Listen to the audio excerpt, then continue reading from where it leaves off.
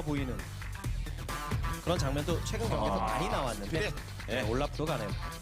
이거는 뭔가 상대 전술적인 혹시 모를 픽도 뺏어 오면서 스피릿 선수가 최근에 또 계속해서 연습을 하고 뭐 여전히 잘하는 챔피언이잖아요. 오! 와우!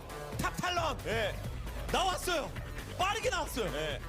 미드 탈론. 미드 탈론. 아, 예. 네. 이렇게 되면 미드 탈론. 미드 탑 수압 됩니다. 자, 언제쯤 했는데 나오네요. 근데 뭐 물론 미드긴 합니다만. 와. 이렇게 먼저 화끈하게 뽑을 거라고는 예상하기 네. 힘들었는데 그렇죠. 특히 미드 같은 경우는 더 재밌네요. 네, 그래도 관객석도 좀 술렁였습니다. 자, 마지막. 원거리 제이스. 암살자라는 평을 듣는 제이스로 네. 때려잡겠다. 야, 이거 꽤 재미난 픽 나오네요. 자, 어떻게 예상하십니까? 탈론 나왔어요, 미드로. 네. 역시나 탈론이 주인공이 될 수 있느냐 아니냐.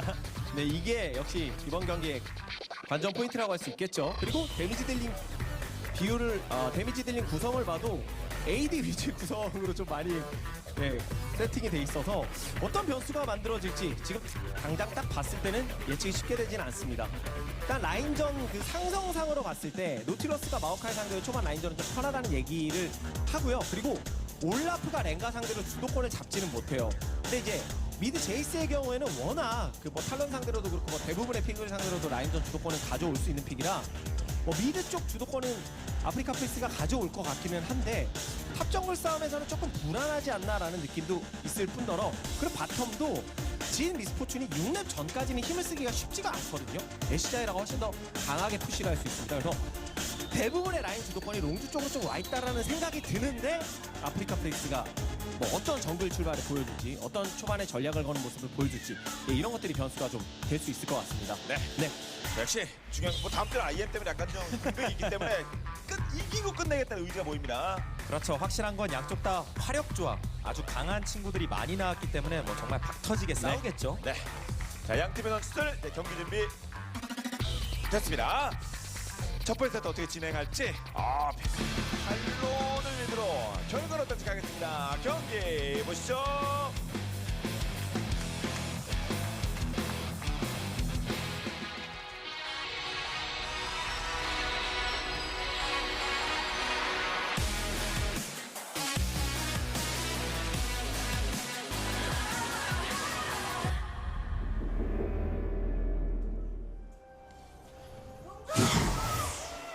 소환사 학교에 오신 것을 환영합니다. 네, 자, 경기 시작됐습니다. 자, 특히 마오카이가 지금 이 부분이 초반에 그렇죠. 민감한 곳이 될 수도 있어요. 미니언 생성까지 일단 탈론 같은 30초 경우는 남았습니다. 최근 그런 메타의 흐름에 비추어 봤을 때 충분히 나올 법한 픽인 건 맞았어요. 근데 이게 과연 진짜 등장을 할 것인지 아니면 언제 등장을 할 것인지가 LCK 내에서 굉장한 포인트라고 봤었는데 플라이 선수의 성향을 봤을 때 결국 탈론 뭐 다른 부분도 다 중요하겠지만 똑같죠. 네. 돌아다니는 플레이에 강점이 있는 선수잖아요. 뭐 그런 플레이를 하기에 탈론만큼 좋은 챔피언은 존재하지 않고요. 사실상. 그렇죠. 암살자의 길 이 스킬이 그러니까 벽을 그냥 막 너무 자연스럽게 넘어다녀서 그렇죠. 위화감이 없는 그런 느낌도 있죠. 그러니까 LOL을 하는 느낌이 아니라 무슨 뭐 다른 미니 게임을 하는 듯한 느낌이 들 정도로 그렇죠. 굉장히 재밌게 넘어다녀요. 되게 활발하게. 그래서 위장 잡임 그렇죠. 액션 뭐 이런 게임 하는 것 같은 쓱 넘어가서 암살하고 이런 장면들이 꽤 많이 나옵니다. 그래서 어쨌든 탈론의 등장 가능성에 대해서는 많은 팬 여러분들도 긍정적으로 보고 있는 상황이었는데 탑 탈론이 아니라 미드 탈론이 나왔다는 것도 의미가 있고요. 아무래도 팀적인 운영을 하는 데 있어서는 순간이동이 중요하다 보니까 탑 탈론의 경우에는 순간이동 안 되는 경우도 많거든요. 그래서 미드에서 또 쓰는 점화를 들고 미드에서 탈론을 활용해보는 그런 시도를 롱주가 하고 있습니다. 그래서 이론적으로 봤을 때는 당연히 미드 쪽에서 조금만 잘 풀려도 돌아다니기는 뭐 말도 안 될 거고. 그렇죠. 알아도 죽어요. 탈론이 한번 풀리기 시작해서 돌아다니면 그게 어떻게 대처가 되는 막 로밍이 아니라서. 참 그래서 요즘 물리관 통역 부분에서 패치가 된 후로 뭐안 그래도 핫했던 챔피언들도 더 핫해진 챔피언들도 많고 맞습니다. 약간 이제 쓰기 애매했던 챔피언들도 이제 간접 버프를 이제 당했다고 봐야 되기 때문에 이렇게 또 쓰이는 모습이 있네요. 요즘 이제 제가 뭐 해외 대회를 쭉 보면서 느낀 거는 물론 이제 경기력 면에서는 들쭉날쭉한 그런 장면들이 많이 있었습니다만 미드에서 암살자가 점화 들고 플레이하는 게 참 상대가 느끼는 압박감이 크겠구나 이런 생각이 들긴 했었거든요. 그렇죠. 아무리 요즘 투타이찐의 시대라 네. 그래도 그런 타이찐이고 뭐고 간에 다 뚫어버리는 데미지가 나오는 장면들도 많아서 맞습니다. 그래서 이렇게 탈론이 또 점화를 들고 플레이를 하니까 뭔가 좀 기대하게 되는 그런 게 있는데 아프리카 프릭스의 대처도 탈진이 2개라서 어느 정도 될 것 같아서 지켜볼 필요가 있네요. 역시나 뭐 탑 라인 구도는 노틸러스가 라인 푸시를 좀 편하게 하는 장면이 나왔었죠. 초반에 라인 상성은 노틸러스가 좀 플레이가 편하다 이런 얘기들을 합니다. 그래서 아까 뱀픽 단계에서도 말씀해 주셨지만 사실 뭐 탈론도 나왔고 뭐 랭가도 같이 있고 그래서 암살자 조합 살벌할 것 같고 강제이니시는 애쉬 노틸러스로 다 보완되고 다 될 것 같은 무서운 조합처럼 농주가 보이고 실제로 그게 플레이로 이어지기만 하면 뭐 말도 안 되겠지만 아프리카 프릭스의 조합이 결국에 밸런스 자체는 훨씬 좋아 보이거든요. 올 AD적인 부분은 약간 약점일 수 있지만 상대 조합을 봤을 땐 그런 부분은 크게 약점으로 안 드러날 확률이 그렇죠. 높아요. 상대도 비슷해요. 그렇죠. 그래서 아프리카 프릭스 어차피 그냥 탱커 라인 앞에 딱 든든히 세우고 올라프 마오카이가 투도있지나 자. 뒤에서 받쳐주고 네. 여기서 걸리는 변수가 되는 고릴라. 자, 그리고 탈진 오고 있어요. 올라프가 오고 그리고 있고 올라프 와서 프레이도. 그런데다가 이거는 크래쉬가 위험할 것 같은데요. 크래쉬도 다음 도 자 면역. 오, 예. 예. 2명 실패. 하지만 고릴라는 jump in as late as he did. At the end of the day, Grua's caught, that's standard, but diving in 1v3 against an Olaf, the strongest skirmishing jungler in the early game if he has mana. Has to use his flash as well now. He's a bit more precarious in his own jungle. They can get pressure, something Misfortune can do. An invade onto a no-flash Rengar could be more kills here for Spirit. Yeah, and it was a really big summoner spell investment as well. Longshu losing 5, both from the bot lane duo, the flash away from Crash, and really just the the ghost, exhaust, heal, and flash from Afrika Freaks. So overall, big profit for them. In addition to that first blood coming through, so that'll help them out considerably. And we'll see how Prey and Gorilla can try to sway this bot lane back into their favor. Yeah, Jace has more options in the laning phase for sure as a ranged champion, so should be pretty comfortable pre-6. I will be looking for assistance from the jungler to actually cement a nice early lead into Snowball. And then it'll probably still be the same split pushing playstyle. So we saw the Lichbane AP Echo. You don't have teleport, you don't run it on the Talon, but to some degree you don't need it with just how strong parkour is in terms of map movements. So still expect to see him in a side lane, but for that, kind of needs to be ahead. He's probably going to be against a Maokai who will very naturally itemize into armor and not be able to be taken down by the Talon. So it's all about timings here as Crash again invades, this time without flash, remember. Yeah, now Marin's coming in, jumps on him with a Twisted Advance. Expression is here to back him up. It's Still a little also, bit damage traded you back. also know it's 7.2 because it's not that interested in CC. The 1.5 seconds immunity to future crowd control is still a thing in 7.2. So able to get away from just advance is the Rengar. Doesn't get locked up for too long, but still Crash playing very greedy, wants to go in and just has to back out. Takes a little bit of damage, but overall his pathing won't get interrupted too much by the arrival of Spirit. Gorilla and Prey having a bit of a rough time. It's that constant harass coming in from Tucson. Yeah, Gorilla actually has 5 before Prey, so that means that Prey is pretty significantly behind in experience compared to Kramer. Prey wants to open up with the Ash Arrow, preferably with reinforcements from Rengar and Talon, and for now, that seems to be pretty significantly delayed. Power Slam, says Korean Jace. Power Slam. Who will be the new Korean sniper now that the old Korean sniper's in the LPL? Good question. Might be Faker. He actually looked really good with the Ghost Flash Jace the other day. Plenty of other people looking to argue their case. A lot of our Korean snipers moved around. We had Arrow on Jin, was pretty good.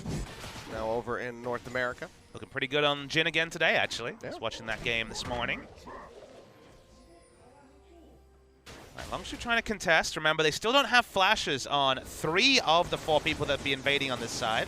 This is such a risky move here. Big Shock Blast comes through. Crash heals up a bit of that. Raymond still level 5 awkwardly. That's Smite on both sides. Just gets taken away by Oh, they Spirit. want this, though. That's going to be the Ghost Gift. Getting popped by the Olaf. Charges forward. Has a Ragnarok fly. Goes in over the wall. He will get rooted by the Deadly Flourish. That could set him up to take some more damage. Just going to go ahead and pop the Shadow Assault, but just has to die back. Gorilla goes low. The grenade Gets Spirit on the back almost end. taking him out, but yeah, that's going to be Spirit going down. So really forward push there by Longzhu. Looked extremely risky, but able to take him out in the end. Yeah, it works out. I couldn't really tell the damage because it was off screen. Ignite was ticking, probably bleed stacks as well. Enough to take down Spirit. Remember, when Spirit ults, he loses the passive armor and magic resistance that much squishier to already at the time a serrated Dirk. No doubt, armor penetration or lethality runes Talon. So important to get Talon rolling, and even in an invade that looked ill-advised from Longzhu, Talon gets started. Yep, able to come out on top. Still needs to soak up a lot of CS to catch back up to Kuro where he can. That wave will help him out a significant bit. Prey getting caught up in the pull time. You can see just chunking him down. If the rooted hit there, it would have been more ticks of the bullet time. Might have been enough to force a flash at least. Yeah, more than likely would have been, because Curtain Call also available by Kramer, so could have seen that opened up. So has to play more cautiously when Gorilla's not in the lane with him, but even then we've seen how much harassment both of them are taking, so. Rough times for Prey and Gorilla for their HP bars, not so much for the CS where they've been able to stay ahead.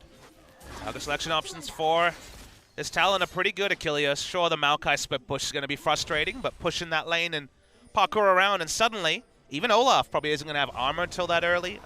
Righteous Glory is what we always see Spirit go for. Cinder Hulk as well. Armor will come later. We're going to see the replay, and this time we will actually see what the burst range was. So because the Deadly Flourish hits, Spirit walks up, and he dies. It's a surprising amount of damage, honestly, at the end of the day. Looked like he had a dot on him, and also it was just the bleed and ignite. But that's enough to take down 200 health on the back end after the Talon had already disengaged. Pick up that all-important kill for Fly. Yep. And the bleeds in this game have always been really hard to gauge just how much damage you're going to take. Darius especially, since his rework is a very difficult one to try to figure out. Drogo's in for a big trade on the Fly. Drops the exhaust. Crash is running in. Won't be able to get in range in time. So they'll just trade back and forth. Is the Rake Max still from the Talon, as you'd expect, W and Q. Only a single point needed in the parkouring. Wall jumping, if you're unfamiliar with that term.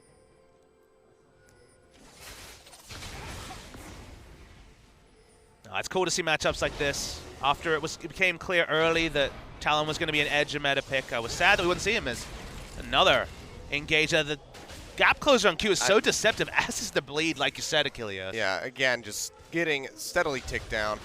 Speaking of getting ticked, and I'm going to talk about getting ticked off here for Kuro, remember that a lot of those deaths were in the, well, this champion's never played, and him just misjudging Master Yi, these other corner of the meta picks. It felt like Kuro, when he's an established matchup, as he was back in his Victor-only days, he knew exactly how to play every Victor matchup because he had a lot of experience on it. Only Jace game so far this season was a really poor one from Kuro, and you just don't see a lot of Talon in solo queue. A little bit more recently, obviously, but still one of the lower-picked lethality abusers. His Ghostblade already complete, so item advantage for Fly because of that early kill. Yep, and that is going to set up Kuro for a World of Pain. Throws down a ward, though, does spot out Crash, so they'll save him a little bit now. A lot of Afrika's game plan is about warding, specifically control wards, and playing safe. They have a big range advantage on Longzhu.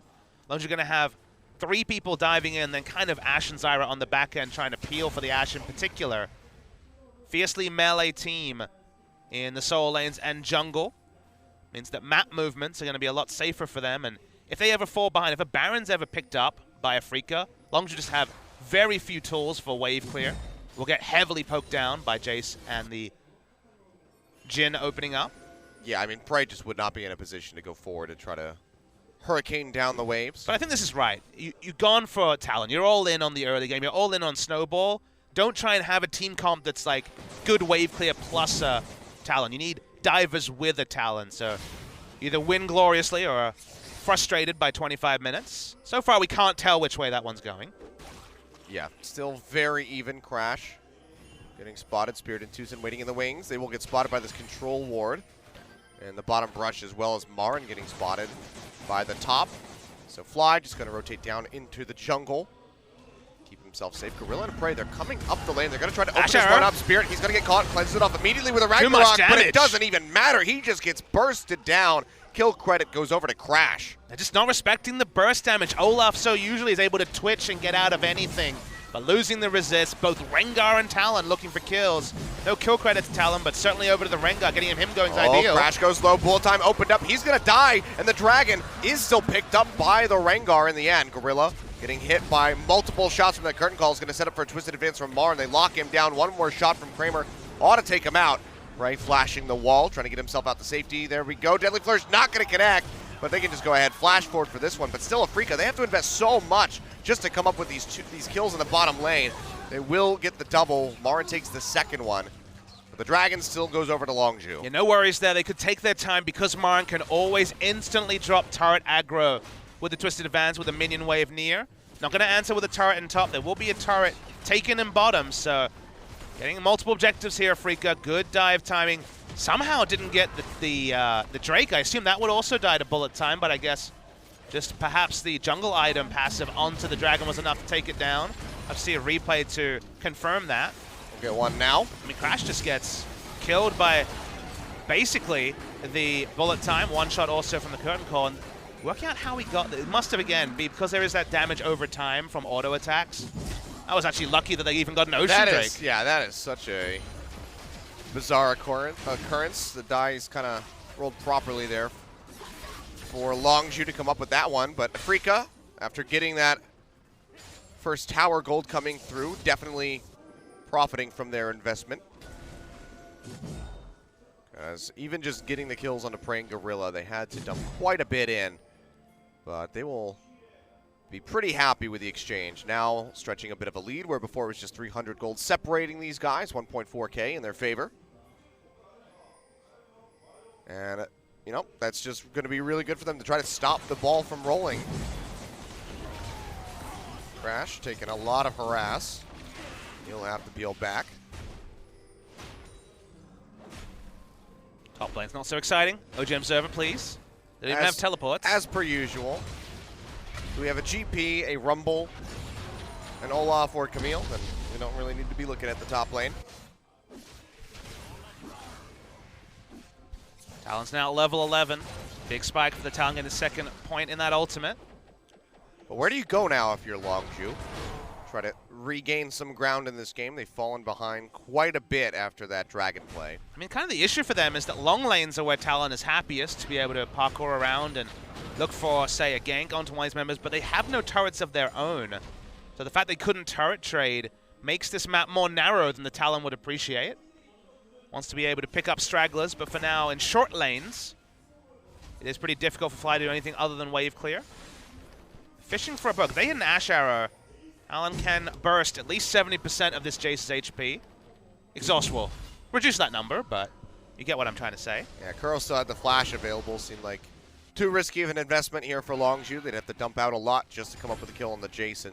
Even then, would not have an assured take on that mid-tier 1 turret, so they decide to go ahead and just peel back, get their recalls in, and they will finally be sending Fly into that bottom lane, as you said, where he will be happiest, because he can just jump around over all the walls. Yeah, super fast wave clear as well. He doesn't want to be pushing in the lane with the Maokai, even though Maokai has no armor whatsoever. So, honestly, this is the one time maybe he'd accept Maokai. Uh-oh, Gorilla in a bad spot. Here comes Spirit, just dashes his way in. Turn call gets interrupted on the back end, but it's too little too late. They want Marin. Mara's already dead. They're going to be looking for Marin. Yes, he goes low, does not have the flash available. Dredgeline connects. He's going to go down. It's a matter of who gets the kill. Will be Crash in the end. So they take him down. They're able to answer a kill on the top side of the map, but now mid-tier 1 in a spot of bother. Especially will use the TP to come down here, try to wave clear out as best as he can. He's not much of a help in taking turrets, so Crash will probably back away just for safety. They don't get an objective there, so again, the fact that they can't take an outer turret remains an important concern for Longzhu. You will see Crash, and you can see it here. Was going to predict it, but now we have the confirmation. He goes offensive builds on the Rengar when he plays it. He's happy to get Youmu's.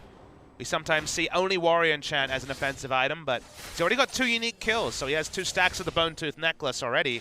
He does like to build a bit to be a threat on his own. Yeah, wants to be able to. I mean, he could threaten multiple members on the side of Afreeca. Kuro, Kramer, and Tucson all quite squishy, so if he can get a rotation off with this aggressive build, he will certainly kill them. And given that he's going to be diving anyway, Rengar can only play in melee range and team fights. Even if he's building tank, he's looking for the CC and some damage in short range. If he builds enough damage that he's drawing an exhaust, that's one of the 2 down. And then suddenly Talon has more free target selection. Yeah, sure. Kuro's feeling it here. Doesn't have any backup, but Yeah, when you trying pop to scare Youmu's him like back. that, it's enough to scare you back, as you say. Well, Fly still has his own. Holding on to that, just going to chug up on some of those potions to get himself healthy again. We can see the recall will be coming through, and Kuro starting to inch forward in CS. Looks like the Phage will be coming out for Fly, so. I know it's early on a Saturday, but don't show us Slain, please, OGN Observer. Not interested. Nothing's happened. Nothing at all. The big Anchor Man and the cosplaying tree aren't interesting. There's a lot of playmaking in mid. Both Gorilla and Prey have good catch potential. Crash not as well. They're only trading farm here between the Talon and Jace, which the Talon's hitting good item time is not enough to open up the sort of snowball that is dictated by Talon coming in.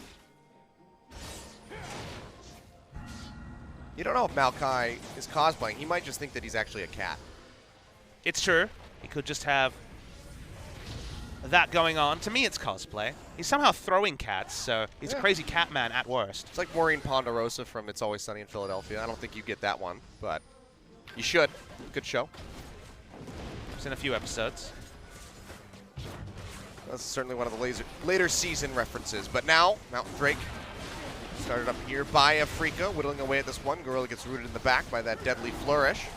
Longzhu can't commit as hard as they want to because they don't have the Rengar ultimate. That's Ash Flies looking Arrow. for the pinch in the back. Kuro does get locked up in the Ash Arrow, but he still can't go in. There's too many members of Afreeca there. And Longzhu just can't collapse inward in time to keep the Talon safe. Yeah, Fly also doesn't have target selection or safe target selection, as you were mentioning, so everyone backs away. Drake is disengaged from it, but this is not a disengaged move. Curtain Call comes out, Expression going to be body blocking these shots. Still will take a considerable amount of damage. He goes low. He'll have to recall. Doesn't have a TP to rejoin the fight if Afreeca decides to turn right back onto the Dragon. But with Fly pressuring in onto this tier 1 turret, looks like Afreeca, they're just going to go ahead and defend their structures for now. But that last fight shows you what it's like when Longzhu don't have the ultimate on Crash. They need Crash to have the same threat, so that there's the one mind game of, wait, where's the Rengar? And the other mind game of, hey, where's the Talon? If both of them can't be backline threats purely with ultimates and mobility, then Afreeca are much stronger. In a long lane, if they fight 5v5 ARAM style, Afreeca are stronger. And if they set up right with vision, Afreeca should be stronger. Looking to flex that right now. Crash getting locked up. Spirit goes forward, has the Ragnarok down. Singlethorns comes up, pops up Marin. Still just getting whittled away at by this Ashe very steadily, but a big shield comes through to keep him safe. Bullet time forces the heal out. Double from exhaust Prey. down. Stretch line down. They find Tucson. They It's take gonna him be the out. fight. That's going to be Crash diving back in over the wall. Takes a big burst of damage from the shock blast, but he's still able to make it out with his life as Marin falls. Jumping back gonna in. get it. Comes up with a kill onto Kuro. 4 members out of Freak of Freaks go down. Longzhu coming up with the fight. It was looking really rough for them, but they're able to inch out ahead of Afreeca. Explode with 4 kills, and they're going to go for the Baron. They say, Mountain Drake be damned, we want the bigger prize. And we said woulda, shoulda, coulda. Afreeca should have had the tools, but they overlapped exhausts onto Talon, both used. And then the re-engage. They didn't fully disengage. They ended up funneling back into AoE. Prey putting out the slows was enough to continue the fight going, and nothing for Olaf to do. Doesn't have flash, can't just walk in, no ult. Will be Baron over to Longzhu. They finally found what they were looking for, and just not in the manner that I expected. Yeah, definitely not. That looked like that was certainly Afreeca's fight to be won. We'll take another look at it here. So this fight is actually purely interesting in the 3-man unit. Tucson, Kramer, and in the backline. First exhaust comes down, Fly out of the fight, dives back in. Second exhaust is down. Rengar hasn't committed. Because Longzhu didn't have to commit anything, and Fly got both exhausts down, the moment that Afreeca turned, they are done for. No tanky frontline left. Maokai was dying.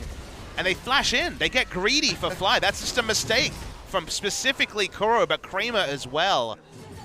They should have the advantage in a long lane. That kind of represented a long lane because they had a way out, but they meandered. They were going in, they were going out. They didn't have a clear call.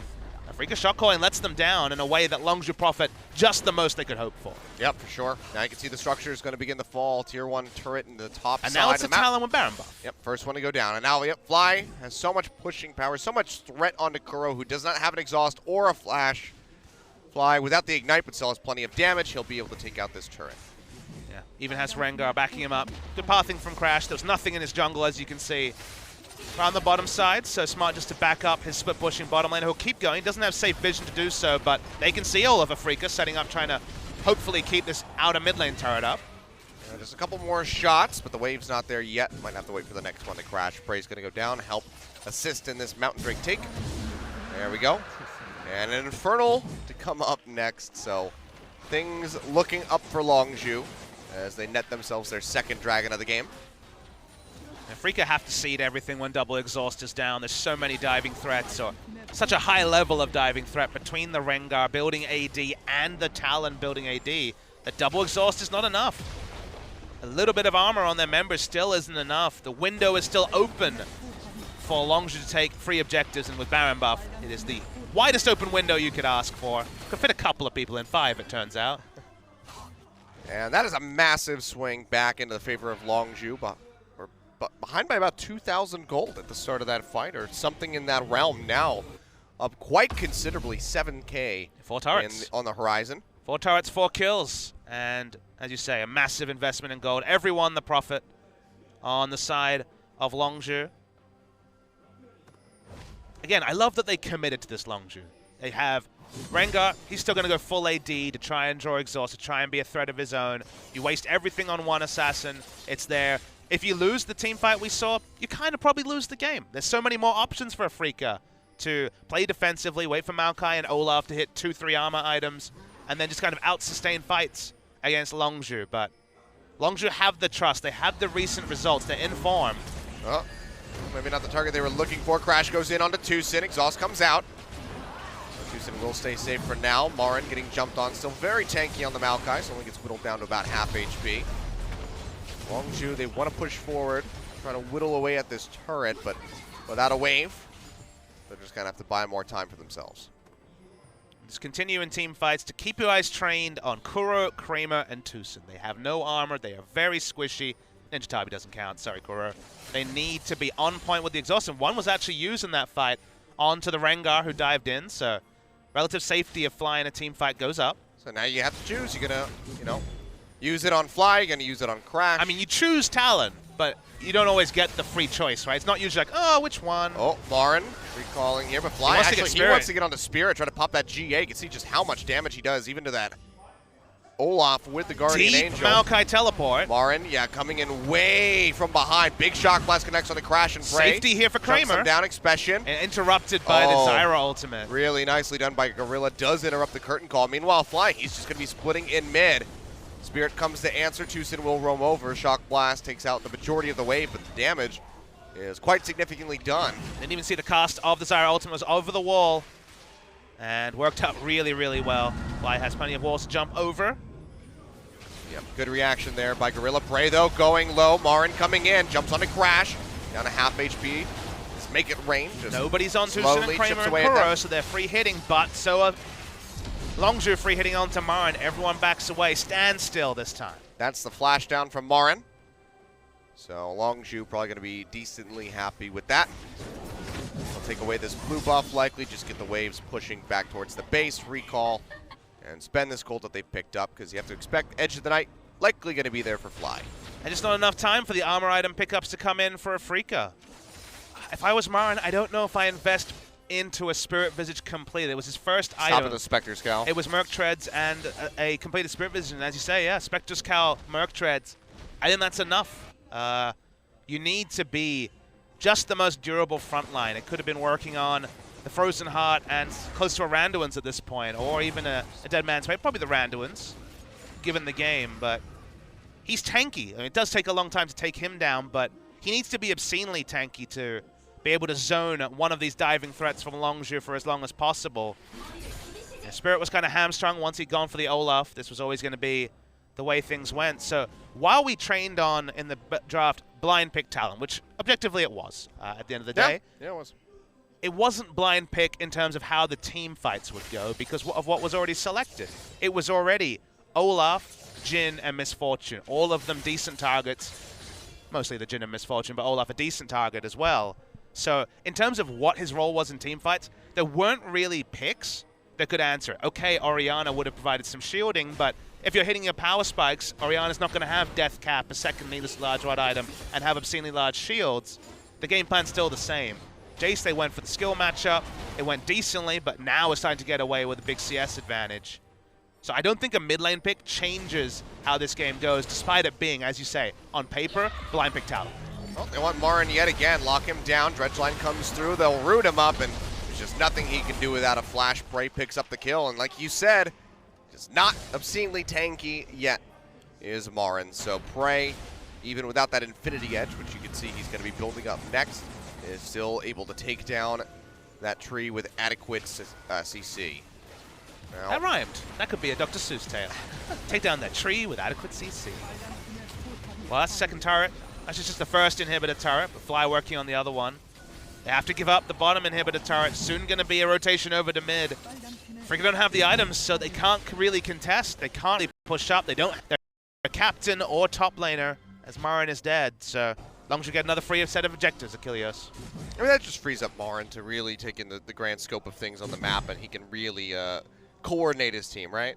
Well, again, this man was definitely the brains trust that brought down SKT, but Longzhu are the ones that, you know, fortune favored the bold. They went for the Talon in a situation that no other team really around the world is experimenting with Talon. He was kind of seen as pretty much the same power level, if weaker than before, even though right on release people like, this is the champion. Talon's definitely the strongest. People very quickly moved on to other lethality abusers, like, for example, the Jace that Kuro has taken.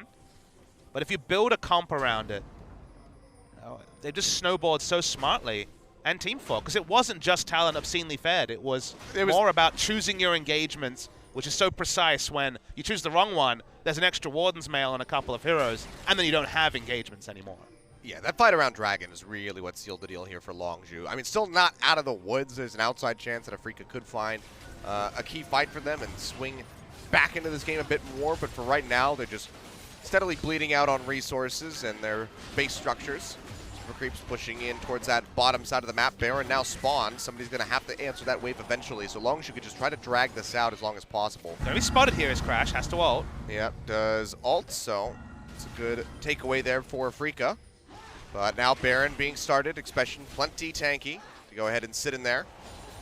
To clear out the vision, Afreeca just can't really walk up. You can see Marn has to go back, clear out the waves that are about to be knocking down those Nexus turrets. So Longzhu come up with yet another Baron. And with the Baron, just like we said, Longzhu were kind of up against the wall if they were facing a Baron with the Baron, having Talon on the side lane. Not many answers to that. Gonna be able to push in. BF Sword in the inventory for Fly. You might think, okay, just gonna be the Edge of Night. Not the Edge of Night, sorry, the Duskblade. Built out of that one. And it still could be, but Infinity Edge has always been a consideration on the Talon. He has a crit modifier on his Q, the Noxian Diplomacy. So can just have massive burst damage if you get IE. See if he even gets a chance to finish that item, so we might not ever find out. Well, what Fly it's and going to Rengar be. are in the top lane, so goodbye turret. Yep, they knock that down very quickly. Afreeca just too late to rotate. We'll be able to defend that in him, but now they're just going to lose the mid turret instead. Super Grapes still on top of that Nexus. So they are just being spread way too thin. Afreeca can't find any ins. Marn flashing for it, immediately gets rooted, has to twist advance on top of Expression, now just sitting in the front line, taking all of this damage from Prey. Just firing off steadily. Yuuzhan flashing out. Does get himself out to safety, but Marin goes down as Fly picks up the kill. They'll get the GA pop onto Spirit. First Nexus turret will fall, as well as that third and final inhibitor. And Longzhu here, under 33 minutes, look at it close out the game.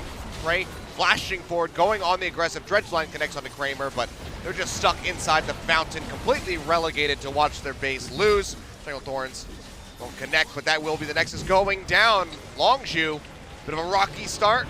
turn things around at that Mountain Drake, come out 10-5 in the end with a massive gold lead. And you just can't help but take your hat off when you go for such an execution-heavy comp and pull it off. Not one to copy at home for either teams or individuals. Very risky. Talon stacking damage. A jungler, the Rengar, stacking damage. Couple of armor items comes in for the Olaf and Maokai. The game's even. This comp is the epitome of being outscaled, but they fought and team fought so intelligently. Rewatching that fight where both exhausts are blown by Fly, then there's the committal, then they get into the backline and actually pick up 4 and take Baron. The game was won off one good engagement, one good fight, rather than just Talon running wild, as can happen in solo queues. So Longzhu showing us something new. It's not the champions that Fly was expecting. It wasn't the Aurelion Sol, which didn't go picked in this game. He brings in the Talon, another new pick for this guy who's always looked the best when he's to the right or the left of the meta. Center of the meta, I don't know, maybe not top 3. When he can play his champions, he looks top 3 for sure. Yeah, I mean, sometimes that does lead him astray. We saw the multiple zillion picks against SK Telecom that cost them the loss in that third final There's a game. time and a place for Fly's champions. He thinks it's all the time. His team disagrees from time to time. All right, well, this time they were all over this Talon, and it worked off quite well for Longzhu. Go up 1-0 in this best of 3 over Afrika Franks. Whether or not they can close this out with a 2-0 is going to be the question, as if they can do that, again, that puts them in major contention for 3rd place against MVP. Afrika don't want to go 0-4 this week, Kilios. Looking like the 3-0 down. They're going to need a much stronger draft, or at least a much stronger identity, because they were outfought by Longzhu Gaming. Yep. So could just be Afrika stuck in 7th place, maybe even falling further. They have to get themselves together, gather their thoughts, talk with their coach during our break. We'll have a quick one. When we come back, we'll have Game 2. See if Longzhu can close this out, or if Afrika will just elongate this series and take us to a 3rd final game. Don't go anywhere. We'll be back in just a few minutes, guys.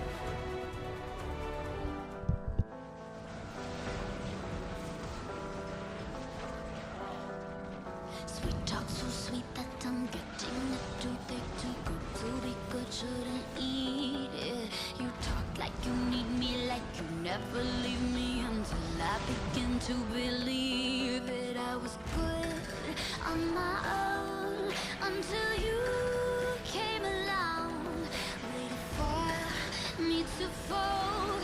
Now you're gone, baby, gone. If you don't mean it, don't you say it. If you don't feel it, don't you fake it. If it's a lie, baby, don't say it's true.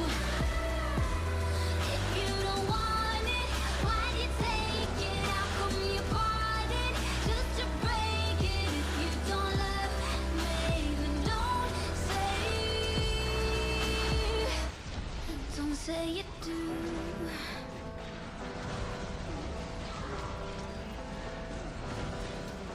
Days pass since I'd seen a trace of your face, heard from me and things got you returned.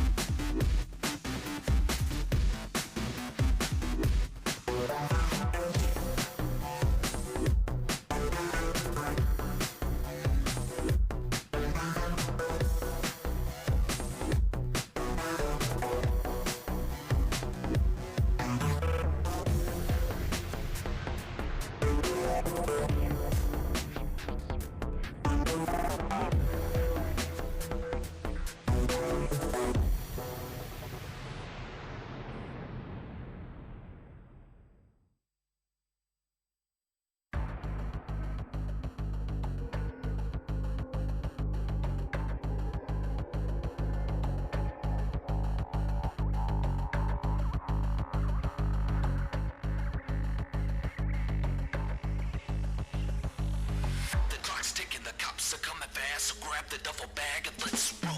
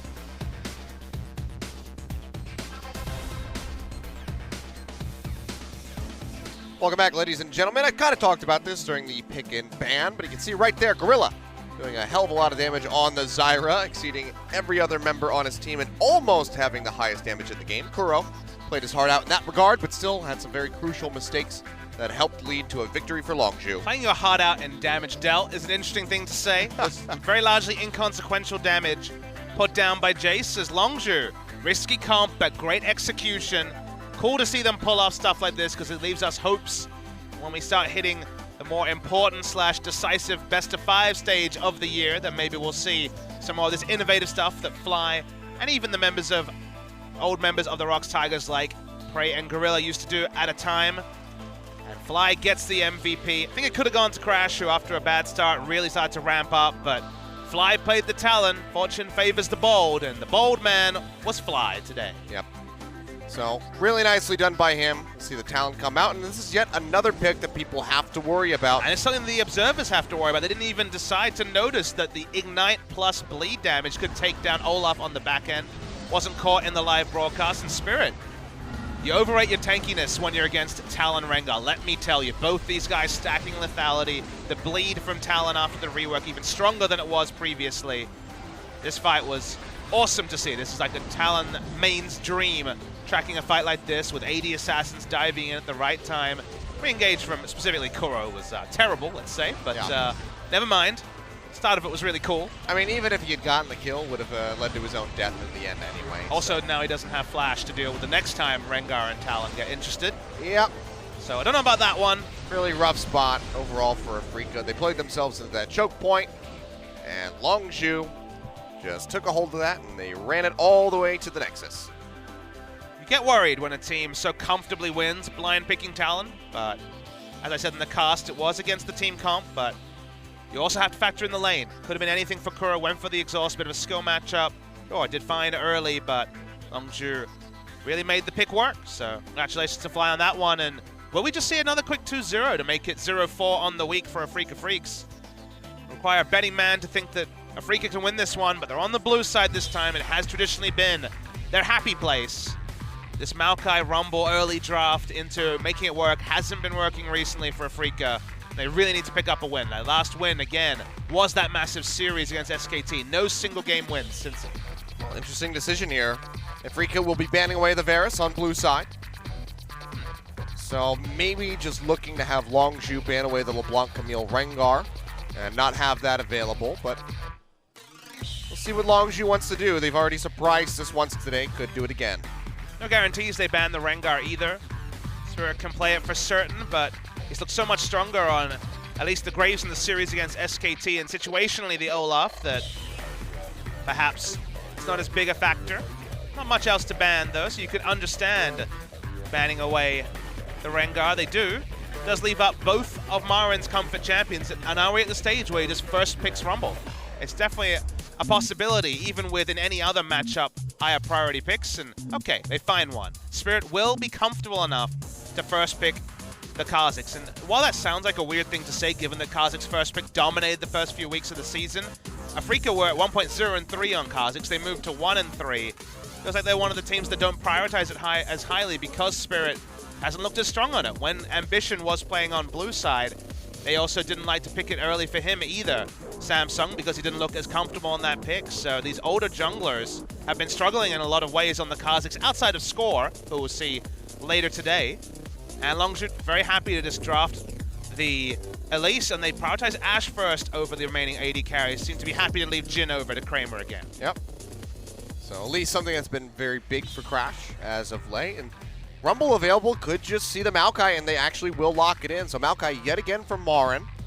There's a lot available for Expression, including that Olaf, if they want to pick that up here in their third and final pick for the first round. You do worry a bit for Longzhu because Fly got to play Talon, you have to think Expression's like, wait, what about my champions? You know, what do I get to play? As they hover over Yasuo and Talon, they just lock in Talon. Oh my god. Okay. This is so bold by Longzhu. I mean, the first time was certainly a bit of a statement, but this is getting a little excessive, you have to feel. But if they win 2 games in a row with Talon blind picking it, can you imagine how that affects drafts going forward when you have to consider banning Talon? I mean, sure, but if they lose, then they look a bit foolish. So it's a bit of a gamble that Longzhu's Every time running. you lock in talent at the competitive level, you look foolish if you lose. That's always the way. Obviously, to an nth degree when you're blind picking it in the first round of the draft. These are words I never thought I'd say on the LCK, but things that are happening right in front of our eyes. Outside chance to flex pick. People troll me with Talon top from time to time in solo queue. It was played in the top lane in the Oceanic Pro League, but that was with a team that was kind of in disarray, so let's not say that it's the start of something special. Talon in the first round, blind picked. Okay. All right, Fly. See, now this is a problem, because before the coach was like, no, you can't play Talon, and now it's 1, and he's like, yes, always play Talon. You must pick nothing but the Talon. But again, you worry about Expression being like, what about my top lane Tahm Kench? Banned away, you'd say from Afrika. Actually, it's just banned away, because Gorilla was always a big fan of that Tahm Kench. You got to really be scared of Expression's top lane Tahm Kench. Hey, top lane Tahm Kench, not bad. A certain Gangnam Studio analyst will back me up on this one. Whoever could that be? Tahm Kench. It's Valdez, okay? It's Valdez. Ah, Being yes. clear. Former OGN LCK broadcaster. Valdez. Well, he said analyst, so. That's true. Thresh is the draft here. Interesting. So, Right. Thresh and Ashe was a lane we saw 2 days ago. Also, to good effect. Not normally thought of as a synergistic duo, but Okay. the pick comp is pretty real between Elise, Thresh, and Ashe. That's why Tucson will be jumping on to the Braum this game to have one answer to the initiation CC. Most likely the Crystal Arrow. What does Tucson want to run into the Talon? That's the question what they have here. And the question is more for Kuro, of course. So Zilean is a potential answer. Now, I'm not a big fan of the Zilean pick into Talon Achilles. It's very binary. It's the sort of thing where Zilean has a pretty weak laning phase, even against Talon. Talon a melee champion, but normally has some range with the Rake. It's a Longzhu series with Zilean in it, well, that part makes sense, but it's not Fly on it this time. And it just feels like the sort of lane where Fly will have pressure at all times, whether the chrono shift is up or not. So I'm not a huge fan of the Zilean, but you can understand. AD Assassin, Zilean, on simple terms, it is a very obvious pick into the Talon, but pressure-wise, and given how much pressure Longzhu put on in Game 1, I'm not a huge fan of Zilean for Kuro. Yeah, I have to agree with you. It's just seems like it's a bit of a stretch here for Kuro. Picking the Zilean especially into Fly, who is the master of that champion here in LCK. And the what-ifs bit exist. bold. There's still the what-ifs, late game, you know, speed onto a Kha'Zix and Maokai, having to kill a Maokai twice. You can understand where this game may go. It's the game was decided at an 18-minute team fight in Game 1, and definitely completely decided pre-25. Post-25, once again, Longzhu looked great. Sorry, Afrika looked great, but getting there, that's the biggest struggle. Yeah. It's also going to be a bit of a transition here for Tucson, moving over to the Braum. Has not played a melee support so far in his return to LCK. It's been a lot of the Malzahar, Misfortune, Nami thrown in there as well, but hasn't gone for something that's straight up melee like the Braum. It is range versus melee, but it's not quite the mage ranged champion. It is the Thresh, so more of an engaged support. We'll see if the AD carries move back to Doran's Blades as a result, but there's something about getting those exact last hits in and practicing a certain AD values that we might not see it. Well, you know, I woke up this morning and I thought we could see something fun. It wasn't Talon versus Zilean in the mid lane. This is exceeding even my wildest expectations. Freaka Freaks, though, they need to find a win. Going 0-4 this week, going into the break, potentially 3-5 or 3-6 if things really go against them, is a bad return for a team that has got talent. Yeah, for sure. Rough spot to be in if you're the Freaka Freaks. Longzhu, though, looking to close this out with a 2-0. Let's go ahead and get on the rift for Game 2.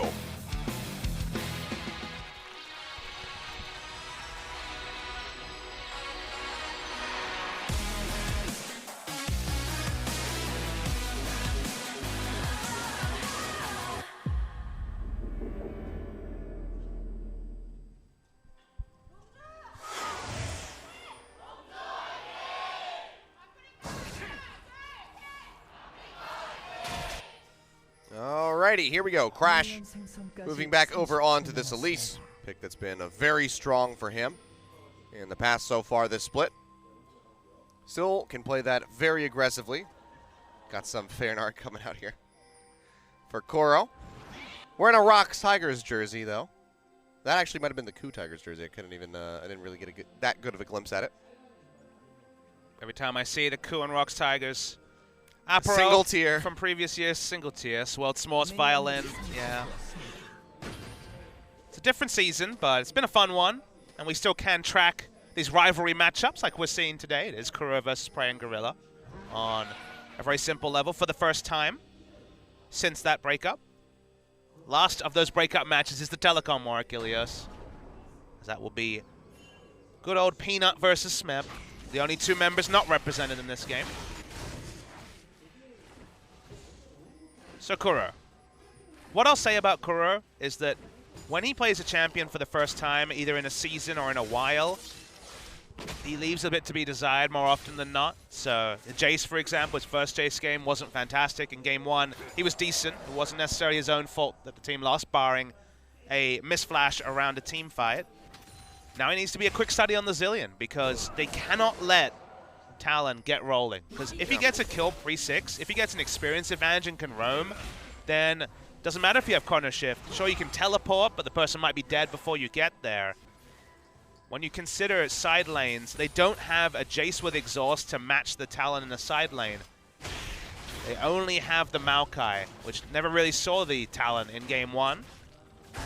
So mid lane problems could have spilled in game one, didn't really. They can really spill over in game two. Yeah, I mean, we've seen Kuro excel on, I'd say, maybe 3 champions so far. The split, Aurelion Sol, really big performance there. Corki, and then the Cassiopeia versus SK Telecom. Probably the 3 big ones for him, so not getting any of those.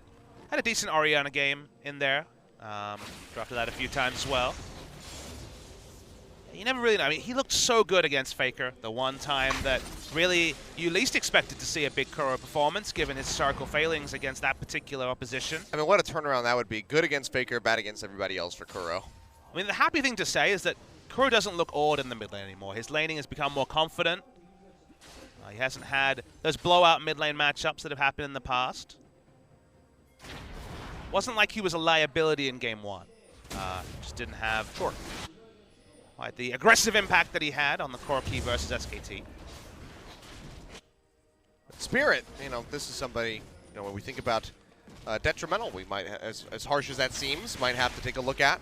Just not knowing his boundaries in game one on the Olaf, and has had really mixed results even on some of these champions. I mean, it seems like every time we find a champion for him, like, okay, this is the one that he needs to get, and then he can perform, it starts falling off. He'll jump in there, try to get on the fly. Okay, he can just jump his way over that wall to safety. He did have to burn the flash, though, but flash exchanged by Spirit. For a melee champion, Fly is one of the safest because he does have the ability to shadow assault more often than not. But still, nice trade there for Spirit. Does relieve some pressure off Kuro. I forget what the cooldown is on these wall jumps to start. It's pretty significant, I believe. 2 to 3 minutes. I believe it's maybe 2.5, maybe 140 seconds. That's a number that sticks out to me. I have some stats on my screen, so I'll have a chance to look at that as we go on. But for now, decent pressure by Spirit. Unable to come up with the kill. See if he can find a visitation into this top or bottom lane. 2 minutes 40 at level 1. Oh, so wow. Okay. It's a long time. About half a flash. We thankfully do get the graphic indicators in the spectator mode. That wasn't a given, Achilles, because this is actually our first Talon in a top league in 2017.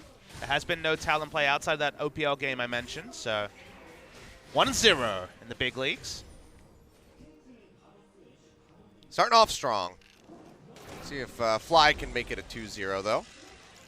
Because like you mentioned, that would definitely instill fear into the hearts of Longzhu's upcoming opponents, which, as mentioned, will be against MVP, their final game of the first round, as they will be battling for that 3rd place spot if they close out this series. Do you know how cool this is, Achilles? If you think about it, we're actually going to have both the top 4 places decided in 2 best-of-3s almost back-to-back. Yeah, the same week. SKT versus KT decides first, and MVP versus Longzhu almost certainly will decide 3rd place. Yeah. And then actually those guys are going to square off within the same week. Samsung can also push their way up as well. It's worth knowing that they are at the same game score, or match score at 4-3 right now. Yeah, but if they don't beat BBQ, they actually could fall around 6th place. So rough spot for a lot of these teams that we expected stronger performances from. But for now, Longzhu MVP doing some damn good work.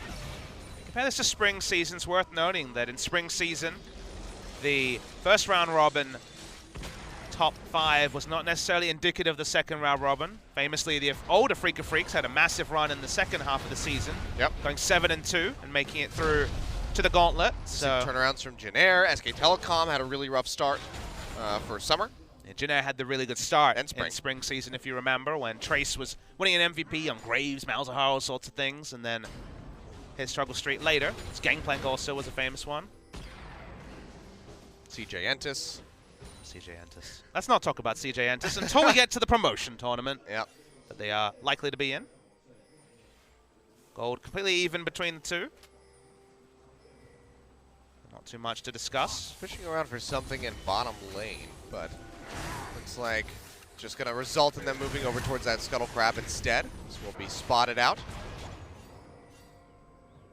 Don't need to see the top laners. Hook does connect on the Tucson as the break pull up.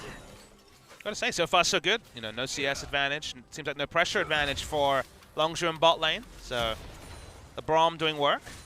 Pass marks for Tucson on his first melee support of the season. We'll see what happens when it comes down to landing those Glacial Fissures. For right now, seems like Tucson can hit E real good. Of stun hits here. Yeah, he's Fly dead. does get stunned up.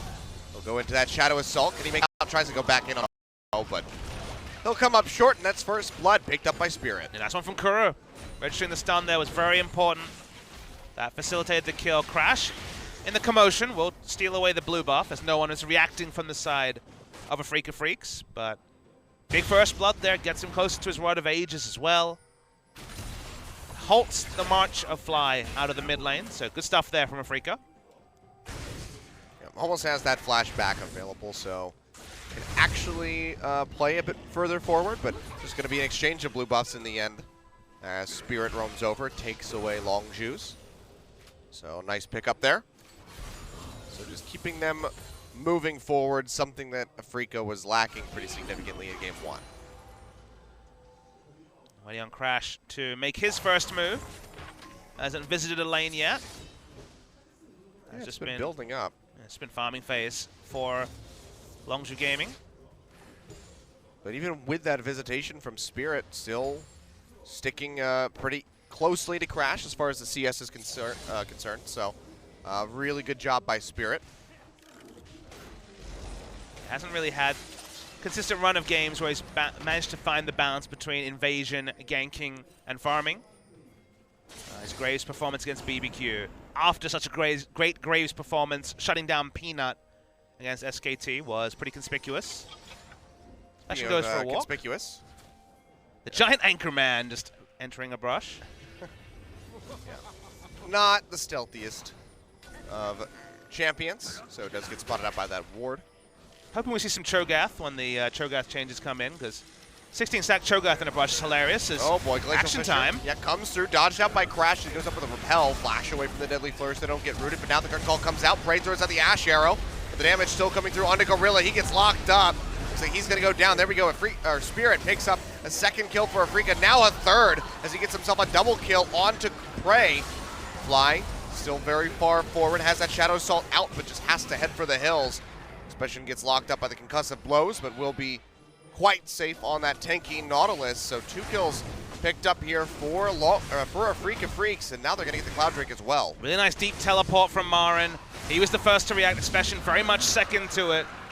Lots of different targets open up after the teleport. Expression out of position means that Ray and Gorilla end up falling.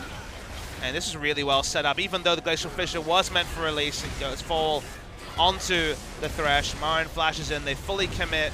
Expression's still not here, he's still channeling his teleport as the teamfight has already been decided. Fly's first instinct was to move back, maybe didn't spot the teleport coming in from Marin, so he wasn't someone that was impeding the movement of a Freak of Freaks. They got to choose exactly the targets they wanted. Got 2 kills, got a Drake. Good stuff from Afrika. First positive move has been pulled off by them in a couple of series now, you'd have to say. Yeah, really good stuff by them. 1.3 thousand gold lead to start them off. This is similar to what we saw in Game 1, but they're just have to avoid making any silly mistakes. It's all in the pocket of this man on your screen as well, Achilles. Spirit has all 3 kills. A lot of that gold lead will be on the jungle. It's something to remember, though, that when a lot of the gold is in the jungle, the impact isn't felt in lanes unless Spirit is there. Yep. Does help get his laners ahead with those assists that come through. You can see Kuro finishing off that Rod of Ages very quickly. 11 minutes on that, just about. So we'll have that stacked up very swiftly. Fly gonna have to go straight for that edge of 9. It does feel like that awkward part of the laning phase where Talon has control. It's kind of passed now that Rod of Ages is completed and we got to level 9. Game can change very differently if Talon gets a kill, free this time, but an accelerated Rod of Ages makes Zillion's life a lot safer in mid. We've already seen Zillions do a containing act on another strong laner in terms of Corki, so can do that same thing when you get a good lead against a Talon as well. Prey and Gorilla have to be a bit cautious here as Spirit was spotted out. Threw that ward over towards the Gromp, so they know that he's in the vicinity, so they'll just go ahead and play a little bit further back. Bottom lane's been going okay, despite the fact that, you know, there's double assist on Kramer and Tucson. They will innately have the upper hand here, but slight CS lead for Prey to try to keep it close. Now roam over towards mid. Spirit and Tucson wrapping around. Gonna try to collapse in onto Fly. Does have that flash available. So it looks like they don't want to invest any more time. They'll go ahead and peel back. Looking in the bot lane now, they're spotted out, so Gorilla can just open up distance. Yeah, Dark Passage, flash forward, Glacial Nice Fissure stuff does from connect Tucson. onto Gorilla. Asher comes out, locks up Spirit. That might be enough for them to exit. Exhaust comes down. Gorilla going to be the target. He already falls. Spirit comes up with a kill. Prey going low. That's going to be another double kill going over to the Kha'Zix. 5 on the board for Spirit. What a turnaround performance from his last couple games. Such an explosive entry to the series. Fly goes in though, looking for Kramer. Will be able to help take him down, but the Zillion ultimate is there. The Chrono Shift brings him back up. Still goes going on. down. Fly gets locked up. Another kill for Spirit. Now 6-0 on the Kha'Zix. Can he find Crash? Looks like the answer will be no. He goes up with the repel, and that's going to be the arrival of Expression. They'll pop up Kurok, and they get an answering kill. Oh, Lands he gets on the Spirit. The dredge line comes through. He jumps back in. The bomb ticking down onto Crash. Barely gets out with his life. They'll answer 2 kills back, and Spirit dies for the first time. Major shutdown coming through for Expression. I mean, the roam at the start was super from Afrika. They got a big lead, and then Expression decides to walk from top to the bot lane after tussling. Remember, at the start of this, Northus doesn't have teleport. He's just tussling in the bot. Tucson sets this up with a really good predict on the ultimate. Flash ult worked out a lot. Expression walks all the way, slowly with boots too, from top lane. Slowest base movement speed of any champion. Fight continues to go on, and it's 2v4, so you think, okay, Crash and Fly, there might be extra kills, might just get out. This time Exhaust is down, already been used, so they can look for a kill. The first one draws out the Chrono Shift, so Kramer's back in. But in the back line, no one's available to turn on to Crash. All Spirit can do is kill people. There's nothing else he can do. It's Kha'Zix. He might be 6-0, but he doesn't have any PLCC to help out. And just enough range for Expression to get the depth charge. He misses. Hello. Happily onto Spirit. Sorry, Expression. I'm not going to give you the benefit of the doubt. You definitely missed that one, but gets the bonus out of it. Happy little mistake for Expression. Bob Ross emote right Yeah, there. and they come up with 2 more kills. So Longzhu keeping this game competitive, shrinking that gold lead pretty significantly. Just a couple hundred separating the 2 teams at the moment. Gorilla fishing for a hook. Will come up short. Crash, he walks in.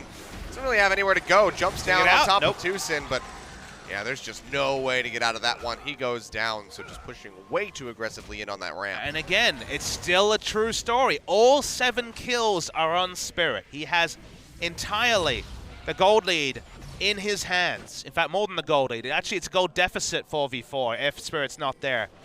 Don't need to tab over to have that confirmed. It's certainly true when you have 7 kills on one person and you're only 1,000 gold ahead. Doesn't mean we don't want to see it, though. I'd like to see how much he's sitting on at the moment. But I wonder if someone's ever got the first 10 kills of the game for his team. Probably not. Yeah, that seems unlikely. Gold lead is 6,800. the exact 1,000. The entire gold lead, barring 300, is on there. It's actually a smaller gold lead than you'd expect with 7 kills, but Well, now they'll tack a little bit more onto that as the first tower goes down. Teleport. TP coming through from Expression though. Ash Arrow Oh, it lands hits on on Spirit, the Spirit. too. Glacial Fissure comes through, pops up Gorilla. Deadly Flourish not going to lock anybody up. That's all Isaacs going down as Fly picks up a double kill on the Talon. Kuro tossing out some bombs from the backside. Won't come up with much. Curtain Call comes through, but everybody on Longzhu is perfectly healthy, perfectly willing to tank this up. Fourth and final shot will go out, finds Expression. Not going to whittle down that Nautilus nearly enough, but the wave clear is there for Afrika, so they will stop that turret from going down. I didn't see when Marin used his teleport. I think it was actually to get to lane, but we'll get confirmation of that later. They're looking for an extra objective. We're only 16 minutes in. We've had so much action already. They want to contest the Rift Herald. Yeah, they're going to go for this one. Crash has a bomb ticking on him, goes up with a repel, but he's still going to go down as Kramer comes up with the kill. Rift Herald does die. Buff gets picked up by Expression, but now Longzhu stuck inside the pit. Marin trying to stick on top of Prey. He has to flash over the backside of the wall. Fly, they try to lock him up, but he's got parkour, baby. He jumps over the wall. Touch. Kramer trying to chase down onto him. He will barely make it out with a sliver of HP.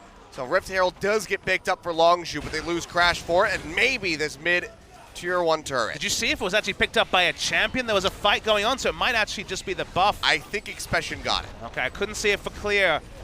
Very rarely do you see a contest around the Rift Herald. That's the first Rift Herald fight we've had in months. It feels like it was last season, the last time we saw that. They get an objective in mid lane, they'll pick up an Infernal as well. Expression had teleport, and Marin had either cancelled it or used it to get into bottom lane. So it was remarkably similar to the last gank where Expression had to walk down to be involved at all. Big walk from Maokai. He does force a fight out of it, but they don't get much more in terms of kills. I mean, Longzhu really actually falling behind off of that. They got the kills in the top lane for Fly. They pick up the Rift Herald, I do believe, but they lose the tier 1 mid-turret as well as an Infernal Drake over to Afrika, which gives them 2 dragons at the moment, just 18 minutes into this game. So overall, massive net loss for Longzhu. Pretty important, though, that the kill onto Spirit did come to Crash. Experience there as well, because Spirit had such a good early game. So the bounties in some ways do go over to the Talon, who needs to still be relevant. Edge of Night rushed, as you mentioned, not ideal in terms of damage output, so really wants to put Ayoma's Ghost Blade to complement that. Still 700 gold away or so. A lot closer this game. Spirit's had enough. He has got the QSS now. So in terms of QSS-able abilities, there are a lot, but Depth Charge is not one of them, you have to recall. Yeah, unless you're Rengar. You just cleanse that with a W. He doesn't even need to buy an item, Achilles, Yeah. and it lasts for 1.5 seconds. Too. 1,300 gold saved. On 7.3, it is very much QSS, but because it's now more like BKB, if you played original Dota, with the ability to be crowd controlled for a second and a half.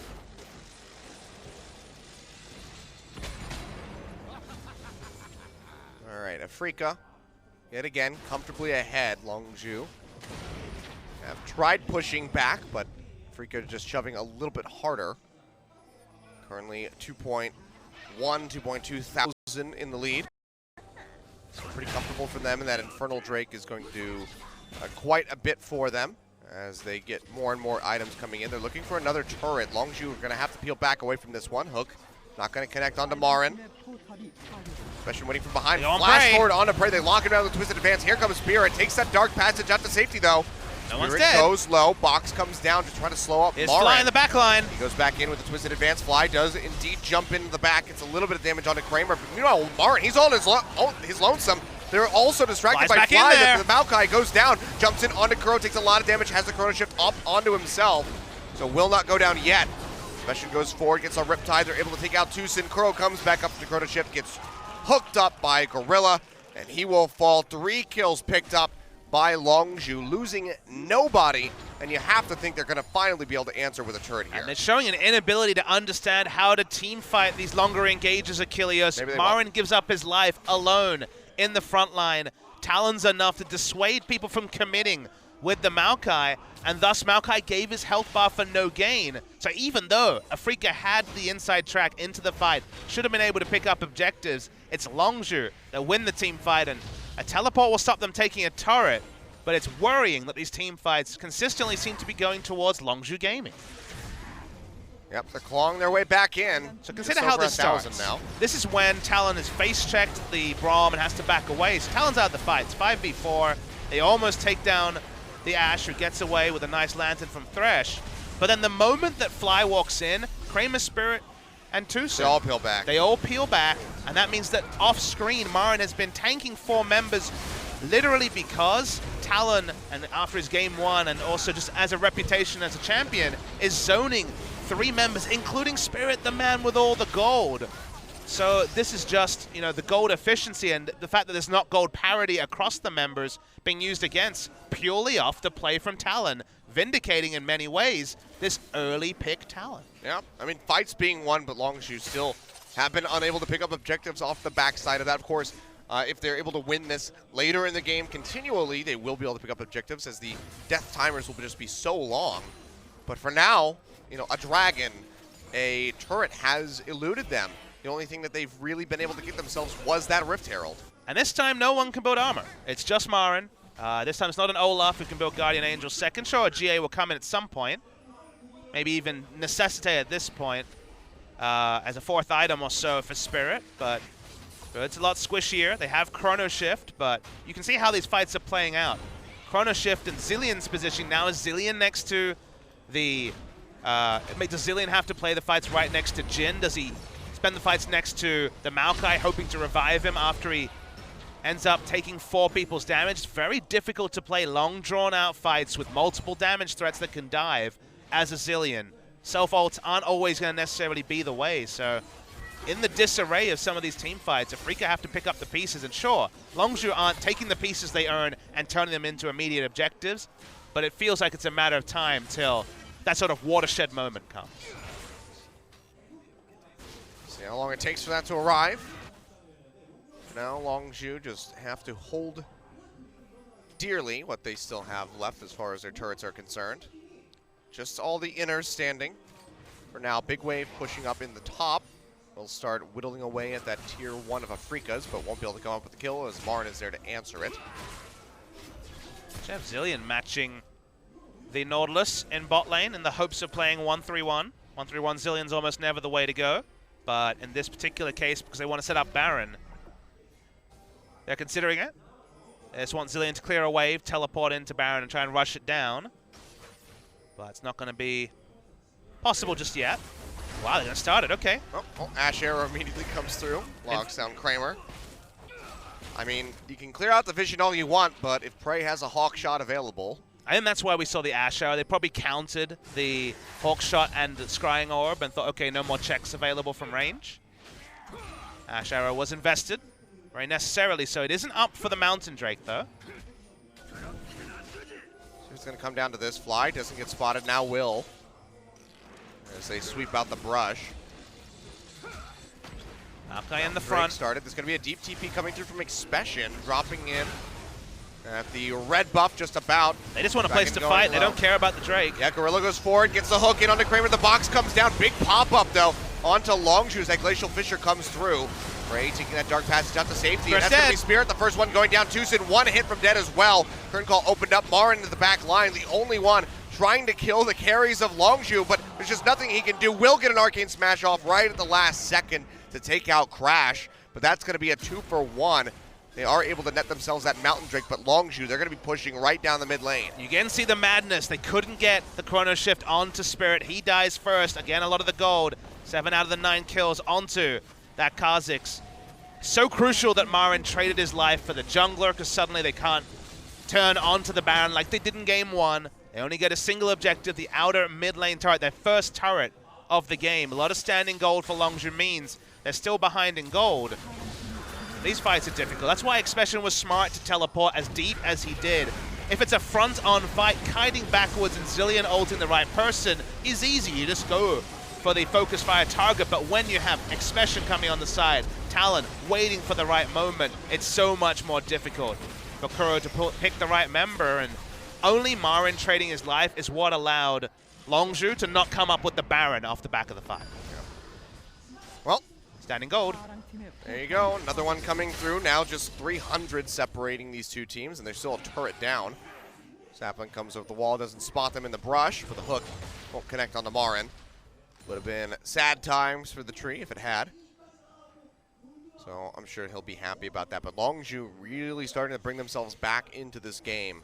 Really not a fan of the Zilean split push unless they want to instant force Baron. He doesn't have ward coverage. He won't be there to corner shift someone if the Talon is available. They don't have deep vision to spot the Talon either. Okay, when Talon comes to match him in lane, it's a bit safer to try and split push with your Zilean, but needs to get into the team fight phase as fast as possible. Already seen how difficult it is for Kuro to really pick a target for the Chrono Shift. The solution is not to not use it at all. True. But I mean, Spirit just getting bursted so quickly in that fight that wouldn't have really had a chance unless it was put on very preemptively. Actually decides not to take the blue buff, just to A, start pushing the wave, and B, to maximize blue buff duration for when team fight is likely to occur. He wants to pick it up, then ensure that he has it still available for team fight. Not usually a concern, but He'll be getting his now. yeah, finally going to turn onto it. Tense game. Snowball hasn't happened like it did in game 1. They don't know Fly is here, but they do now. Yeah, he will go ahead and show himself. All of Longzhu waiting over the wall. Ash Arrow comes through, connects onto Marin. He throws up the Maelstrom immediately. Will pop it, so ulti down for the Maokai. Short cooldown, however. Not realistic turn onto the Maokai, and prizing a 30-second cooldown, not ideal either, but isn't available for the foreseeable future. Expression doesn't have teleport. He's been really good on the deep teleports, as is Marin, predictably. But also good on him to keep roaming in with the team. Not getting himself separated away. So he's playing with the squad rather well for now. But Longzhu going to be grouping up here in mid. You can see Marin starting to peel off that bottom lane wave. Has it pushing in towards the tier 2. And they see the Ash Arrow, and with double TP, they just split the map, 1-3-1. They know the ranged initiation isn't available, and with Expression without teleport as well. You're not going to have a lot of safety in a game against Ash Talon, but this is one of the few windows, so good to see Afreeca splitting the map when they have the chance to. Yep. They'll go ahead, push in, try to get some deeper vision rather, into the jungle. Go down that control ward, so they will spot out this one in the back of the pit. Back Cleaver completed onto Fly. He's got his 3-item core. We'll see where he wants to go. You mentioned that we might see that Infinity Edge. Wasn't able to get far enough into game number 1 for that to come out, so maybe we'll get to see it. I'll have to ask him if we don't see a BF Sword item completed, where he was going. Duskblade or Infinity Edge are the 2 realistic options. Crash just took a hell of a lot of damage here. You can see we'll get a little bit of sustain off of his W Gorilla pushing forward. Bombs coming out, won't come up with a stun. Just juke out everything, be able to clear this vision in the end. Only single exhaust this game, remember. It's not double exhaust like it was in game 1, not that that ended up being enough to shut down the Talon. I think it's going to be started now. Yeah, it has. They do. Hawkshot comes through from Prey. They do get a lot of damage in onto that Baron already. Mountain and Infernal really helping out Afreeca, burning that down, but still just too risky for them to commit. They know that Expression does have that TP back available. Now we kind of get a fun mind game of who's stronger 4v4, and I kind of give the advantage to Longzhu, which sounds crazy with a 7-kill Kha'Zix on the Rift, but Marin, I think, is the only thing that makes Talon accountable in a fight, having to peel his way around a super tank. So if there's going to be Baron Wars and Expression can just start auto-attacking and staying in range of interrupting the Maokai, and that's fine from the side of Longzhu. Yeah, I mean, Tucson's not really that tanky. The Locket will offer up a bit of mitigation, but overall you have to expect that Fly could jump on to pretty much anybody that's not Marin and burst them down very quickly. 0 armor items between those 4. The only armor in the game is the 2 armor items for the Maokai.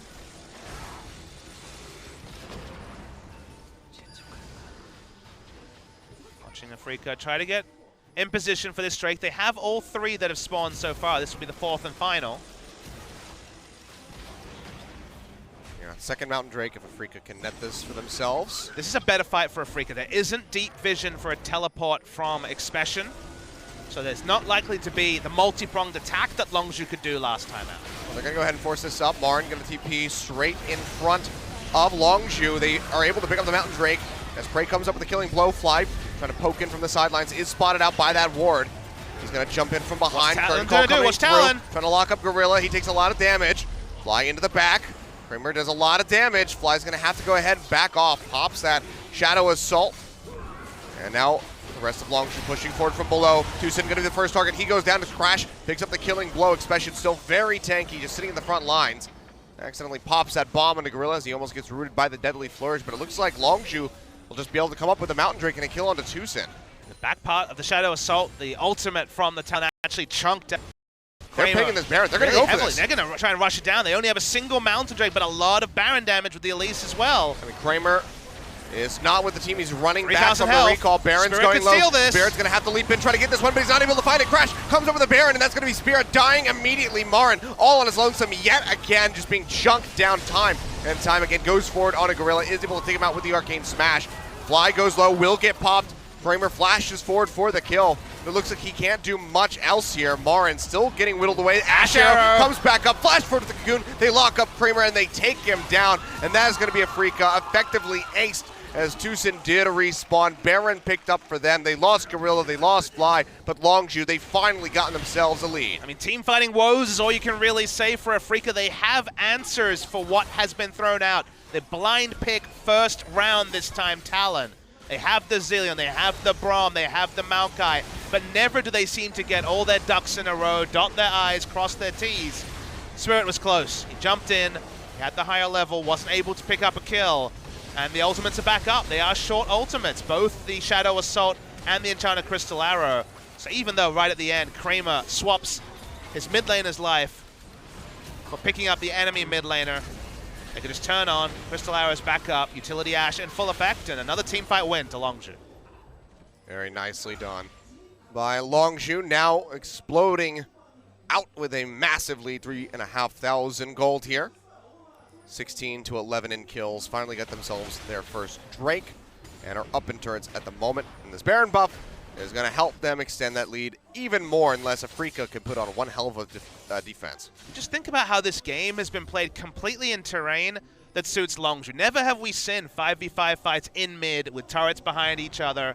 Just looking, because in a long lane, Longshu can't do anything. Talon doesn't have a way to come in to attack. It's very easy to use the ultimate from Afrika. Despite the tools, there's been pandemonium most of the fights. Sakura's got very little value out of the Zilean ult. It's one of the reasons why I'm not a big fan of the pick against an AoE assassin like the Talon.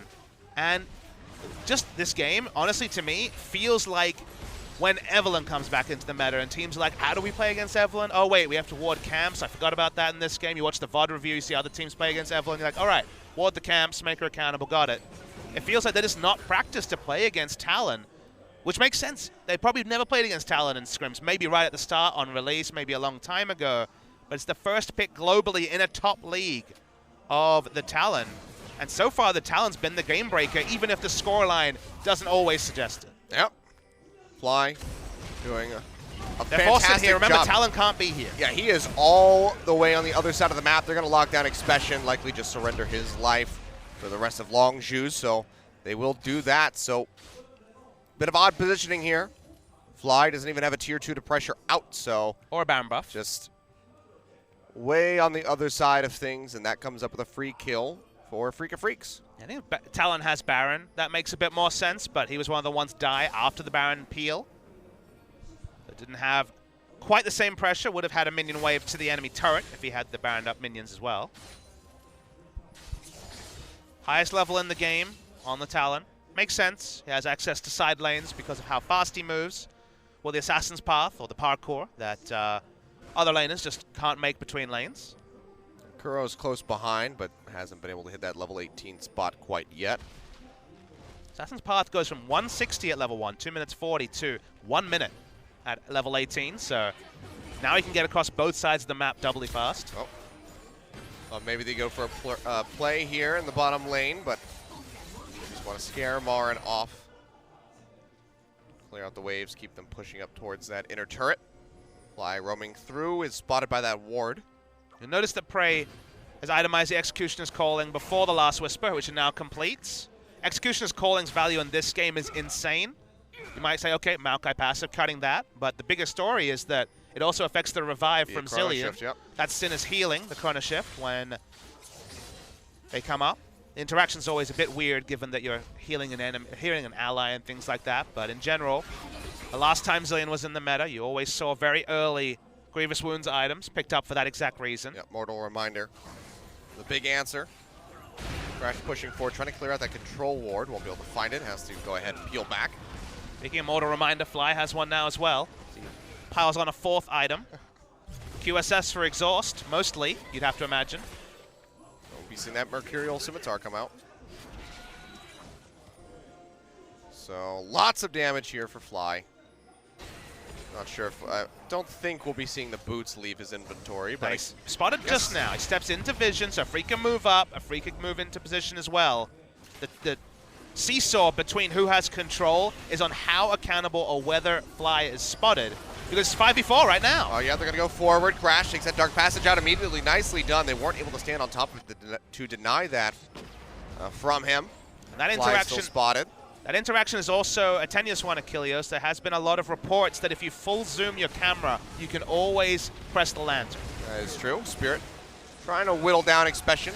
Sharing Takes the bomb. I was gonna say taking the bomb into your team, maybe not the best idea. Turn on to Marin. Marin's falling quickly. Straight, gonna get locked up here. Ashiaro does come through. He's got that big shield. Kramer's out to the fight. try to keep him safe. Fly still poking around from the back. Kramer has to run away. Shadow Assault will pull those blades through, deals a bit of damage. Gonna be Marin coming back up now. This time And Kramer's that's Kuro down. picking up a kill. That's gonna be Fly dying. Prey and Gorilla all fall. Expression. Last shot comes through. 995 damage even onto the Nautilus. He goes down. Crash. There's just not really a hope in the world. Will flash over the wall. And Marin is on the chase. He's got a GA, still going to stay alive, but that very well could be an inhibitor going over to a Freak of Freaks as they push down this mid lane. Finally pull off the Zilean strat. Although Marin was tanking solo, he was able to be revived. This time Fly can't assassinate the Kramer, who gets the kill, can open up from range. Doesn't matter if his health bar's at 400. They're going to try and end the game right now. Certainly looks that way. Still 20 seconds on Prey and Fly. Crash. He's trying to going pull in- the minions yeah, and anyone else he can. trying to buy some time. The minions definitely coming with him, so this is a good strategy for him. Still several tanky members on the side of Afrika. Gorilla looking Gorilla's for alive it in. as The well. first turret goes down. Bombs won't connect. They're onto the second one. Throws out the Dark Passage. Flays them away, just trying to buy some time. Tucson will go down. They're not gonna be able to onto end. Mars. They're not going to find it. Crash comes back in. He takes out Spirit. Ashiaro in. Connects onto the Maokai. And they should be able to take him Fly's out. got home guards. Twisted advances in on to Gorilla, just trying to create some distance, but he gets flayed right Teleport back as well. through. TP from Expression into the back, throws out the depth charge straight in onto Kramer. Chrono Shift is there, but he flashes forward to lock up Crew, who does not have a flash of his own. Now Fly joins in, takes out the Jhin. He's hot on the heels of the Zilean. Whether or not he can catch him probably doesn't matter too much to Longzhu, because now they can take their pick of the litter. There's an Inhibitor, there's an Elder Dragon, there's a Baron. What do you want, Longzhu? Because it's yours for the taking. Kuro needs to teleport out. He's doing that now. 3.5 second channel. He's got it. Yep, we'll be able to complete that, but they're still going to lose at least a Baron here. It's looking so dangerous from Longzhu. They almost lose the game right there, but they're able to buy enough time. Wonderfully played by Crash. Crash at the maximum you could ever expect for someone in that scenario to do. 1v5, pulling the minions, pulling some aggro.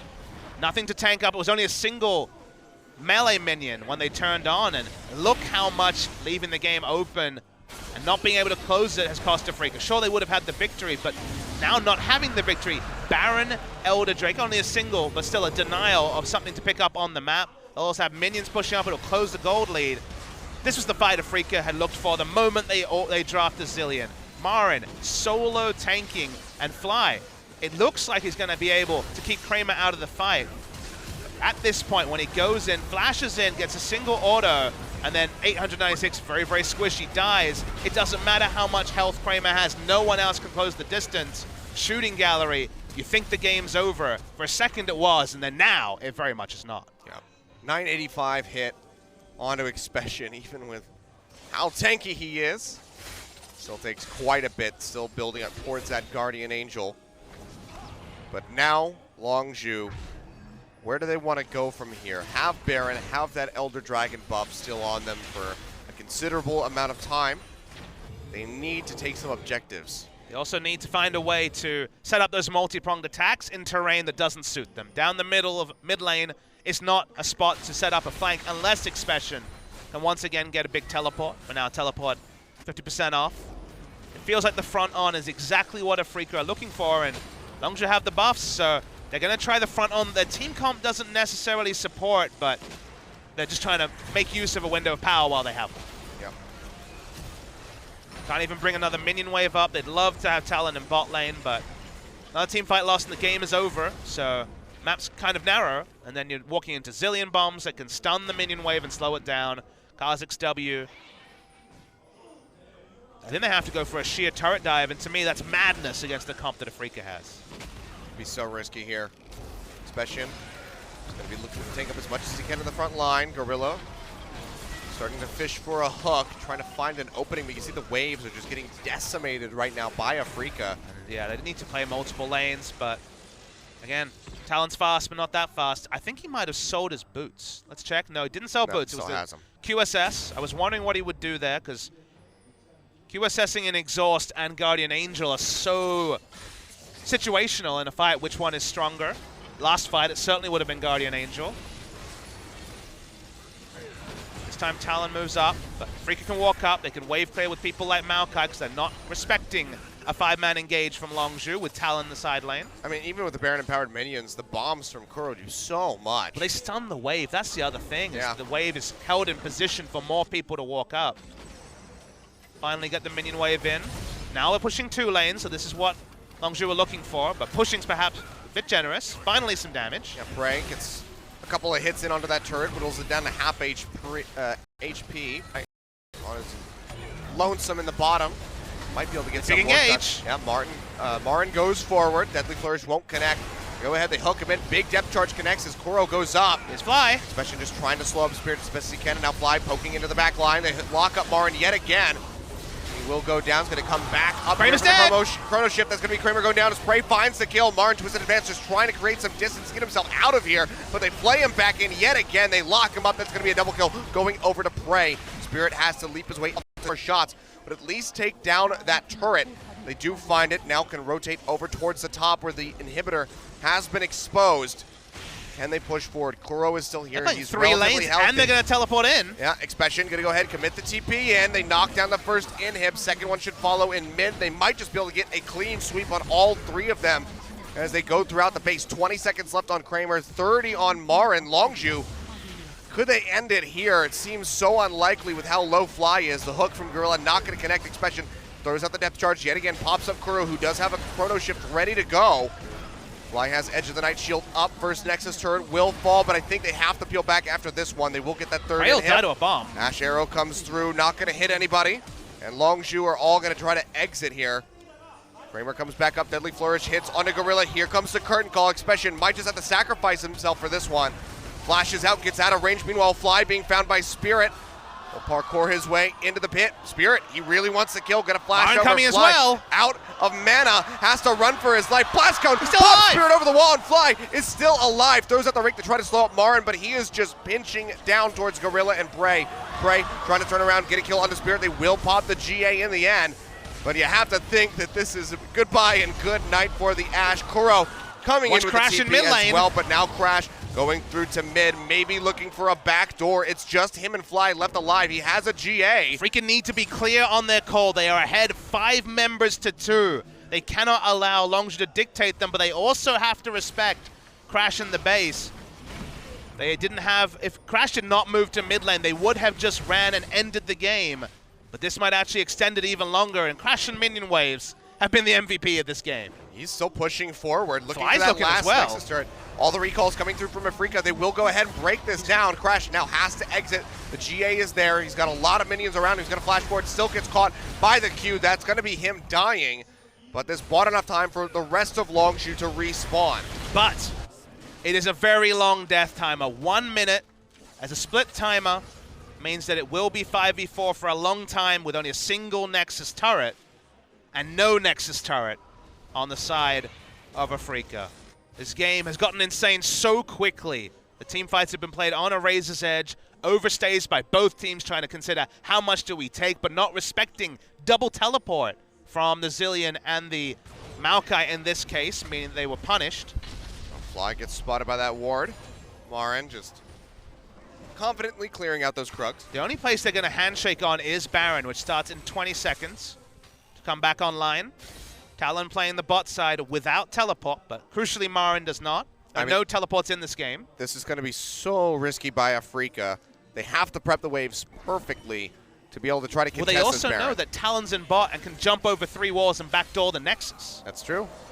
They have to leave somebody, which could just lead to a straight-up 4v4 for Longzhu, which with their gold lead, very slight one, might give them the edge. Infernal Drake is Two there for members Afreeca. will at all times be pulled when they have a naked Nexus with no turrets up whatsoever because Fly is so maneuverable. So I think Afreeca's smart and just leaving up Baron. They can't afford to contest it. They have to try to just defend. I mean, we saw how good their defense was at the start there before the base got shattered. Kuro still able to offer up those bombs to clear out the waves and lock them in place, but that will be another Baron going over to Longzhu. And that's good. That was a good defensive play. It never feels good to allow Baron to go down. There was no ambiguity of it for Afreeca. But given the picks they're against, they just didn't have a position to be able to get to Baron. They had control wards around their blue. In a different game without a Talon on the Rift, sure, you can make that attempt, but they were smart to back away. As Prey's probably just dead. Yeah, he's going to go ahead and flash.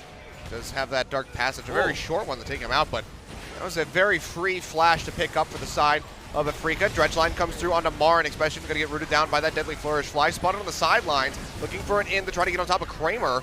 Meanwhile, Marin still just all alone tanking again. up. Yeah, just getting locked up. Chrono Shift does not come through. He's got the Guardian Angel to keep himself alive. Comes back up. Hook immediately out from Gorilla, and they should just take him down. Now the Chrono Shift is there. It's the Maokai that never ends. He'll come back up one more time. This time gets himself out to safety, but has to flash for it. Super Creeps pushing in from the bottom and the top at the moment. Baron buff still here for Longzhu. Do they just push inside of the base and try to force this one out? Looks at the answers. Yes, Expression went back. TP's in. Full HP Nautilus right up in your face. No one's doing Afreeca, damage yet. This has to be the defense of the century. They get on to Prey, deal a little bit of damage to him, but Prey just fires back with the help of Fly. They take out Spirit immediately. Gorilla going low, but he's still going to stay alive. They're trying to get onto Marin. Chrono Shift is there. Kuro trying to die, but won't do it. Gets back to the fountain, and that's going to be Marin going down. That's the Nexus. 48 minutes, a bit of a wild game, but Longzhu are able to deliver yet another 2-0 victory over Afreeca, who are just really on struggle street at this point. But consider that Longzhu tried to brute force the last Fly unique pick, the Zillion, and SKT had the answer. Afreeca, a team we want to call one of these top teams, needed to have an answer to first a blind pick, then a first round blind pick Talon. And both times they had new tech, but they clearly did not have a lot of practice against the pick. It got cleaner and cleaner as they played themselves into familiarity over the course of about 100 minutes of gameplay in 2 games. But the results don't lie. Longzhu 2-0, Longzhu now firmly in control of 3rd spot. They will play off against MVP for that 3rd spot coming in next week. But now the question marks really start to reign over Afreeca Freaks. Even if they do the 4-0 over SKT like they did last season, if they don't make the gauntlet, it's all for nothing. Yep. Rough stuff from Afreeca. Game 2, definitely one of their better performances that they've had in a while, but still unable to come up with a win. And Longzhu looking back on form. And now Fly, this Talon, something that he blind picked twice in a row. The first round of draft in Game 2 has to be feared by everybody else. MVP, a team with a very eclectic champion pool, has to be wondering, what can we do about this Talon? And you don't think that this can happen forever. Teams will really suss out the Talon. They'll dissect this game. Both teams go over the VODs. Teams around the world will try to work out about the Talon. So I don't think you can brute force the Talon strategy forever, but it worked today. And if you remember KT Rolster's successes as they made it to the grand final of the 2016 summer season, and their good performances in spring, it was a lot about Fly dictating games with his unique champion picks. He's done it again. Now he's got a pocket Talon to add to the Aurelion Soul, to add to some of his other off-meta picks, the Talia we haven't seen in a while. Echo, Zillion, etc. There's playing on the edge, which a lot of players do, and there's playing on the edge of the meta, which this man, Fly, does, although we're seeing Kuro now, who doesn't like the edge of the meta very much. The edge of the meta punishes him a lot. Yeah.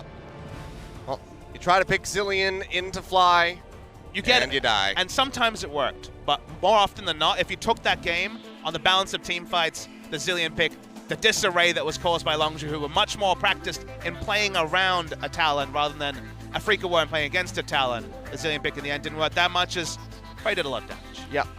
Prey and Kramer both did quite a bit of damage, as well as Marin.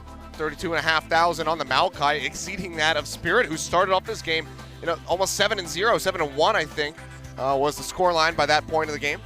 But MVP, who's it going to be? I think it's going to be Crash. But it's actually going to be Expression. 3-3-17, some crucial TPs throughout the fight, and played this Nautilus quite well.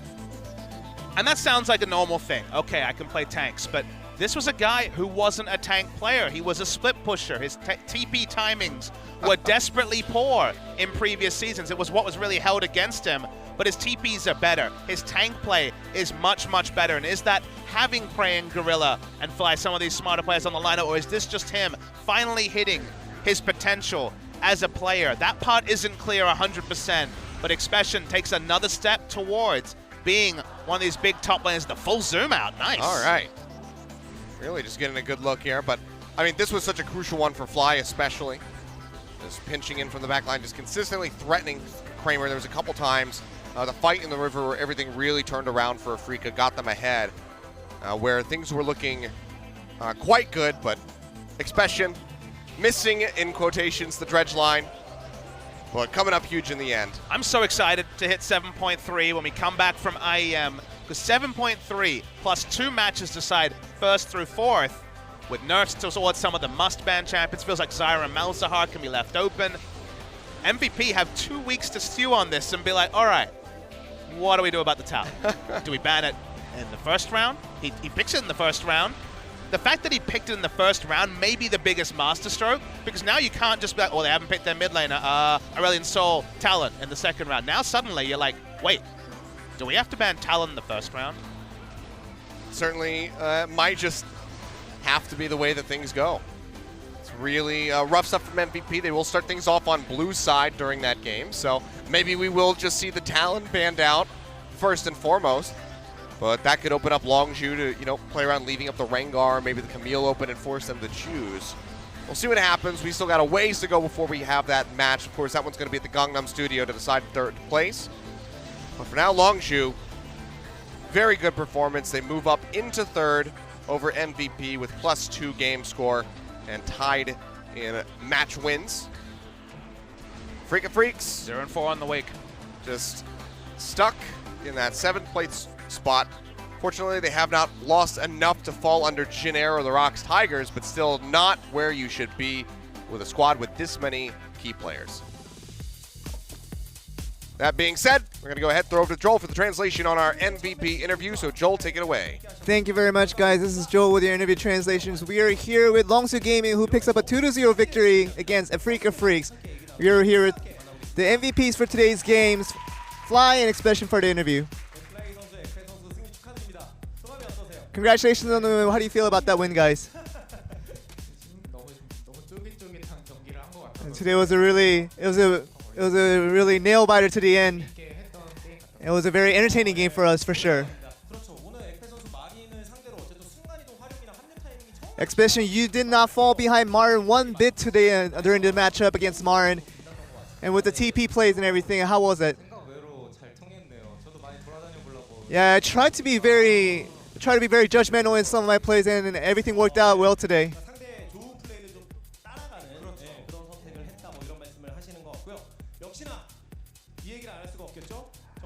Something we can't take away from this interview is a very special pick that we haven't ever seen in the season today.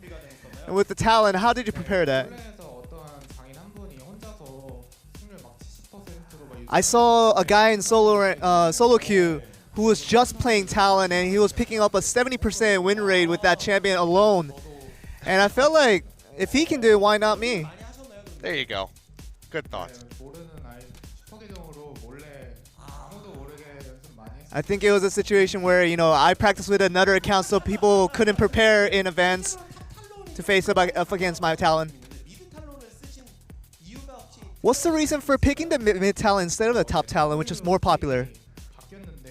The W did change, and it was more suitable for the mid lane.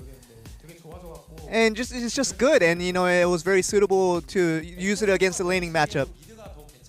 Do you think it's better mid or better than top? I can't. DPS champions that much nowadays, so I haven't practiced the Talon that much. And I think with the age difference nowadays, my fingers can't follow the Talon. 그리고 또 이제 소환사주문도 저만에 드는 그런 모습을 보여주셨어요. 그래서 상대가 예측 못하는 데미지 딜링을 And there was a lot of this bleeding and ignite that you've used in combination that did a lot of unpredicted damage. Yeah, if the last tick of that ultimate, I could have caught that, and I think the last tick, I thought it didn't go in, so I thought I didn't catch him, but the bleed and the ignite was good enough to catch out Olaf. 그렇죠. 또 첫 번째 게임에서 재밌는 장면이 나온 게 랭가가 죽고 나서 이제 And the funny situation in game 1 was after that Rengar died. 팀원들이 뭐 알았나요? It seemed what was the situation behind that? Were your teammates aware of that situation? So this was the situation.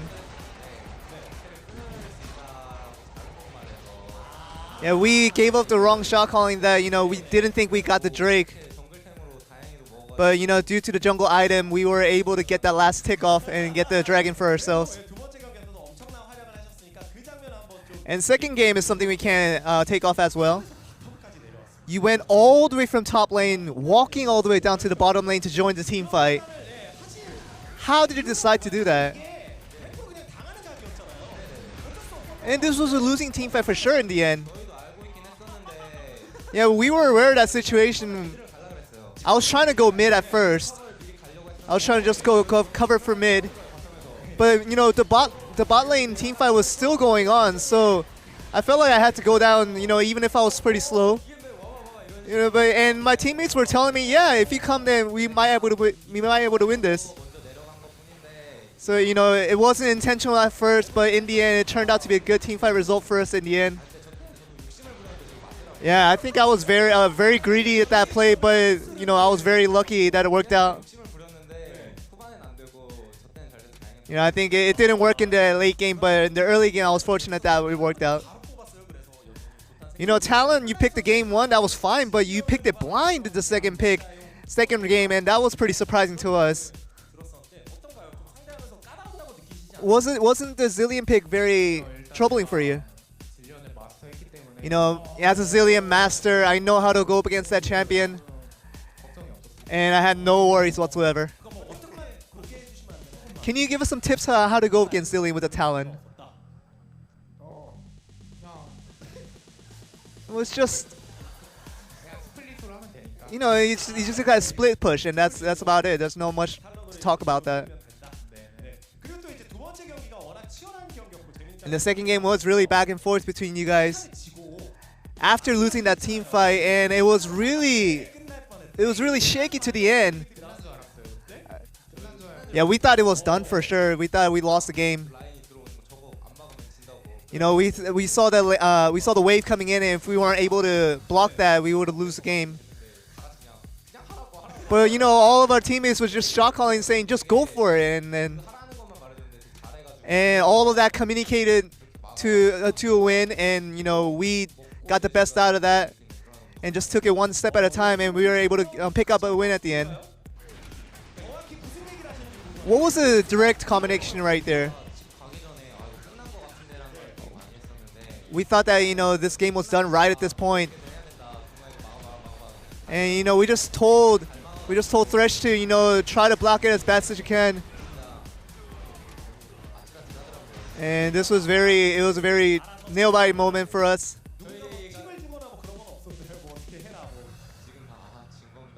A lot of us kind of lost hope at that moment, thinking we lost. But we were fortunate to see it, barely surviving for us to finish the game. It's one of the rising picks right now in the top meta is the Nautilus. How do you feel about that champion? Up against Maokai, you have to worry about the split push and also, defending him against the Maokai, and it's really good in that part. And the late game too, it's also that reliable CC does help in the team fights. And I think it's a very suitable champion for any composition.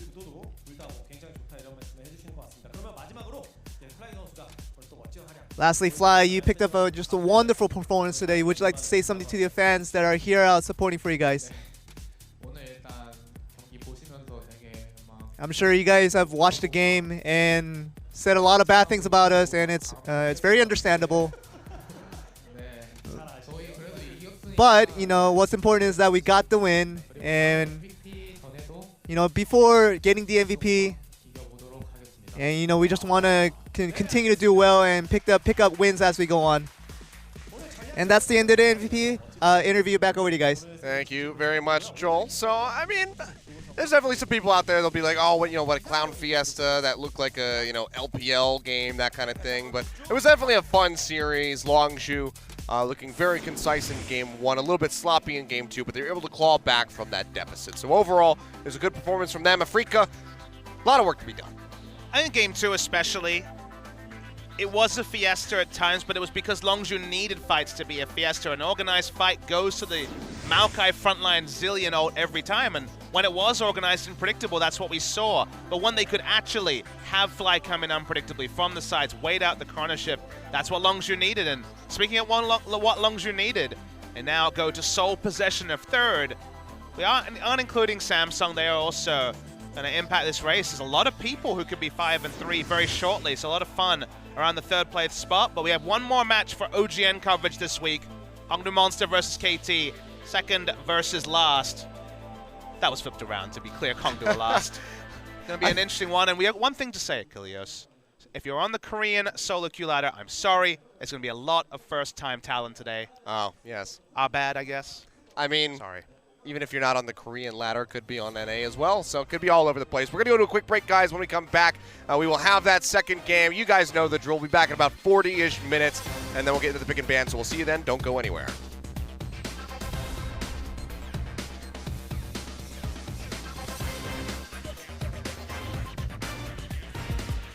And we all just need a little something to hold on to. Another day at the puppet show. Now I'm heading back to you. When I'm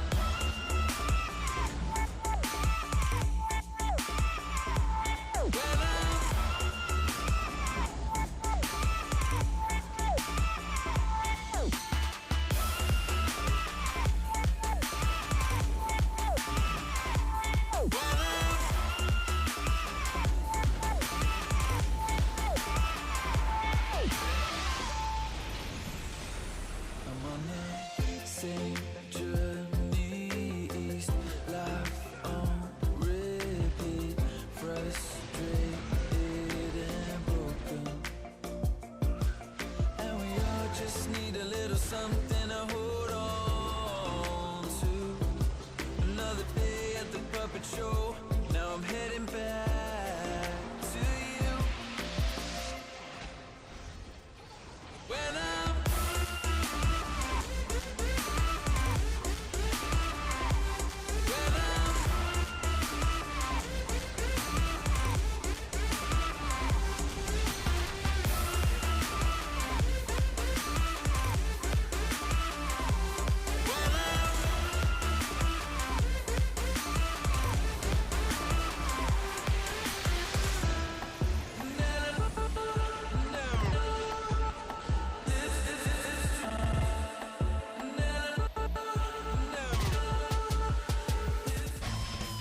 Coming up next,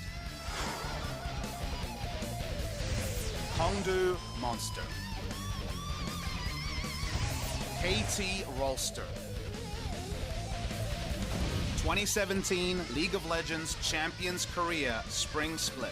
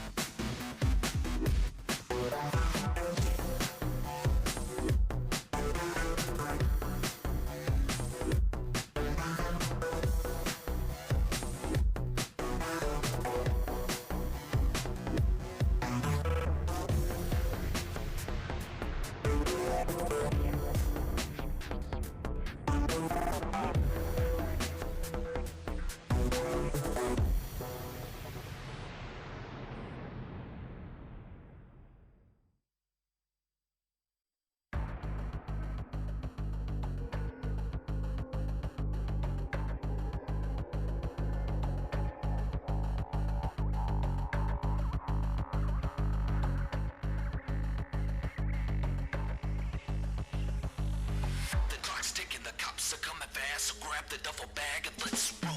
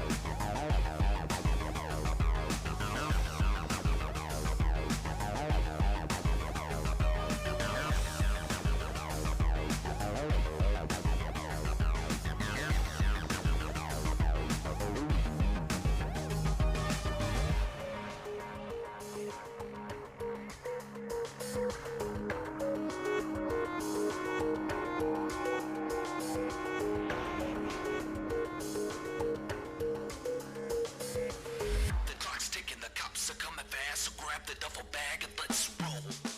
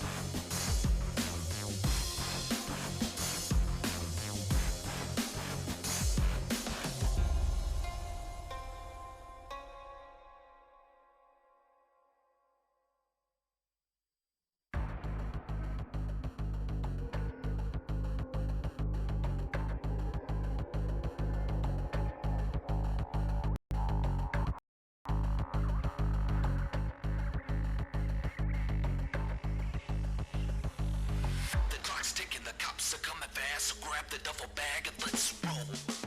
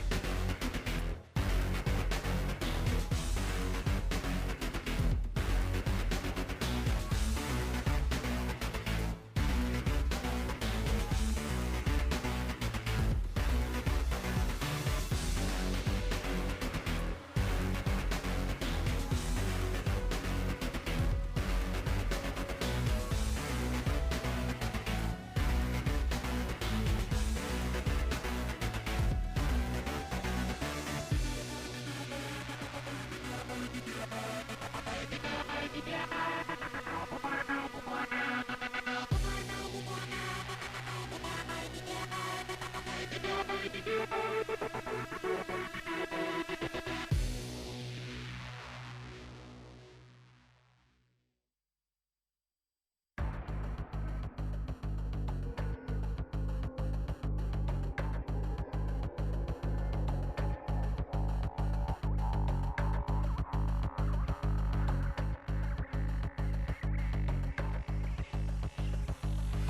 clock's ticking, the cops are coming fast, so grab the duffel bag and let's roll.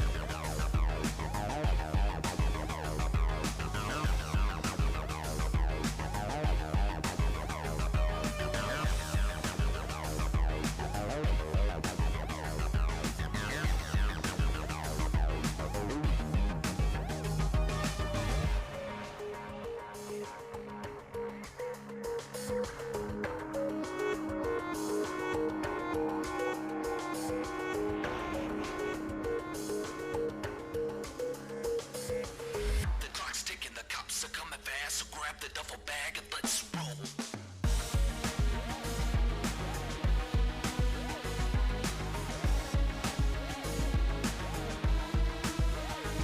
Let's roll.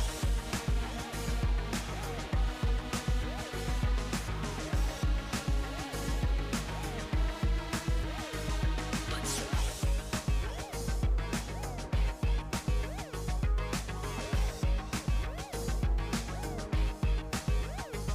Let's roll.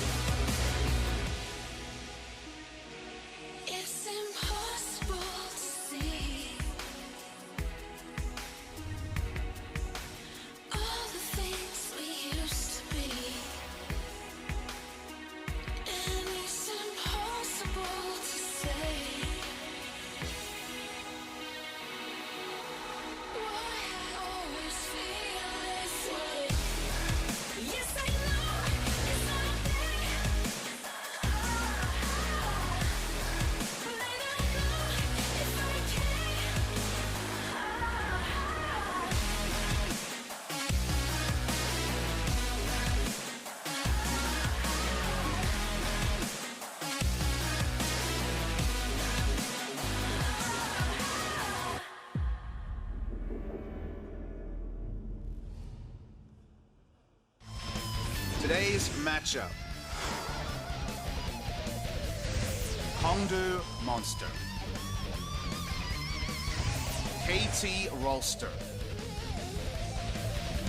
2017 League of Legends Champions Korea Spring Split.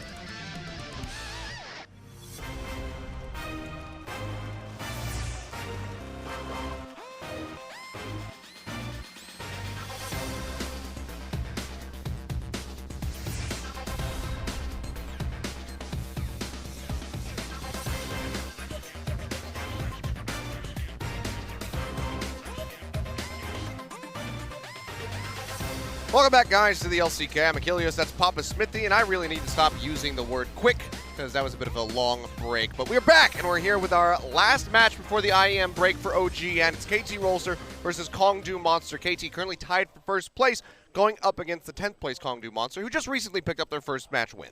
Slight slip of the tongue there. Currently not tied for first place, but if they win 2-0, you're right. Will be tied for first place. And this is kind of unique, Achilles, because second versus 10th, KT versus Kongdu, you're ready to be like, okay, quick 2-0. Don't worry about this game, but there's actually a bit of excitement coming into it. Kongdu coming off their first match win, KT coming off their first match loss. Yep. So the highest ebb for Kongdu, a very meager one, let's be honest. And KT looked out of sorts against MVP on the first day of this week. Seem to be looking past their opponents, not showing them adequate respect for a team now in 4th place. So KT should be able to swiftly dispatch with Kongdu, but everything we've known about series this week is kind of counted against us. It feels like expectations have been preyed upon. So KT, any result other than a quick 2-0 will be seen as a massive disappointment for them, and Kongdu desperate to keep up any sort of form going into the IEM break. This is their last series, of course, before they head over to Poland to play at Katowice. Yeah, and some momentum to ride into that tournament would definitely be good for these guys. KT, though, you know, they let their guard down. They lost 0-2 to MVP, which is, you know, not the worst thing in the world, currently in 4th place. So still a very competitive squad, but to lose against Kongdu Monster, that would be a whole other animal here for KT Rolster. So you can be sure that they have, you know, gone back, reviewed the VOD, said this is what we did wrong, no more deathmatch. Just go into this one, played cool, calm, and collected. But starting us off here on the blue side is Kongdu Monster. Neither of these teams any substitutes to speak of, so you guys know exactly who you're going to be seeing here today. And Kongdu Monster, again, we looked at the fan vote in LCK today, the Korean-only talk show. 2% of fans, that's pretty generous actually, thought that Kongdu would win this game, but I bet about 5% thought MVP would. So sometimes statistics count against you. Actually, in the first series, I believe Afrika had a much bigger win percentage. I think it was something like 62-38. Much big, yes. In that series, much big. Well, the much big didn't work very much at all. As I say much as many times I can, muchly. And Kongdu Monster just looking for more. They're looking for more wins, even a game win over KT Rolster. Oh, that'd be massive for them. That would be big for them. Like you say, biggest scalp they would have picked up. They have only beat Jin Air in a single game, and also their series victories over Jin Air, and also a single game over MVP, I believe, ironically, on the first day of the season. Their opponents today, KT Rolster, lost that series to MVP and are looking to make Kongdu pay for it. They want Kongdu to be their punching bags as they look to enter that telecom war after the IEM break in a tied position for first place, 2-0, and then that match against SK Telecom is for the minor premiership, as we would call it, in Australia, but basically to be the leader at the start of the first round robin. Yep. So we'll see how they fare coming into this one. Definitely, you know, beyond the Korean fan vote, have to be the favorite in this matchup around the world. KT Rolster, even with that big bump in the road that was MVP. So we'll see what they're going to bring out today. Smeb, last time we saw him, you know, Rumble, the Renekton, 2 champions he's known very well for, still just falling short against ADD in that top lane. I mean, it's comical, the separation on paper of these players. There are good players on the side of Kongdu, but we're talking about world superstars against budding young talent from Korea in every role. They are heavily outmatched on paper. But we've learned this week that sometimes you take the paper, you rip them into small pieces, and you throw them in the air and celebrate, because sometimes it all gets a bit silly. Full of gray, full of blue are these last 10 matches for these teams. Rox Tigers, a single victory. But Kongdu, they picked up a game against MVP. They picked up 2 against Jin Air. Anything here, anything at all. Even the smallest victory. Being ahead at 25 minutes in a game. Kongdu are looking for anything to parlay into some international form. Yeah, it's been a rough time for these guys for sure. Really long, game loss streak that they were suffering. Finally, were able to pick up a win against MVP. Couldn't close out that set, and then went on to beat Jin Air in a 2-1. So really have only been able to beat, bottom opposition. Jin Air currently in that 8th place spot. So it's been a rough road for these guys, but like you said, even one game win here to push it to 3 games would be absolutely massive for Kongdu Monster as they get ready to go to IEM. KDA is interesting. Yeah, matchup. We saw Kramer in our last series enter very high on KDA, but not be able to contribute very much. Edge had a good series in the last one out. In victories, he's looked good, but too many times Kongdu Monster have lost the early game and lost the game. Their comebacks are nigh impossible, it seems. When this team falls behind in gold, they seem to have no real way to wrestle back control. And KT Rolster can certainly turn on the snowball if score gets ahead in mid. So Edge will have to be on top form, so will everyone on Kongdu to not stop this be a slaughter on the side of KT Rolster.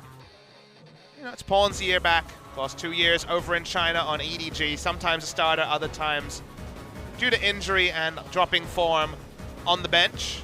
So far has been good on some champions. We're still waiting to get a full opinion of how he will look like in top matchups. Next time out, we'll get to see him against Faker, which was always that famous historic matchup where he unsettled Faker in some very famous games for Samsung Blue and Samsung White way back when. And it's Deft's 4-year anniversary today as a pro player. We had Smeb's celebration maybe 2 weeks ago. Now we get to see Deft's international superstars hitting 4 years of pro play. Congratulations to Deft, but still job to be done by KT Rolster. Yeah, he can celebrate after the victory comes through, because it'd be pretty bittersweet 4-year anniversary if he has to walk away from this one with a loss. I mean, if you turn the nameplates on, literally, it's worse than that. I can't even think of an atrocity to compare it to that's broadcast friendly, but goes in with the highest expectations, and come crumbling down against Kongdu Monster would be it's a tragedy from the side of KT. But again, let's not be facetious. This should be KT's series to lose. Let's see how the picks and bans go. And Kongdu on blue side have a better chance of getting hold of Graves, which has been the real rabbit's foot for this team, a 4-leaf clover. But you have to expect this is going to be handing the Rengar over to Score, something that he's been quite adept at. So he'll be happy with that exchange. So yeah, Camille, the final ban from KT. If there is an exchange, worth noting, could just be a first pick Rengar. They prize it that high. Kongdu have been so successful with the Graves strat that you would have understood them going for it, but they won't force it. They will take power when power is available by taking the Rengar, which KT has faced multiple times. This time KT's not going to get cute. They're not going to deal with Camille. They gave Camille up twice to ADD in that match against MVP. They tried for the team fight with the Rumble pick. They tried for the lane with the Renekton pick. Both were crushed down. So KT have learned from that. And no more 7.2 Camille against KT Rolster. Yep. And just safe, wave clear bottom lane here with the Ashe and Karma that they pick up for themselves. So now looks like Jin might be the answer here for Sol. This has been a massive pickup for him since we saw Kongdu Monster show up at IEM Gyeonggi. So they will go ahead and lock that one in. So do they want to complete the bottom lane right now? Looks like the answer is yes. So going to be Nami Jin for Kongdu. I'm kind of happy that it seems KT are going to go standard as standard can be. They had their silliness in that series against MVP. They worked it out of their systems. Now we will see all solo lanes picked in the second round of the draft. So back to previous metas, it feels like, given that we've seen a lot more early picks of top laners, as a Freaky Freaks were doing in Series 1. Not so much success, it's worth noting. But here we see the bans. The standard first picks on red side, Maokai and Corki so far not hit. When you see Shen banned away, Maokai looks safer and safer as a pick. Smeb obviously one of those very famous Rumble players next to Marin. So we're now expecting a Maokai first pick on red side, unless KT want to throw some spanners into that particular scenario. Corki now also equally viable as a first pick on red side. Syndra makes sense. That was Edge's champion that he played quite well in that third and final game versus Jin Air, getting them the win. And it's going to be the Kennen banned away. So they seem to be thinking, okay, you're banning Syndra, your first pick Corki, but that's another champion that does well against Maokai. So seems like the safest Maokai you could ever ask for. I saw Smeb in the back, and I told him, how about some more of that Maokai, no more Shen? And they play Maokai. So doing me a solid, Smeb. Good stuff. I mean, Kongdu Monster really just did him a solid, getting rid of 3 big counter picks. I mean, counter picks in quotations. we saw Roach's attempt at Rumble. That wasn't the best, although it wasn't the worst either. And doesn't want to play the Kennen either. So Nautilus has been winning more often than not this week. Could just be the Wombo engage. Rengar, one of the best ball carriers. Nautilus can be too. So blind Orianna, we don't see many people try. A good answer to Ryze, which has been a favorite for Pawn. Would be, to some degree, counter-picking himself if he was to take the Ryze as last pick, although Ryze does make a lot of sense in this comp. He's been playing a lot of different stuffs, even some, edge of the meta that we've seen. The Azir has come out from How do Pawn we have a couple times, series where but we see blind pick Talons, and then we see the most standard ever? If Corki is drafted, it's literally the most standard you could ever ask It's for. gonna get locked in. There we go. All right, so most standard indeed. Corki does come through for Pawn. So no shenanigans from the side of KT. Hongdu as well. Going to be very standard. I mean, the most out there thing in this draft is the Nami. You see this draft and you're like, the KT coach that took the belt out after the loss to MVP and was like, you're picking normal stuff. And KT obliged, at least for game one. The EU and Chinese viewers are like, where's LeBlanc? How did she not make it through the draft? We saw LeBlanc once, never again. Yep, that one's not going to happen. 100% contested at LeBlanc, Camille, and Rengar still. I do believe. At least the LeBlanc and Camille, the Rengar we've seen fall through to picks a lot of times. I'm not sure if it's fallen completely out, but so standard. The most standard ever, which should suit KT. There is no big counter picks here. There is no big obvious points of power for either team. I give KT the slight lead in the bot lane, with the Karma Ash should have push priority over the Jhin. It might likely to be a Boots Jhin from Seoul. Rengar is on the Rift. I guess that's surprising if this was week 1 or 2, but we've seen more and more Rengar. Very, very standard stuff. Good ball carrier for Edge in the mid lane. Sure, Kongdu, if they get ahead, can win, but given they're so standard... Kongdu, if they want to find this win, let's see if they can do it. We jump on the Rift for game 1. Kongdu Monster versus KT Rolster.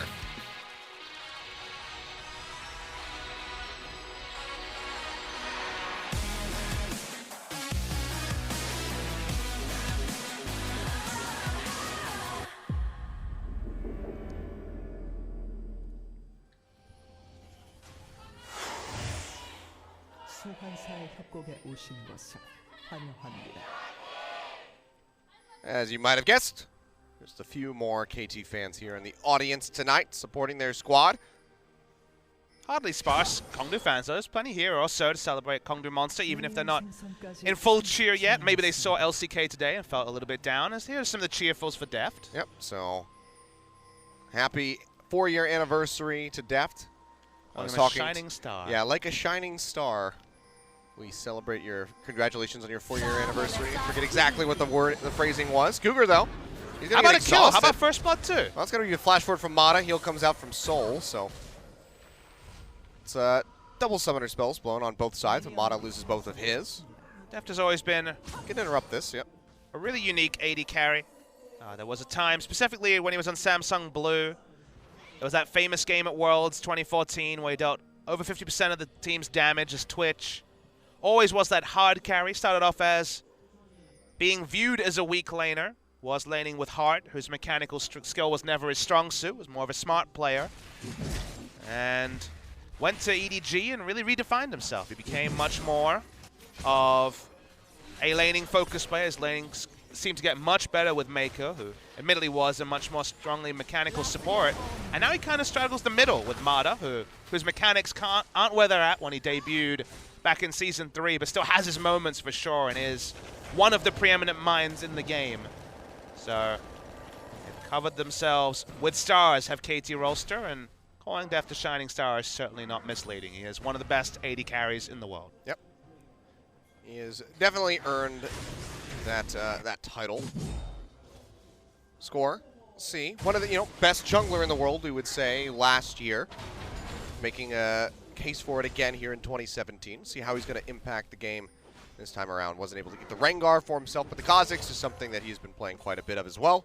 He'll be a bit frustrated. He dropped the first game of his career on Kha'Zix against MVP. Was 7-0 before he dropped that game. Was the longest winning streak of a champion in LCK history, because a lot of Faker's win streaks have ended. Faker is at 6-0 with the Riven, I believe it is. That's the highest so far. Punch is risking this one. There we go. W comes through. That was definitely some experienced jungler play. I would have gotten scared and flashed at some point. Yep. I don't even know if I would have even started it up, but he's able to stick it out, and then he'll move over, pick up that Scuttle Crab. Looks like he is spotted. Yep, is spotted there in the river by that ward that Pawn placed. See from the low AD that Soul has, he's running Armor Pen runes this game. Only 61 AD. Lethality, I should say. Armor Pen, what is that? It's what lethality turns into. Used to be simple, then it got much, much more complicated. But I can understand why Riot did it. Basically, if you're wondering why, it was because they wanted to introduce new Armor Pen items, but those items are so synergistic they would have been overpowered if Armor Pen remained untouched. So they had to lower the power of Armor Pen in the early game. Otherwise, if you got a lead as Pantheon, you just instant killed everyone with all the sick itemization you could go into. And then it just needs a little bit more tweaking than we were seeing coming out now. As well, it was arguably a little weak. They went from 0.4 of the value, so 40% of the value to 60%. I think 50% looms is the likely compromise. You have to remember that if it's strong, the items and like the kit of lethality items you can build is so synergistic and powerful that you run away with the game, and that's, I guess, what we've seen more and more in 7.2 onwards. So waiting for the visit of 7.3. Excitement looms for a couple of weeks' time. Yeah, I'm quite excited. I want to see how especially the red side draft is affected by the changes coming in, because you have to think that there will be less must-ban priority on that LeBlanc, maybe even Camille. No, the LeBlanc is the same. Let's be real, it lost 10 damage at early levels. It's going to be exactly the same. I don't know, man. I think I could swing it.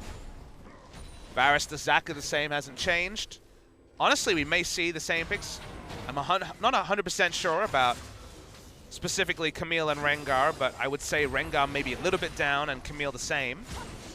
I mean, given how much leeway has already been allotted to Rengar, I think that's fair to assume that he'll probably be less of a ban priority. Honestly, I'm actually going to take the opposite view and be more excited about blue side, because it felt like you kind of had to ban one of Zyra or Malzahar, and now both of them are pretty fair game. That's true. So maybe even more freedom for blue side. I know someone's like, oh god, even more blue side win rate, given that it's hovered around 60% for a while.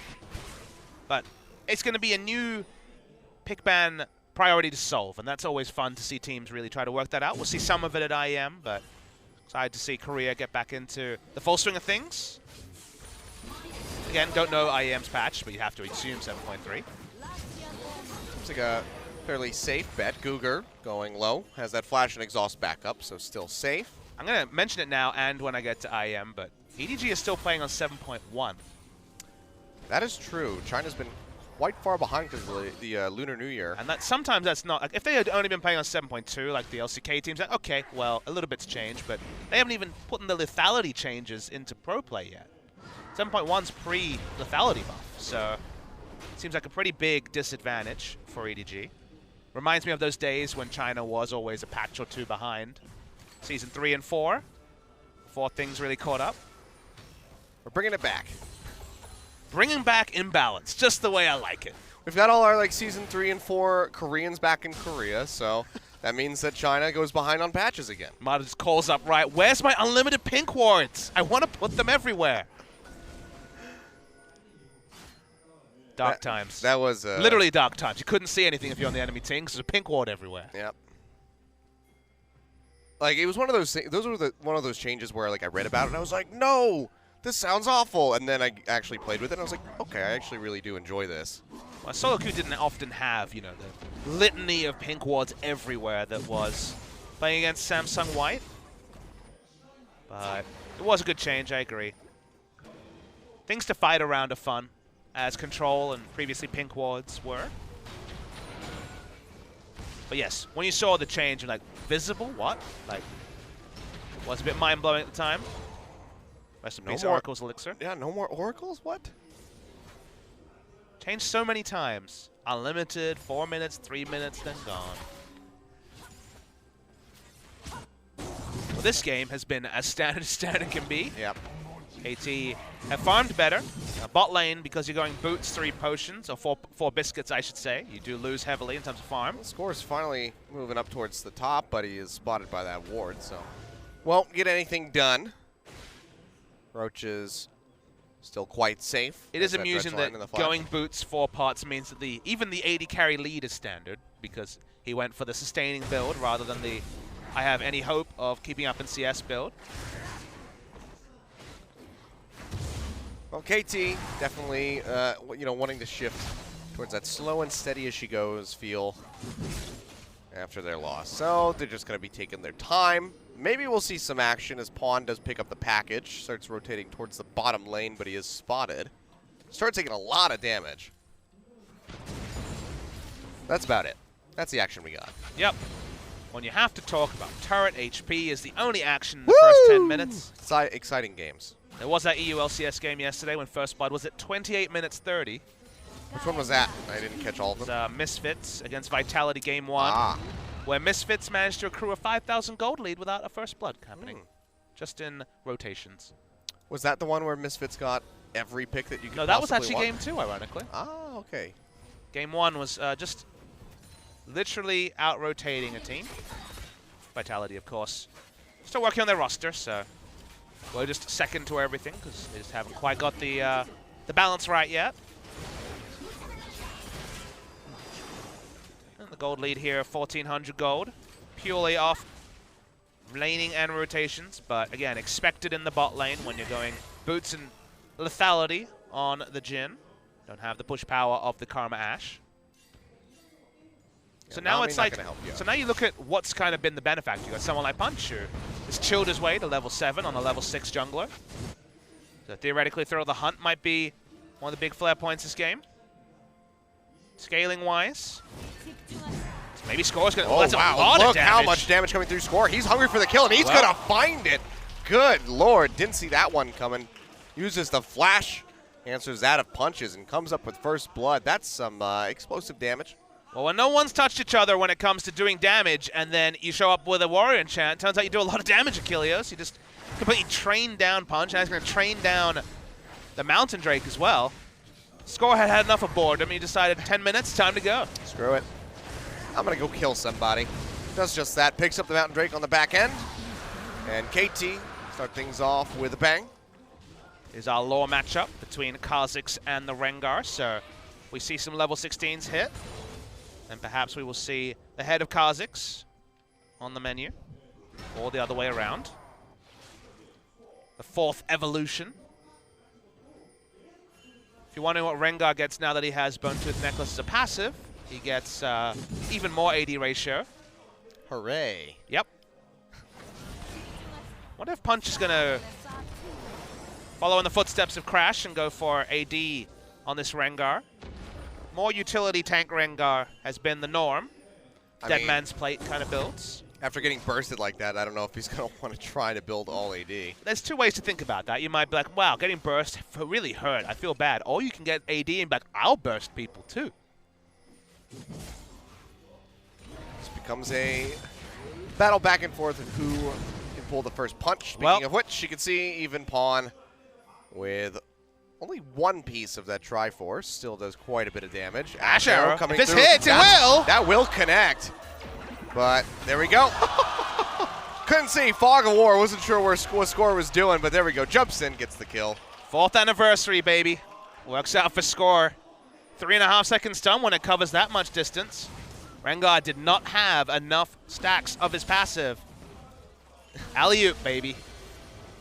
It took longer than I was expecting for Score to close that distance. I was like, is he really just going to let him live? But no, he was just taking his time. Got over there. Comes up with yet another kill.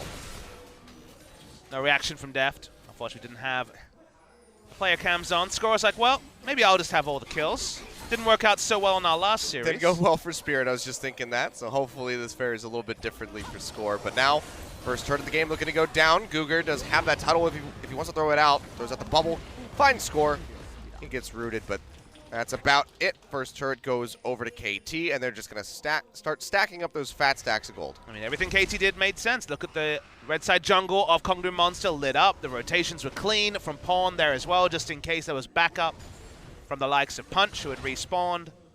Clean stuff. Completely absent in the series against MVP, where it was very much see hero, kill hero. Very little respect paid to either the power of the Camille they left open, or playing to their draft, or playing against the enemy's draft from KT Rolster. Good to see that even though the opposition they face today is lower on the ladder, they're showing a lot more respect. So the hunt comes out. Punch will be able to take away this red buff, so minor victory for him.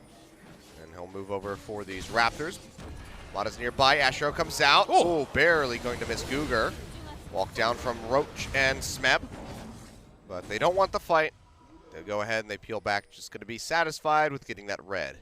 If KT win 2-0 against Kongdu Monster and make no significant mistakes, that is actually something that's significant. People will say, okay, they should win 2-0, but remember that if you compare KT and SKT, the teams that will meet in the Telecom War after the IEM break, the difference between the two teams has been that SKT have smashed teams on the lower end of the roster and then had a bit more trouble against the top teams, and KT have made mistakes in basically every series, or just haven't been clean in their victories over bottom teams.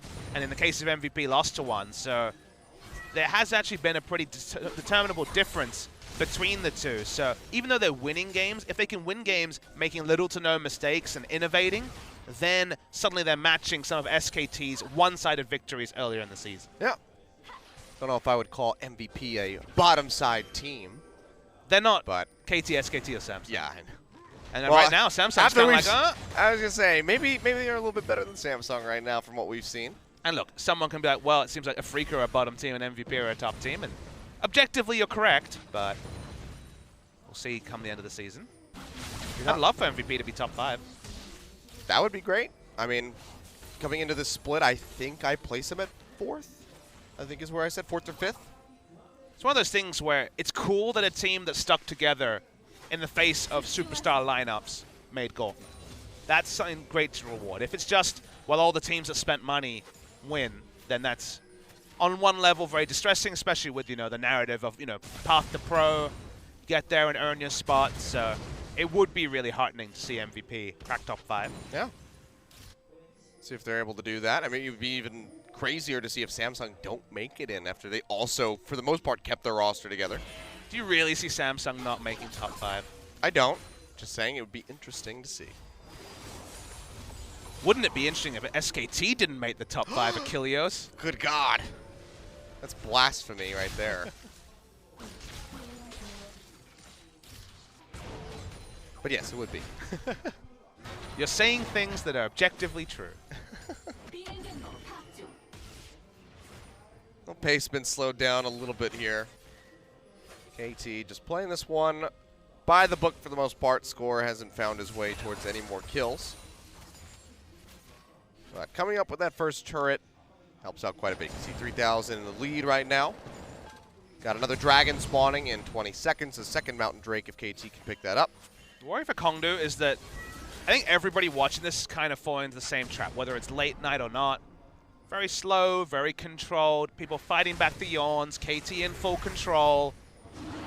If you're Kongdu, the mistake comes when suddenly the control wards have been around Baron for 5-6 minutes, and then Baron is instantly deleted. Now, Baron's not an objective just yet, but something like the Mountain is already looking like, well, I don't really think we can test this. Smite super early, but doesn't matter. And if that happens around Baron, then the game will be decided without any more bloodshed. So you can only lull yourselves into a certain level of comfortableness if you're Kongdu Monster. You're not out of it yet. You're still competitive, but any more advantages stack over to KT and double Mountain Drake and some map control around Baron, and this game's over. Oh, Pawn coming over the wall looking for Ed. Shockwave comes through, but does not matter. He has already disappeared. Pawn's going to try to jump in, takes a lot of damage, heals it back with the W. So, decent trade on to score, but he's still the one walking away with an additional kill. 3-0 on the Kha'Zix, as every single kill that KT's been able to pick up. And while this was a concern in game 1, or our first match of the day rather, I don't know if we're going to see that same level of concern here for KT. Kongdu do have good tools for late game team fights, but I do take your point. It seems less likely. Pawn somehow missed the backline minions there with the big one. Maybe that should be more concerning. He doesn't do things. He doesn't do well with things that concerns backs. So backline is not good for him. That's fair. God, I'm so sorry. That's awful. I've come to expect it again. Yeah, yeah. It's just trying to make something happen because nothing else is really going on. Well, this is your chance. Open mic night, Achilles. You don't have to talk about the game right now. Give us what you got. I'm more of a karaoke guy as opposed to stand-up. Then take the mic away, Achilles. What you got for us? I know that you've got the sick karaoke going on. I've heard some of your you busting out some tunes. Oh dear. All right, give the OGN Legion a sampling. Not necessarily, you don't necessarily have to sing, but give us a sampling of your playlist. Like we're hitting karaoke, which is Noraebang in Korea. Right. What do you sing? What's the one you request? All right, the go-tos, I suppose. Most Queen songs. Okay. Somebody to Love, Bohemian Rhapsody. Under Pressure. Crazy Little Thing Called Love as well. Sure. You got those. Anything Billy Joel. Everybody who's been watching since I joined knows how You're big being of Billy Joel I am. misleadingly classy about your request. You've got some. Oh, no. There's some other ones in there. Don't worry. Sometimes there's some My Chemical Romance pops up. Sometimes? Yeah. Sometimes, on occasion. Michael Jackson. Sure. Occasionally. Well, if this game doesn't The take Killers. Killers is a good one. That's a big one for you, too. That's true. I know you love some Mr. Brightside. Oh, that is definitely the icebreaker song at Noraebang, for sure. See, my problem is that they don't have all these things that I've done in Korea at Noraebang. I mean, I'm sure some place has it, but for The the set places list I've is been pretty to do not standard have for that. English, unfortunately. It's better than Taiwan, I'll tell you that. All this time that we've digressed, things are building, but it's just a vision battle so far. Waiting for either an Ash Arrow to come out or for Kongdu to actually contest things, because for now they're just losing the vision battle slowly. Bond's going really aggressive, gets a lot of damage down on the Cougar, has the package ready to go, just threatening them back. He will go ahead, burn it to jump up the lane, but that's a turret going over to KT. And that's something you should celebrate from Pawn. That's something that not a lot of mid laners would do. He had the package up, he had flash up, he knew he was safe. The obvious threat of his team was there too. So the way he zoned off was really cool as 3 members of Kongdu matching KT. Yeah, it's going to be the depth charge in onto Pawn. He flashes around the backside of the wall to keep himself safe. Punch comes in, jumps in on top of Smed. He takes a lot of damage, but look at the burst coming through from the Corki. Tether won't connect from Mata as he flashes away. Shockwave in onto Score, barely living. One more shot would kill Smed, but he flashes away from it. He'll stay alive. Looks like that might just be the disengage, as the members of Kongdu do have to respect Pawn's damage. So he's still quite healthy, can push forward. Close calls for several members of KT, but overall they come up with that turret. Yeah, so many summoners available means that no kills are granted, but we see a little preview of what we could hope for in future fights. Only 4,000 gold, which again has been mostly bloodlessly picked up by KT Rolster. There is still a good team fighting comp available to Kongdu Monster, but this is kind of edging towards the maximum of safe objectives to pass away. The next Drake will be Infernal to complement 2 Mountains. Kongdu have to do something about that. Then you get worried about trying to contest for vision around Baron, because for now, you can go for it, but if an Infernal comes in, you face check a Maokai or an Ash Arrow, and Baron will die instantly on the side of KT. Yep. See Roach even taking quite a bit of damage here from Pawn. Still stacking up those resistances. Has the Spectre's Cowl and the Sunfire Cape. Smeb, though, trying to hold on to this turret. Arcane Smash clears out majority of the way, but with Punch here to back up the team, they will be able to take that down. So the first turret acquired for Kongdu Monster, but they're going to lose that tier 2 in bottom. And very quickly, Double Mountain Drake, remember, also effective at those turrets. Triforce, as you say, good rotation, and it's a trade up at the end of the day. It's an outer turret in top compared to an inner turret in bot lane. Now the safety around Baron is getting just insane for KT Rolster. It should be, sorry, around Drake, I was actually meaning to say, around the Infernal Drake. So Infernal Drake take will be very safe. You see plenty of wards in the side, starting to be cleared by Kongdu Monster on their red side jungle. I mean, it's a bit of both, because Roach has always got to be at the bottom side to clear out that wave. And Pawn's looking for some assassination plays on this Corki. Yeah, he's got Mata Yeah, here well- with him. He's going to wrap around the back. They see Soul, but meanwhile, Mata getting caught out in the jungle. Tidal Wave comes through, will pop up score. Punch jumping forward, trying to kill the Karma. Hits the Bola shot, but he's still rather healthy. Pawn goes forward, takes out Cougar. Curtain call. Desperately looking for Pawn to try to take him out. Won't be able to do so. Smeb goes in, gets a twisted advance down onto Punch. Doesn't have enough W stacks to cleanse that one off, but gets the shield out from Orianna to keep him alive. He's dangerously low, so has to peel back. Looks like that's going to be the only kill as the Nami does go down, but now KT, they're poised to go ahead, rotate over, and take out that Infernal Drake. And the most important thing is they're pinning down Kongdu and forcing them to react from bot to mid as safe as possible. They can't even go via the route next to their Raptor camp. That is how much KT have the control over this area.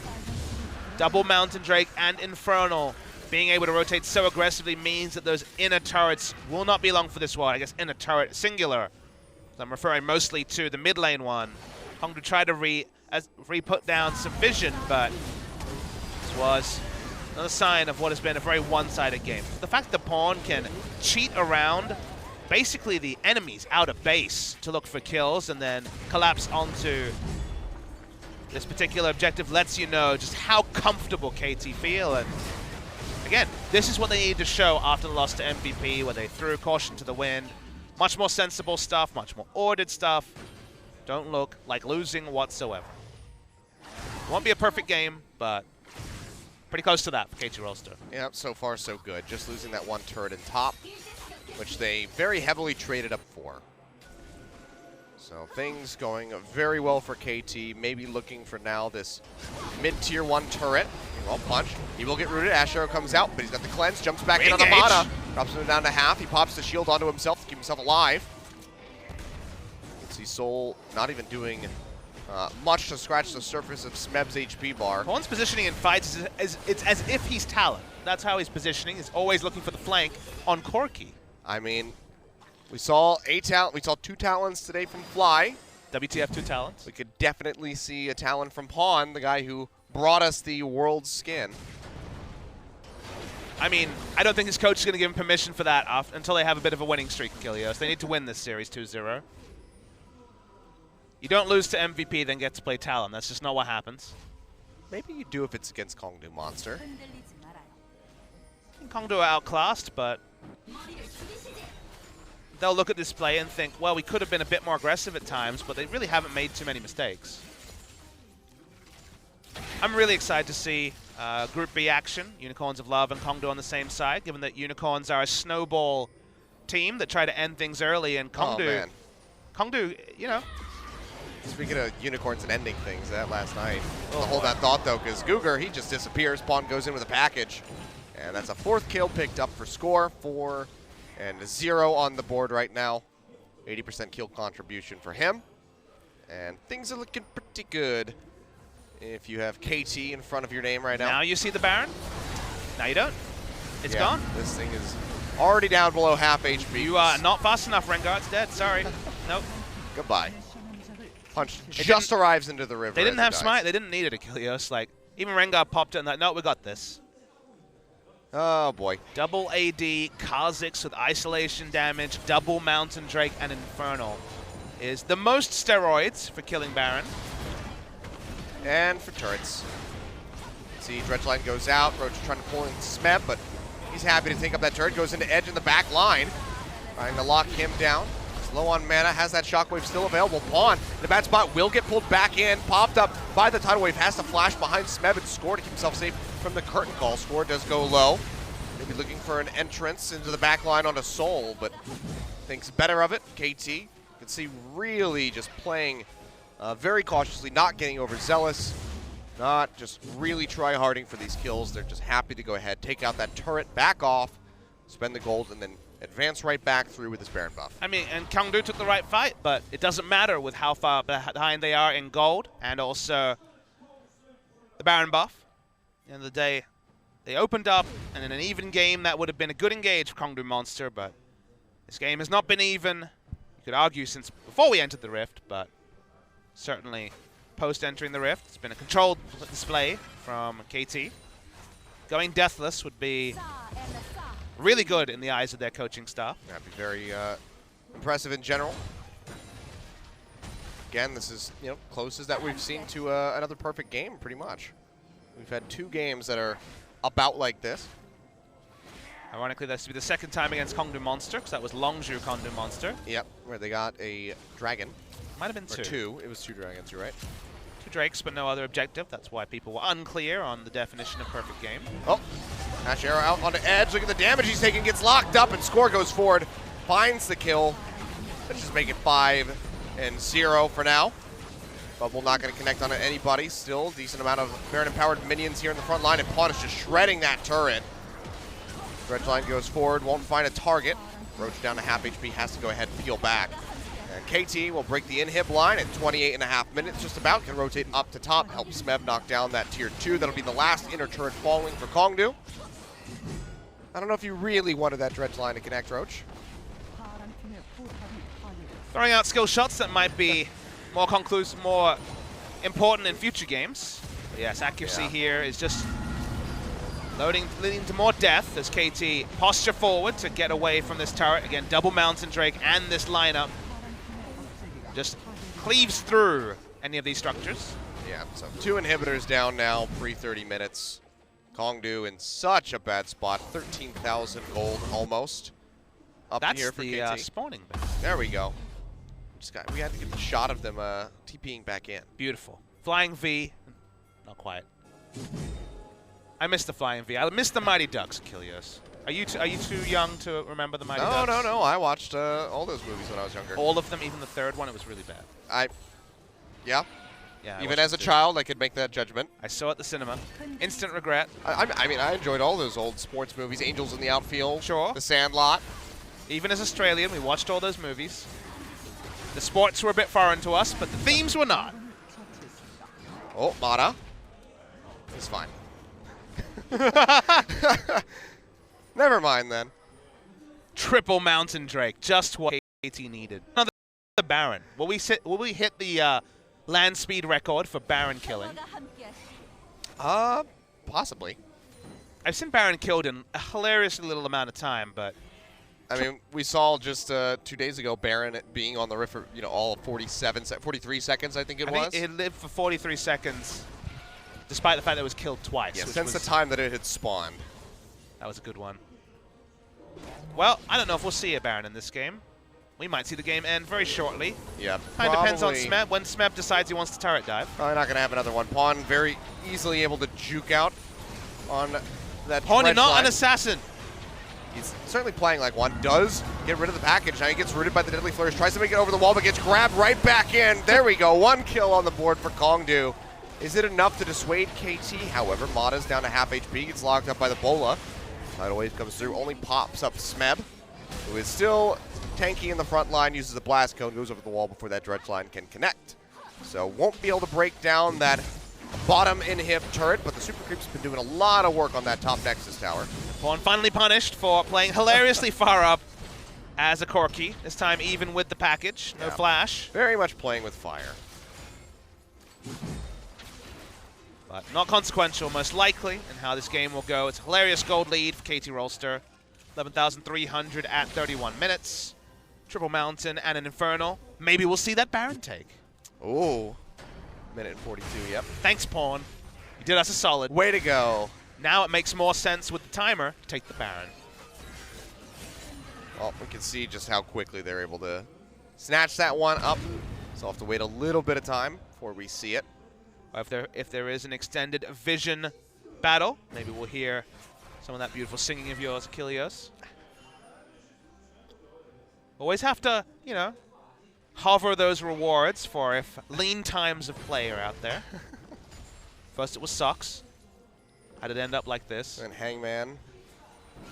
He didn't take my bait there. AMA, I'm just gonna... You're right, I'm not going to. You and your Mr. Brightside. It's a great first song. That or Complicated. You're Avril Lavigne. We both have some interesting ones that we toss out there. That's true. Not much interest in this game. Very straightforward from KT Rolster, barring some amusing positioning from Pawn, who for once is not in the base of Kongdu Monster. Oh, Dredge line on Namada. Gets rooted down. Bubble will fall short. Ash Arrow comes out, finds Soul. Limited follow-up, however, and the tidal wave won't really connect. Turn call coming through, punch jumping forward, trying to get rid of score. Mata goes low, the shield comes out, but it doesn't matter. Shockwave is able to take him out. Smeb diving in underneath the turret, 1v5. Will get locked up, will go down, a double kill going over to Edge. They are able to get punched in the end as Pawn finishes him off. But KT, all they really have to do is occupy Kongnu Monster because the Super Creeps yet again are knocking down the Nexus turrets inside the base. This is not what you want to see from KT. They're playing with fire like you said, and sure, it's very dull fire. They're not going to get burned and killed by it most likely, but they could have just sent one person to push up both those waves earlier, then gone for the percentage play, which is either to wait and take the Baron, or wait till the minions push in and then take this bot lane inhibitor turret. Instead, they tried to just play too cute, once again are punished. It's unnecessary. The minion wave in mid should not be allowed to be very close to their outer turret when it's still super minions pushing in. And they're still, Kongnu Monster were well farmed, if not well fed. Unnecessary for KT, and these are the things that I see and that I really have to become frustrated and criticize KT for, is they should be better than this. They don't need to be playing as binary as they are. And MVP were good enough to make them pay for it. And while KT have been better today, they don't need to be this rusty. Definitely still poor signs for them as they get ready to go into that telecom war. But then the telecom war, you could also, as a KT fan especially, say, KT have looked better against top teams. So sure, they'll level up playing against SKT. To me, that's... I really reward consistency. Leagues are all about double round robin. Best of 3 leagues are all about how do you do against the field. And to me, I look at how teams do against the field, but when it comes to Gauntlet, it's all about being clutch, right? I watched the English Premier League when I was growing up, and that was not about clutch play, it was about consistency. This is both. So I have my own evaluation ranges, but KT versus SKT will be a firecracker whichever way it goes. Well, the Baron's up. They cleared out the vision around the area, so KT could go ahead and try to push in for that. See just what they want to do here. Sweeping through the jungle, they'll find all these control wards and just completely eradicate the vision of Kongnu Monster, take away that blue. But the inhibs are back up. Kongnu do not have to be stuck inside their base. And they might just have to make the Hail Mary to try to defend this Baron if that's what KT decides to initiate on. I mean, Kongnu are in position to defend against a mid lane push and the Baron, but we're out of position to protect against the push onto the inhibitor. They have insane Baron taking. We started at 35-20. So let's see how fast it dies. It's going to die faster than Rengar can get 5 seconds. Absolutely. Just 5 seconds. And now Smeb, he finds Punch, locks him down. You can never be fast enough against this Kongnu. As this Kongnu team against the Baron take from KT, as you say, about 5 seconds, between 4.5 and 5.5, probably about 5.3, if I was to guess. All right now. I mean, when we're talking about records, you know, someone hopefully can time that. Can't get much faster, if you think about it.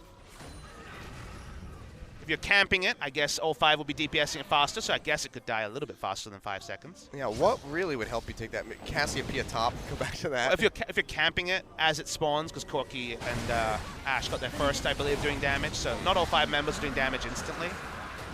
But again, that's fair. We're talking about tenths of a second to do it much faster than that. And now they have an Elder Dragon on top of it, so that's a 4 buff Elder Dragon, 1 of them being Infernal, 3 of them being Mountain, so the very few remaining structures that Kongnu have inside their base are just going to get probably close to 3-shot on a Triforce proc by Pawn. Waiting for it. Nope. Okay, never mind. Overrated it, Achilles. Yep. He's not doing enough damage. Are you sure? Did you see Guger's health? He's not doing enough to structures. He's really messing up Guger's day, though. Now, I want to see a Ziggs with this. That would be disgusting. Hey, man, we've seen Def play it. We know that it's in his wheelhouse. KT didn't bring up the minion wave, so actually this is more of a standstill than it looks like. Kongnu still have to be very cautious, so they will be able to knock down that turret, but the minion wave won't be crashing with super creeps for a considerable amount of time, so that just means KT likely going to go ahead and back off and maybe head towards bottom. Try to get rid of that last inhib, if not just shove straight up the mid lane and try to end it. Almost 14,000 in the lead at the moment. It's not a game I'd love to VOD review with KT. Not a high action game for sure. Not so much for the fans, but much more for the fact that this game could have ended 10 minutes ago, maybe more. KT have been in complete control and then made some issues, which has led to resets, which led to backs. In this case, not having the minion wave meant that they can't end the game for any plays around there. So just interesting to see ways this could have been cleaner, but KT don't want to make mistakes. They made perhaps one series of mistakes. You could argue Pawn as well made another mistake, but otherwise this is about cleaning up their play going into the Telecom War, which will be their next series. All right, well, here we go. Turret barely recovering from the last time KT was here. No one can walk up, though. Redline connects on the score, still very healthy. Roach just getting destroyed. Ash Arrow connects, and he goes down. Pawn finds the kill. Redemption only going to heal up Punch. And Smeb is still hot on his heels, goes back in with a Twisted Advance, just chunking him down steadily. Arcane Smash plus Rocket onto Cougar.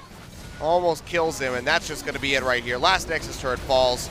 38.5 minutes, a lot dirtier than you would expect from KT against Kongdu Monster, but they take him out in game one. But it's only dirty because you expected them to come in completely pristine, and they weren't. They had a couple of specks of dirt. They unfortunately couldn't avoid the patch of mud on the way to their destination, but their destination was always assured. That would be a game one victory, which looked on the cards even before the first kill of the game had come down. So on the whole, good stuff from KT, especially given what we witnessed from them on the Rift the first day of this match week. Kongdu Monster just didn't have the firepower. It felt more like the implied storyline of superstars versus up-and-comers. Not embarrassed, but not really in the same race that KT was in. Yeah. So, Smeb takes a sip. Deft feels good because he won his first game on his anniversary day. And for now, the fans for KT are happy. Could have been better, but that didn't matter today. Yep. Still on pace here. KT Rolster for that 2-0 victory to retie SK Telecom at the top of the standings. And then it all culminates into that big Telecom war a week and a half from today.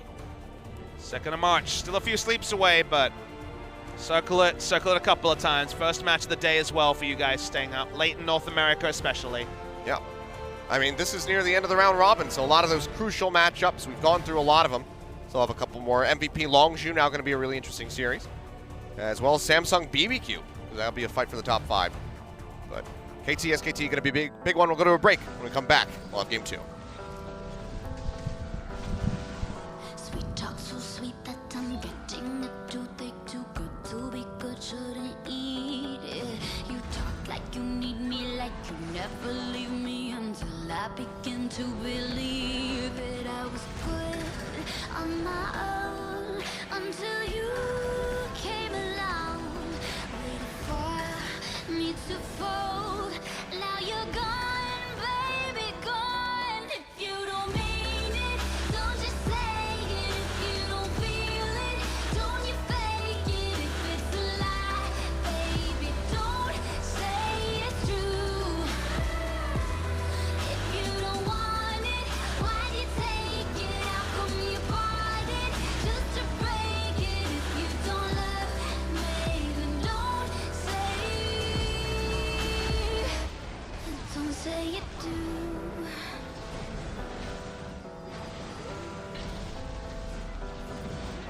Days pass since I'd seen a trace of your face. With a million things caught your attention. I beg, just be honest. You said that you promised. My disbelief lost its suspension. I was good on my own until you came along.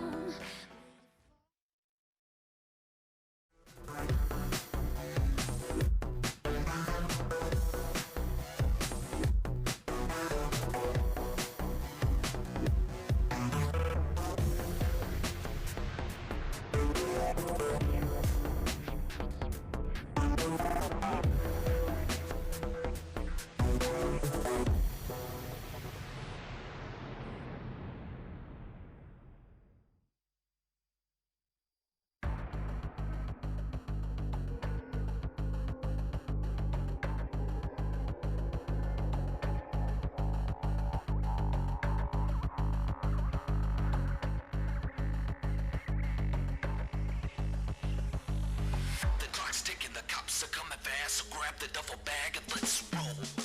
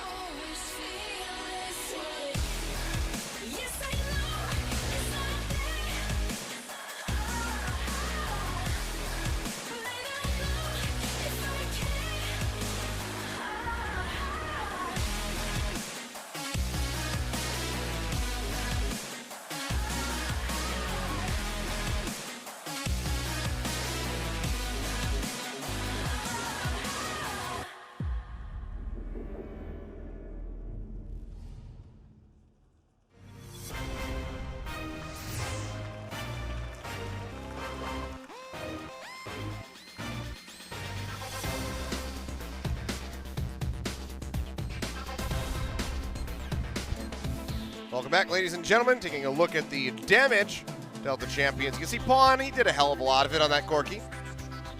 As you would expect. It's what Corki does, but this was some assassin-level Corki from Pawn that one time cost him, another time, especially around the top lane outer turret, I thought was really smart. But he kept pushing because that's what good people do. They push and push, and they learn their limits.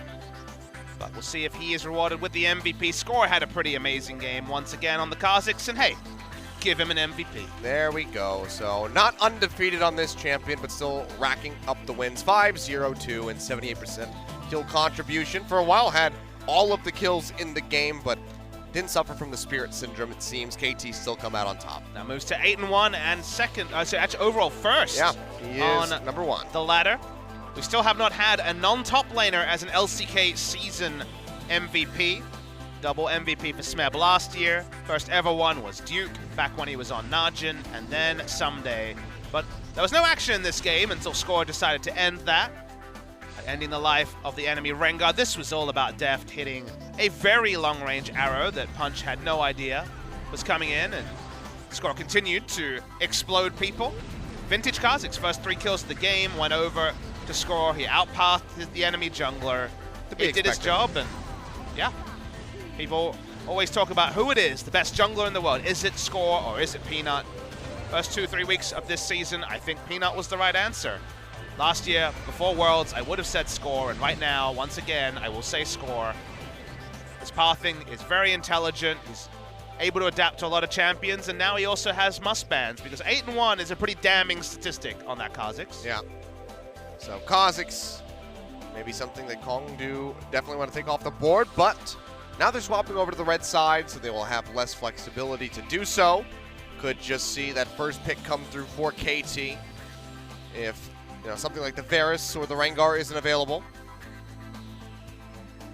See how much they want to just play. I guess it's one or the other, really, so one of those would probably be the first pick. Rengar will almost certainly be the one left up.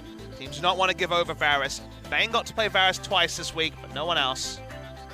He's the only Varus player, because it turns out SKT has a couple of must bans against them. This Faker guy is not bad. Loading onto the Rift for perhaps our last game before the IEM break, and also our last game till we resume on Tuesday, the 1st of March. The last game of February for us will be Junior Tigers and Samsung BBQ when we come back. And then just the next day, KT versus SKT. First match of the day, so you guys watching back in the States, in Europe, etc. Be a bit of an easier viewing time for you. But you can see right here, Kazakhs banned away by KT. They want to play something different. It's going to be Rengar. So, yep, looks like Rengar will be the thing on the board for them. If not, then the Varus would be available for them, because you have to expect that Kongdu will be banning Varus right here. Ooh. Okay. I like it. Ah, good adaptation by Kongdu. Look at Kongdu. They still got some pick ban chops, so like, we want one of them. I think you take the Varus. Punch didn't do that much on the Rengar. Def seems pretty static, actually. So he's just like, all right, 4-year anniversary, what a gift. He's 5-1 on the Varus so far this season. No one's got much of it this week. As I mentioned, only Bang had got a chance, but I'm a big fan of trading things. There's still good wave clear available. Probably going to have to be taken by Edge in the first round, otherwise the AD carry bans will start coming in. Soul is the crown jewel of Kongdu Monster, so maybe he's got something special ready to go against the Varus. Sivir was one of the picks that Kramer in particular was showing could deal with the Varus better than you'd expect. Not fantastic, certainly, but better than you expect. And hey, maybe Score is going to play Graves. All right, yeah, we'll go ahead and lock that one in. So Graves coming through from him. We've seen how powerful that champion is on the current patch. Now Pawn, he's flashing the Talon at us. It would be a blind pick. Do we get 3 blind pick Talons? No. We get a blind pick Maokai. We get a blind pick Maokai. Smeb having a little laugh there. But see, now Pawn has a case. Now he can be like, hey, because now the coach is like, I didn't see the VOD. I can't let you do that. But now he's got some VODs to show his friend. It will be the Sivir pseudo counter. The way this works is that a lot of the trades that really allow a Varus to win lane is when you hit the enemy AD carry and also push the lane with a single Q. Now Sivir will walk up, be able to spell shield the Q or the ultimate, depending on the level, and then push out. So while you do lose lane, relative to the Varus, you might have your turret chipped out. it's better than a lot of other matchups into Varus, and also Sivir answers Varus in team fights because turbo speed for a fairly immobile AD carry is pretty happy times. Looking at the bans now, surprising first ban of Echo. We have seen a lot of mid lane Echo, but it's been a specialist pick rather than a general pick. Does also seem to indicate that Edge wants to play Syndra very desperately. So Syndra versus Corki is looking like the very likely mid lane matchup if you follow what these bans are suggesting. Nami, the second and final here from Kongdu Monsters. They're just trying to limit Mata as much as they can. Played very well on the Karma in game 1, so now has some limited options. Misfortune still available. So could go for that heavy harassed bottom lane. Nautilus will be the ban out by KT. We saw that as the answer for Smebs Maokai in game 1. So if Roach wants to try playing the Rumble, he very well could. But Syndra is picked up for Edge here in the mid. And we might see another Thresh today. That'd be Or cool not. to see. We saw Wraith play Leona already this season. Mata might be getting frisky, saying, hey, Pawn can play silly champions, I can too. It'd be fun to see an Alistar. I haven't seen Alistar in a very long time, but seems like Thresh might just be it. There we go. Gets locked in with the Varus. Very famous pick for Mata as well. Back in Season 4, he was known pretty extensively for that Thresh. And now we wait and see if Corki is drafted. If it was last game, the answer will be yes, because we went Ultra Standard. But there's also this pocket pick that Pawn likes to play. He likes to play there we go. the Ahri into the Syndra. He actually likes to play into the Corki as well, ironically. Ahri versus Syndra. Matchup that can go both ways. I'd give the advantage to Syndra because he has the targeted ability with the ultimate to be able to answer the Spirit Rush. But it's also a mage that likes to fish for Qs, and then you open yourself up to a charm and can potentially be all in. So it should be a fun one in the mid lane between Edge and Mata. All right, Poppy, the final pickup here. No fun there. Yep, just fun police in top lane. Another wet noodle fight, so deciding, okay, you know what, we're not going to go for the Rumble again here, Roach. Put you on something a bit more consistent as they snatch that one up for themselves. So, okay, so yet again, Pawn moving over towards this Ahri. In Korea, by far his most Korea-played champion is, for Mata, is the Thresh. These are only Korean stats. I don't have the LPL stats in front of me, but 42 games, 17 more than his second most played, which is Sona, which lets you know that these stats are mostly pretty old. Yeah. 31 and 11, 74% win rate. His Thresh was something majestic. It was all about Mata and Mad Life back in 2014. All about KT Rolster today. Good performance from them in game 1, but still a couple of things to tighten up. Smeb's taking my advice to heart, apparently. He doesn't play anything other than Maokai. Nope. None of that Shen nonsense. Taunt Flash is way harder than Flash W, it turns out. This is a fun one, though. It's cool seeing Pawn on the Ahri. Syndra might have targeted abilities, but the mobile versus mobility, just like the Sivir versus Varus matchups in some ways, so cool to see. Something a little bit different. We'll see how Soul manages this one. Has been the shining star for this roster for quite some time, going up against the shining star on his 4-year anniversary. So tall order here for Soul to command this bottom lane, but a lot of wave clear from that Sivir Karma duo. Also, Mata's first game on Thresh back in Korea. Going to be fun to see. Wait for some cool hooks.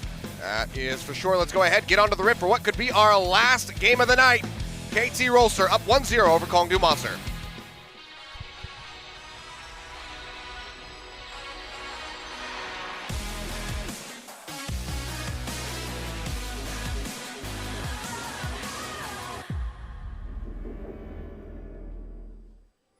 소환사의 협곡에 오신 것을 환영합니다.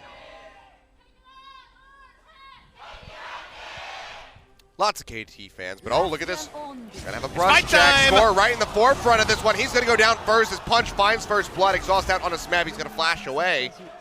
Punch. He's got the bush jump. Does he want to chase in? He does. Pawn does not do a lot of damage yet.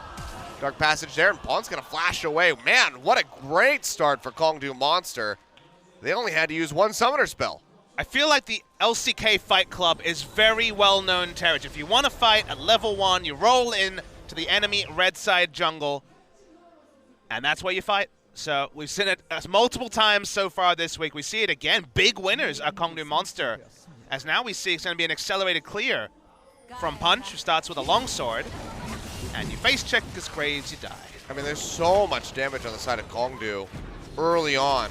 And the moment that you're overextended in a jungle fight against a Rengar, you know you're done messed up because he is very maneuverable in that territory.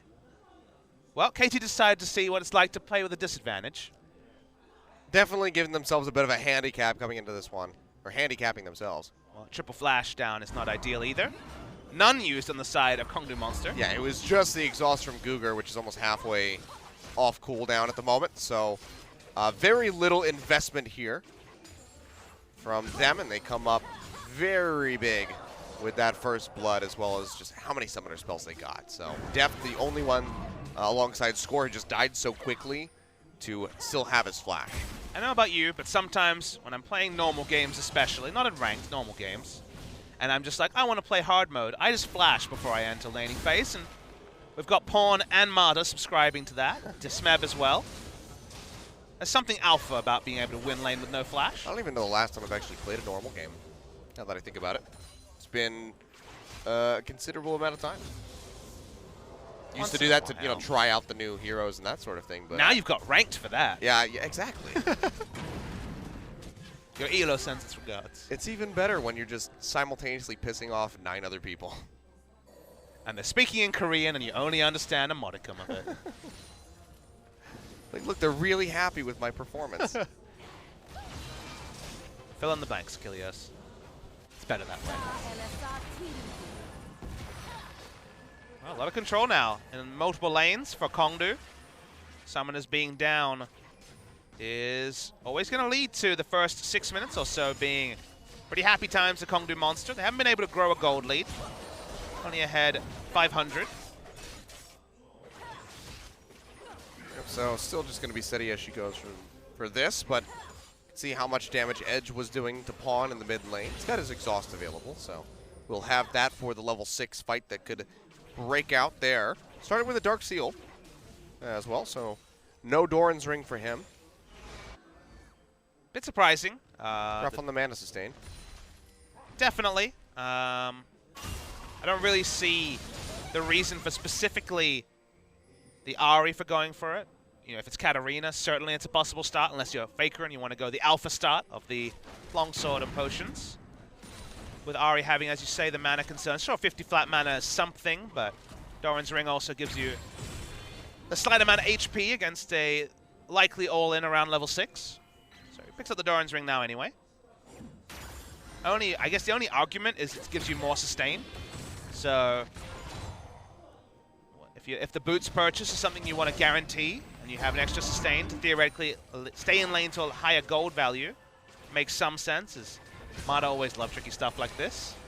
Faking a Lantern gank and giving Death safety over picking up the Cannon Minion. That's why he did it when he did, because Cannon Minion was getting low, and he didn't want it to be contested by a Mantra Q or something on the side of Kongdu Monster. The score doesn't... Oh, there we go. Just realizes now that there is a ward there. Punch shoving in around this top side of the map. Looked like Edge was starting to cheat up, but, oh, there we go. Yeah, he's coming up the river. They might want to go for a dive onto Smeb, but he kind of sniffs this one out, so he goes ahead and peels back towards that tier 2. Read that story before. Even at level 5 and mostly full health. Safety first for the tree. Doesn't start his recall because he wants to pick up some minions. He knows that Rengar, you know, the opportunity cost of staying any longer would be too high, so doesn't have to worry. He can just poke his head, make sure there's no future dive coming. Return to CSing in top. Yep, for the most part, going to be pretty even across the board. Almost at the territory where those flashes are back up.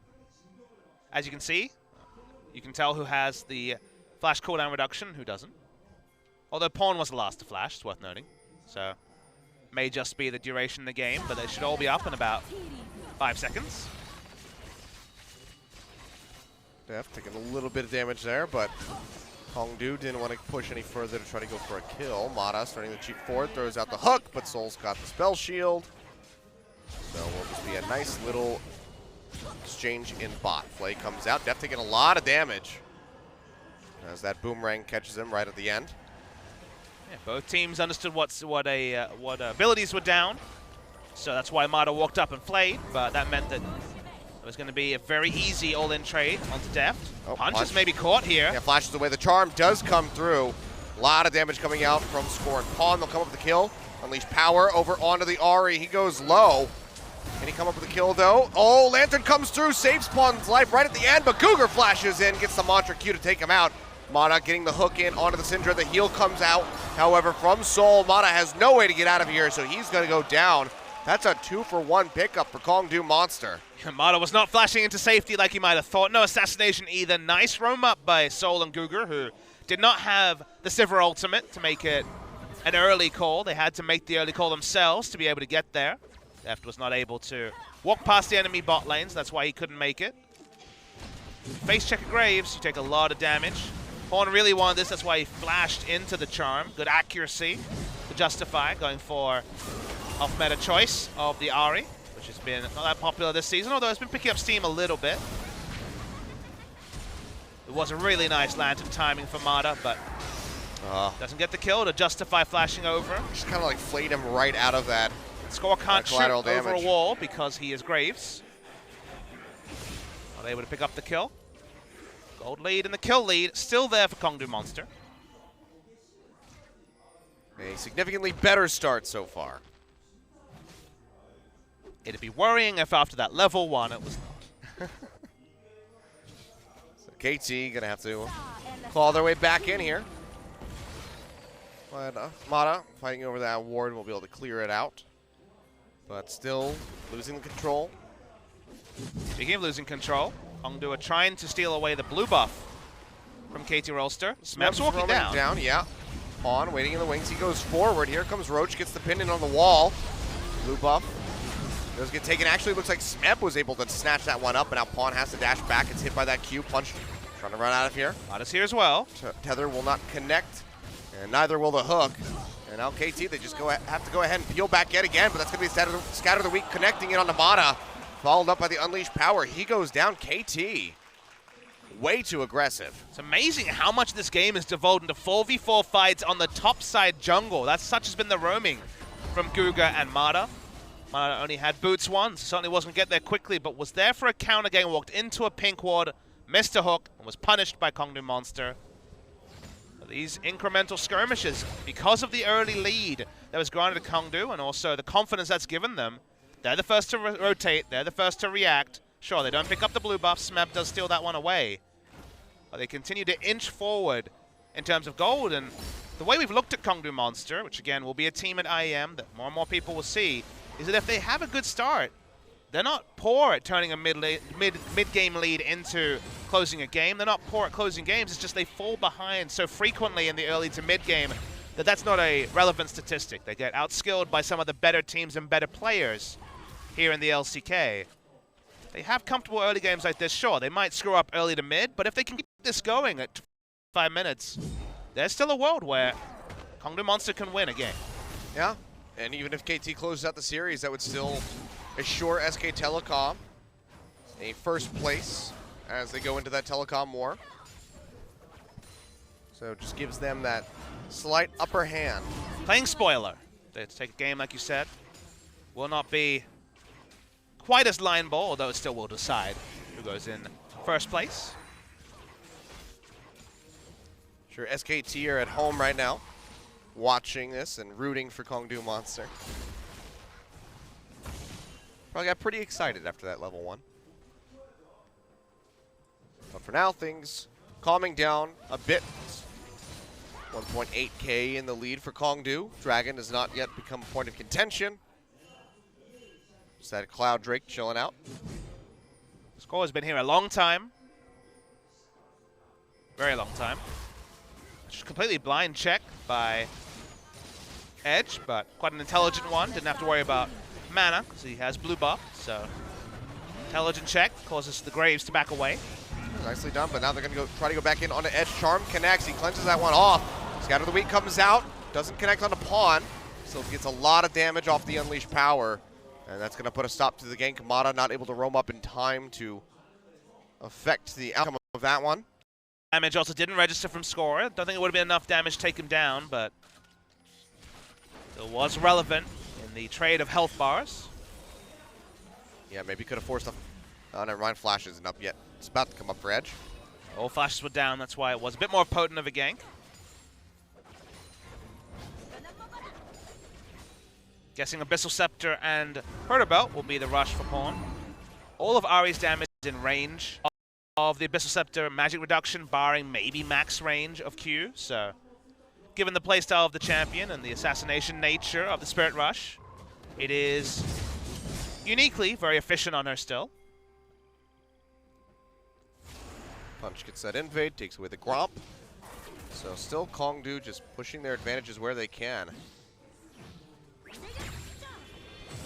It is 2000 in the lead now, but still no one really wanting to pick up this Cloud Drake.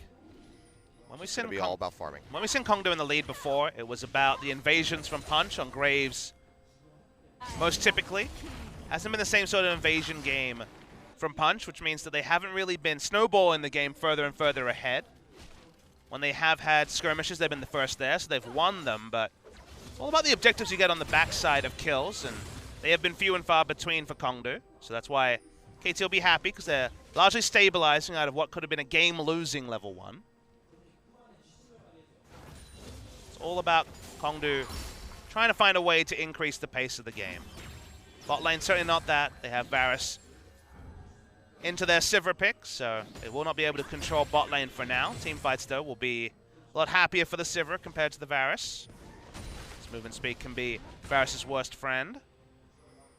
But play around the mid lane, I think, is something that's very strong for them. Exhaust is down at the moment. You tie up, and even after a flash, you will be able to do enough damage, most likely to take down the Ahri. And just given the reality of Syndra and Rengar, with both players feeling confident and willing to invade, plays into the enemy jungle with the Syndra's power and Rengar doing well are the sort of things where contesting enemy blue and red should be a very realistic thing for Kongdu. And it's their second visit to blue buff and second steal. Yep, just take that away. So, not massive gains, but still pick up a couple things. Oh, the hook. Not going to connect onto Cougar. So won't be able to try to come up with that kill.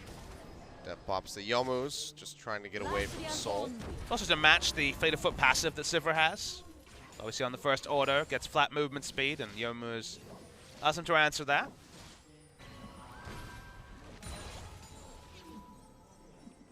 It's a cool back animation. They have a couple of those in the game. All the SKT skins from last year, quite nice. Modest using his own skin. Just because. Must feel so cool to have one. Based on your own Faker excellent play. Faker doesn't think so. He doesn't use them too much. He uses them once. He's like, okay, this works. This is what I look like, fine. And then he doesn't use it anymore. The Ryze skin once at Worlds. I'm telling you, it's just until he gets that Ahri skin. It's apparently on the bucket list. Sooner rather than later.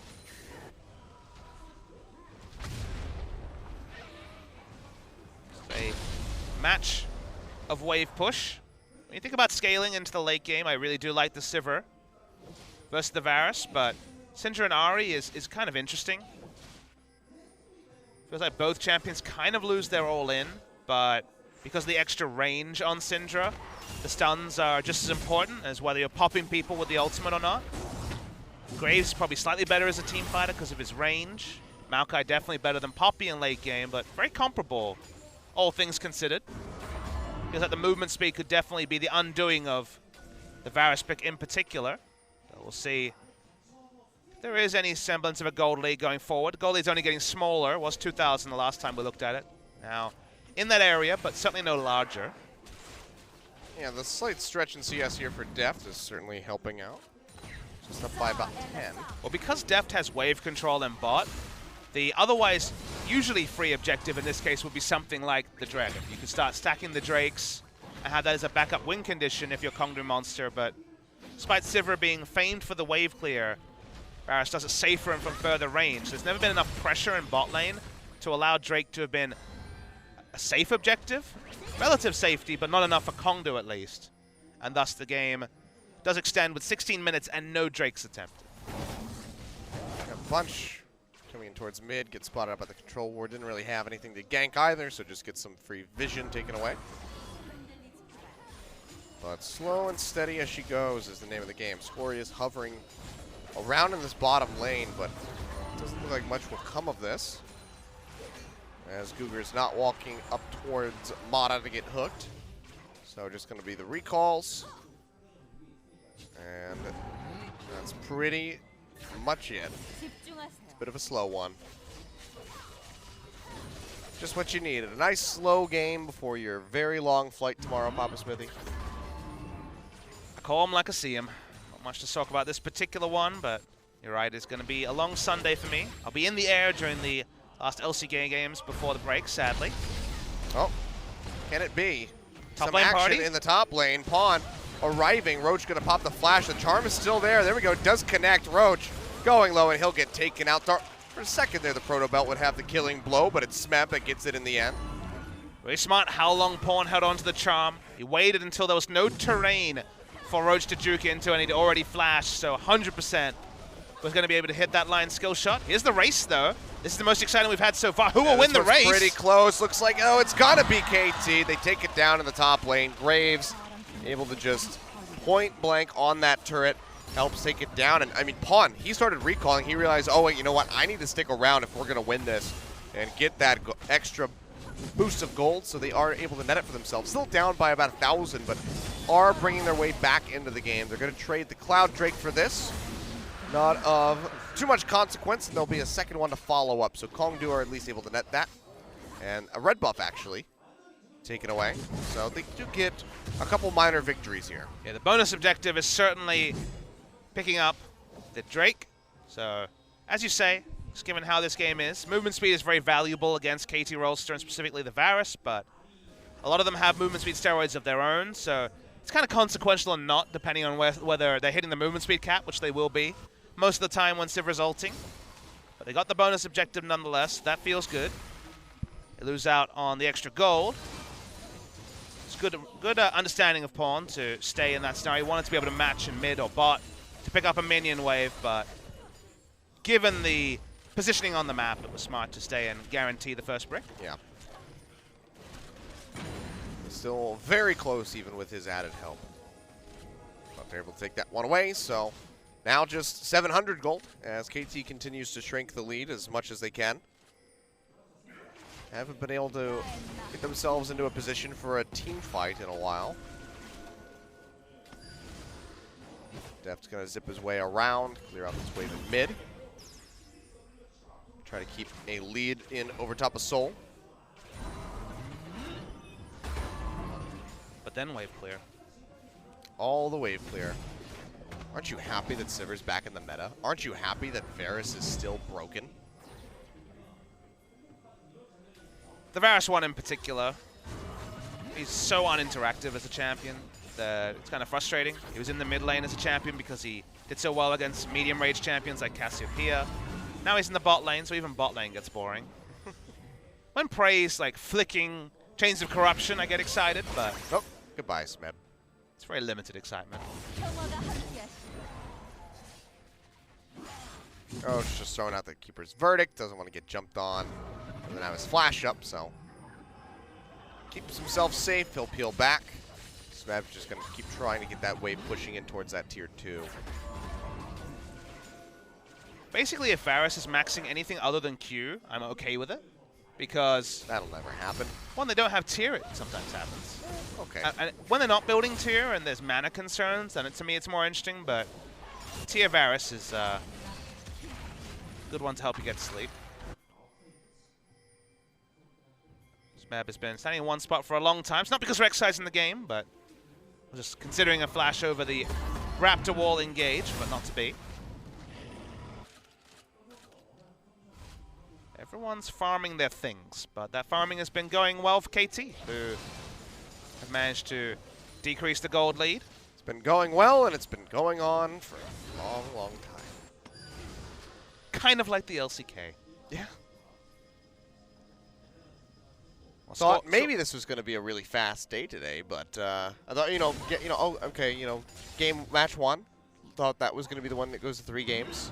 KT still look like they can close this out 2-0, but if they can keep clawing back like this, but it's definitely less concise than you would expect. To me, this is kind of the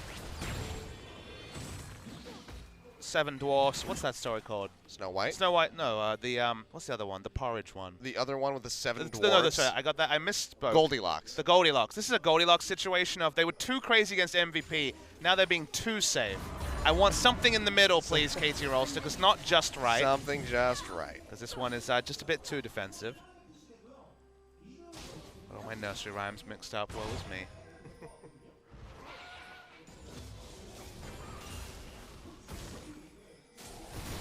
Bit too slow and steady here to continue the nursery rhyme topic. That will definitely put people to sleep. Start telling all those classic kids' tales. Pawn, you got a turret. Yeah! Woo! Something died. We are very bloodthirsty here on this stream, it turns out. I hope that wasn't too loud for the stream. I might have broken somebody's eardrums right there. Our pop filter's pretty good, so. That's true. Pop filter's fine, but hopefully the auto balance on the audio is just as good. KT being able to maintain the vision line that they have is the sort of thing that Hongdu should take away, that this haven't been as decisive. Maybe that it's one of those nameplate things where after the start it feels like they could have played pretty reckless and with some bravado and tried to snowball things and contested buffs, and they were good about stealing away enemy blue buffs, but no visits to the enemy red side jungle, perhaps because of the safety of the Varus, has slowed the game down, and now KT wins the fight and they'll be pretty comfortably ahead. Yeah. Kongdu, they need to do something proactive to try to get themselves back into a comfortable lead if they want to be able to close this out and take us to a game 3. It's definitely tougher opposition than you would have expected for KT. Resilient is the word I'd use to describe Kongdu today. Yeah. That's a good way to put it. They know their setups, they're well drilled. They haven't really made many mistakes, but they haven't necessarily made many decisive plays either. And that's why when they were behind, you knew they were behind, and they didn't really look like coming backers. Oh, Spell Shield, that'll eat that Chain of Corruption. So Deft's not going to be able to come up with a kill, because why would we want kills? Exactly. We can go back to line wave clear. Give me some more sweet, sweet Varus against enemy minion waves. No Def, get back to mid. There's no minions there. Phew. I was worried for a second there. You guys can raise your Kappas in chat if you like line wave clear. Raise your Kappa Prides if you like action. I won't be looking at it. Maybe we just have to have one of the Vs. We lost Victor, we got Varus. Both of them equally exciting against minion waves. Maybe Vel'Koz will come in. He's got sick line wave clear as well. Maybe now we're learning. Vayne missed out on line wave clear with a V. Yeah, she needs a static shiv. It's about as close as she could get. Certainly a far cry from the aforementioned 3 V champions. Sterix Gauge on to score. When that item was broken, it was pretty common. Okay. Decent anti-burst tool. We've seen this every now and then. I remember, oh god, when this was on the Callista build. But that was back when Sterix Gauge power level was a lot higher. Yeah. This is more just a I don't want to die instantly to Syndra item. Shows you how people feel about the more Malmortius these days, to see Sterix built in its spot. It does give you some mixed damage protection, I guess. Well, we have a big group up in top lane here for Kongdu. Soul still hovering around in mid. Nice charm. Yeah, it doesn't get too much damage down. Pawn, though, you can see, getting hit by the tip of that boomerang. Still gets chunked out pretty heavily. But just the tip. Just the tip. Nothing else. More he didn't get hit by there. the full length of that boomerang. Doesn't do any more damage, unfortunately. Smeb and Roach running at each other. Ooh, he popped the auto attack with the W. It meant that he won the trade. Asserting dominance over Poppy. Good job, Smeb. I mean, you lose the early matchup, so whatever. Popping skill shots feels good. Back when I played in 2010, Vega ulted you, you flashed, the ult didn't count. You could flash targeted abilities back then. Oh, wow. That was long ago. That was very, very long ago. Turned out it made Flash pretty good. They nerfed Flash a million times, still pretty good. I do like that eventually Riot just embraced the Flash meta. They weren't like, well, we can't make a summoner spell better than this. I mean, we've had a lot of summoner spells that came and went. What were some of the other ones? Surge. Surge, yeah. The Kale special. Wraith's like, why? I don't know if support Kale would have been able to pick up the Surge. Surge is still the passive name. I think that's basically the same icon for Memorius' Edge. Yeah, he gets hit by that charm. They go forward, score. Bit of a KS you'd have to think as he comes in, picks up that one. Third kill on the board for KT, and they swing themselves into a lead. Yeah, first sick outplay, but let's see what KT does with it. They've got pressure now that they haven't had. It's been wave clear wars for so long. Sure, Punch is walking around, having a thrilling hunt, but KT finally have some push on the map, but it will be at a cost. Gives Kongdoo Monster the ability to rush mid. The Chain of Corruption comes down on the Punch. Does get locked up. Thresh is here. Yeah, Mata comes in Score! from behind, drops the box. Cougar going low, and now Smeb arriving. Big Arcane Smash, locking up 2 members. That's 2 more on the board for KT. Suddenly this game has picked up in pace, and the Pinks are coming out on the Baron. There is some vision, so, and there's also a Rift Scuttler, so definitely no ambiguity. Let's watch how Mata does his best. There's also the Charm to interrupt Punch's movements. He's got Flash. He certainly could go on a one-way mission to try and steal this Baron. Roche has the Keeper's Verdict. He can eject multiple members of KT. Has to get score, though. We'll see. Looking, throws it out, goes wide, doesn't get hit by anybody. Good peel off going from forward. Pawn. Yeah, Pawn goes over the wall, trying to interrupt Punch. That's going to be the Baron going over. Edge joins in, double stun. They're able to take out Punch in the end and now score in a bad spot. Steric's Gage gets popped. He goes down as Edge finishes them off with the Dark Sphere. But they lose Roach. So in the end, it was about an extended Ace plus Baron for KT. They lose score for it, but they come up big. Yeah, Skull went for the turn. The moment the Edge showed himself, he knew someone was going to die, but they get the Baron. That's the crucial objective. Will finally be a flare point in a game that's been bereft of them. It looked pretty innocent at the start when the Chains of Corruption went on over to Punch. But first Mata and then Score showed up. The exhaust far, far too late on the Graves, who had already unloaded the burst. And now there's Baron buff to complement the strong wave pushing ability of KT. And suddenly, out of nowhere, 2,400 gold lead for KT Rolster. What a turnaround. So now KT, you can see Pawn, going to be moving up that wave in the bottom lane. Doesn't have much vision control, though, so this would be very dangerous for him to stick around for too long. But, you know, you return to KT, hitting some skill shots, getting some picks, and getting a Baron. And remember that Kongdoo had very similar tools. It's not like Kongdoo had a siege-only comp and then couldn't get a pick. They've got Poppy who could come in at any point, teleport in, Rengar, Syndra from range, popping a Sivir ult aggressively. I don't even know if we've seen a Sivir ult the whole game, it feels like, because it just haven't been consequential. I don't think I've heard one. Kongdoo Monster started the game, got a good lead, and then kind of did nothing. Oh, stunned in onto Death. That's going to be a nice one. The Redemption heal won't come in time.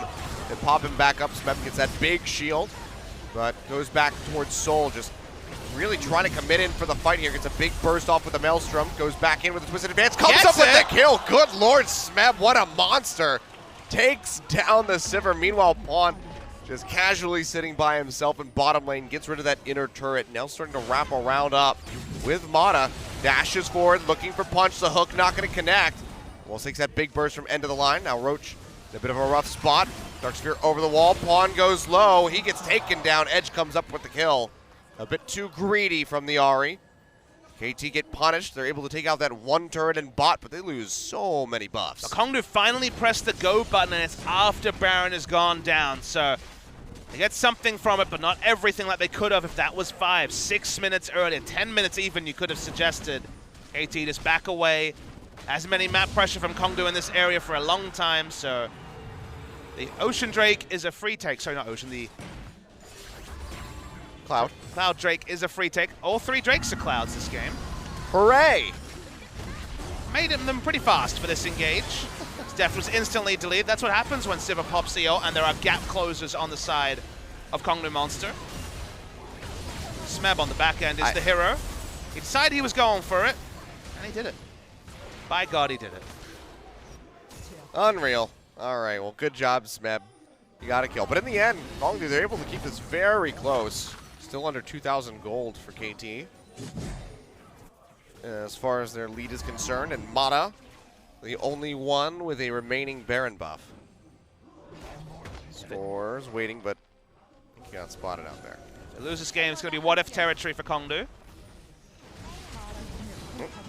Well, respect flash from Guger, trying to avoid that charm. Soul gonna try to sprint out of here. TP's coming through from Smeb, will be canceled by both top laners. It's going to be that deep teleport to try and get the pick onto Sivir. Not trivial to pop the spell shield for Maokai if he's coming from range. Something like Flash Arcane Smash into No. You the W. predict the movement and you toss out the sapling. Oh, very nice. That's how slow you- after all. You do stop moving when you throw the saplings. That's a bit awkward. Yeah. Sapling toss, flash forward. It hits the ground into the Twisted Advance. I do consult you for all my advanced Maokai mechanics. You know, I'm not too bad. That's about the best I could say. The ringing endorsement, you going to put that one in the box? Yeah. Not too bad. That's like one of those things. It's like, you know, what do you think about this product? What do you think about this new gaming mouse? It's not too bad. It's always a bit worrying when you see that on the back of the box. Like, oh, they couldn't get someone with a stronger endorsement than that. The new chicken chalupa from Taco Bell. Not too bad. It's not too bad. Still haven't tried that. Katie Rolster. Not too bad. Not too bad. That Unfortunately, that is the that is what we have to say for that. Punch going low. Looks like he might get taken out. Big heal coming through at the end. Redemption does keep him alive for now. He's looking for a re-entry. Big getting keep his hooked verdict. back in. He goes down, but Mata gets traded forward as Edge comes up with a kill. Roach will fall. No Guardian Angel yet available. Unleashed power thrown out onto Pawn, but it's not enough to take him down. And that's going to be 2 members dead on the side of Kongdu. They lose Mata, but that should be KT picking up another inner turret. I felt like there's a lot of respect given to Varus and how much damage he can do disengaging, because Soul was zoned from the fight the entire time. Shorter range on the Sivir, but usually you want to fight with your Poppy, with your Rengar. With Rengar DPS'd out, Soul seemed to at a bit of a loss as to where to fight. They didn't have vision over a lot of brushes, so Sivir wasn't hitting Ricochet on the grouped members of KT. Didn't do any damage, and that's why KT came up ahead in that fight. 2-for-1 overall. Inching forward yet again as that tier 2 goes down. Couldn't rotate over to mid to try to knock that one out. So that'll still be standing. But now Baron spawning in just over a minute. Vision control wars starting to start coming through from both sides. You can see Kongdu already clearing out that control in the backside of the pit. Mata sees where they're warding though, knows that they haven't gotten anything deeper inside the river. Back of the pit could be warded for all he knows. Complete information as always with these ward wars. We'll clear the back of the pit though. Baron's speed from KT is pretty good, but you kind of need Smeb to commit to it, to take it with any degree of safety, so not a lot of ambiguity that KT will be on Baron when they start it up. MTPs have since come back through. Refund from the cancel, so Roach ready to go in bottom lane. Hook coming out, not going to connect. So he thought Punch was going to juke up towards the base rather than down into the lane. Haven't seen the Hail Mary hook that Mata was certainly capable of for a lot of his career. First game back on the champion. Excited to see how it develops, but for now, larger been answers. Guger, welcome to 4-item def damage. He does a lot. It's going to be even more once that Muramana finishes, because, good lord, it's not done yet. 35 minutes into the game, still doesn't have it. There's a ward in the back of the pit. They clear that out. And now the questions come through from Kongdu. Are they doing this? We'll see them in the river. Punch looking for an entry potentially on the side here, but does get clipped by that piercing arrow. And KT, they just have to stick around and try to defend this turret at mid. Yeah, Minuet is pretty equalized, all things considered, so no other map pressure to talk about. Long duration of that Rengar ulti. Oh. Okay. Shouted and left, I guess. Yeah. Not a long cooldown, but a bit peculiar from Soul. It's like the Scion ulti runaway. That will not be up for about another 40 seconds or so. Still standing in vision. They got a ward inside the pit yet again. Control there in the river. They'll clear that out. TP is being completed by Smeb. Zipping his way in. Sivir ulti not available. It's shields from Cougar to keep him out of arm's reach of Smeb. Movement speed as well. It's KT. They want this Baron desperately. They don't necessarily have forward coverage. It's quite risky. Their turn option was largely the Maokai flank teleport. Now they don't have that. And this would be such a risky play if they were going to go for this one. See them poking forward. Smeb pushing out. Any pick is golden, but I mean, Pawn's in the top lane still.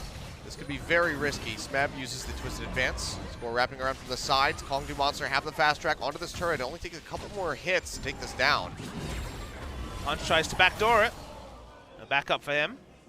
Well, Cougar goes really low. Yeah, desperately low, like you said. Is that enough for them to pull the trigger on this? The answer is yes. Just with Cougar being gone, he's going to stick around. Hook comes through on the Roach. They're going to try to turn straight in onto the Poppy.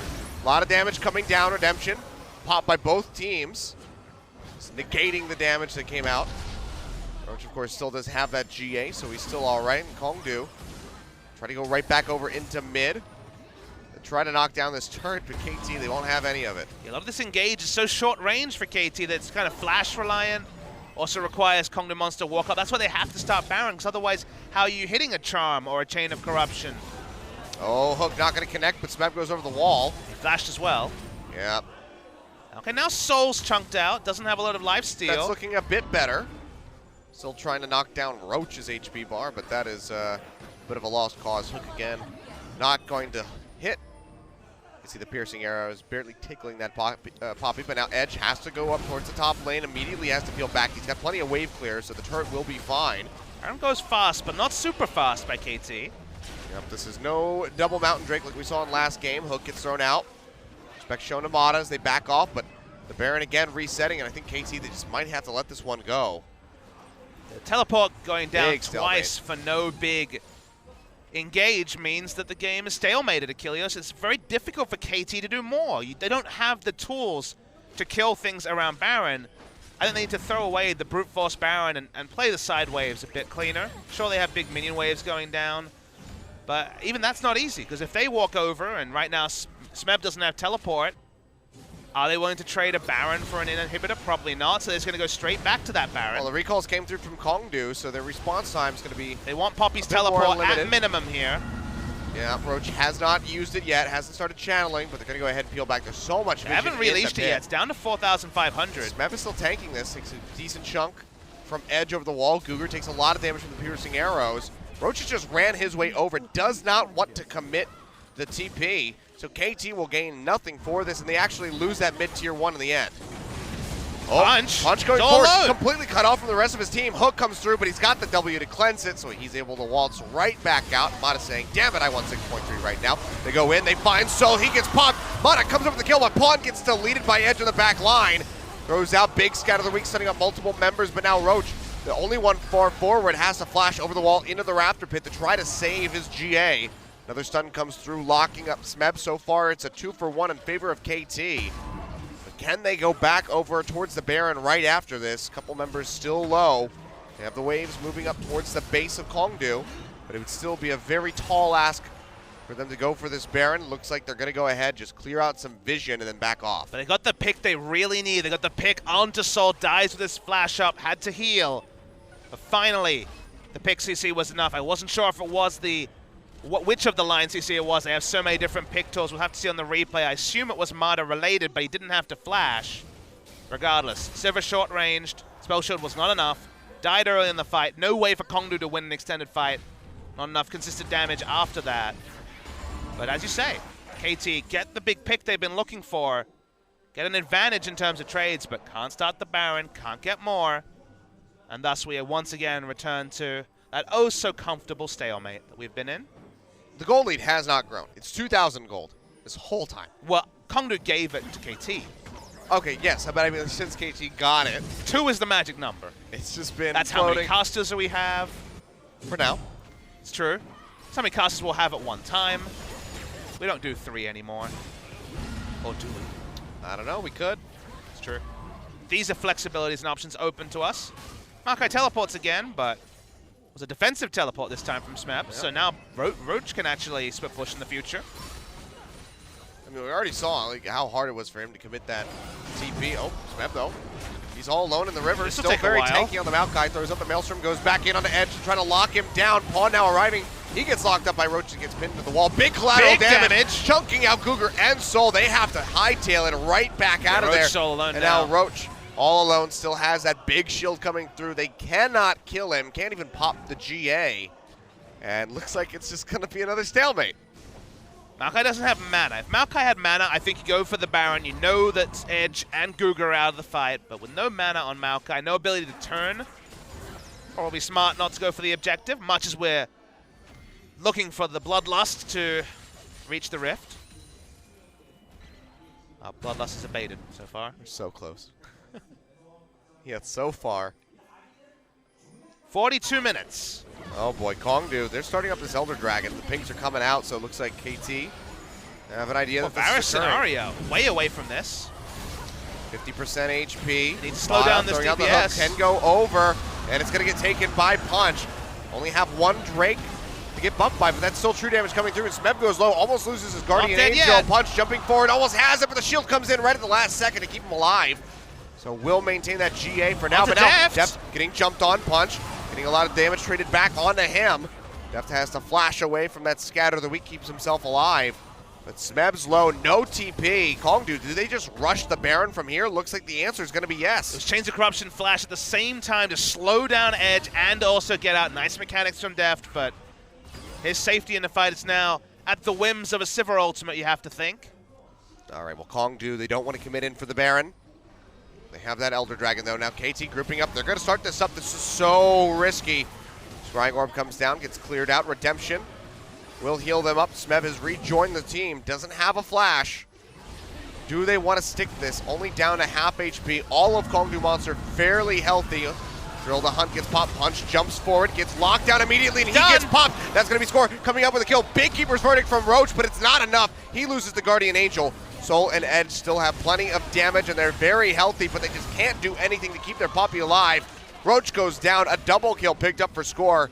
And with Smev as low as he is, they have to peel back. Still cannot go for this Baron, but KT finally starting to inch further and further ahead in these fights, coming up with kills, not losing members. And the big issue for Kongdu is that never is Sivir able to fight with their tanks because one person jumps in, and usually it's Sivir right next to them. Auto attack, Ricochet, count the auto attacks from Soul in this fight. So far it's 0. By the end, it's still 0.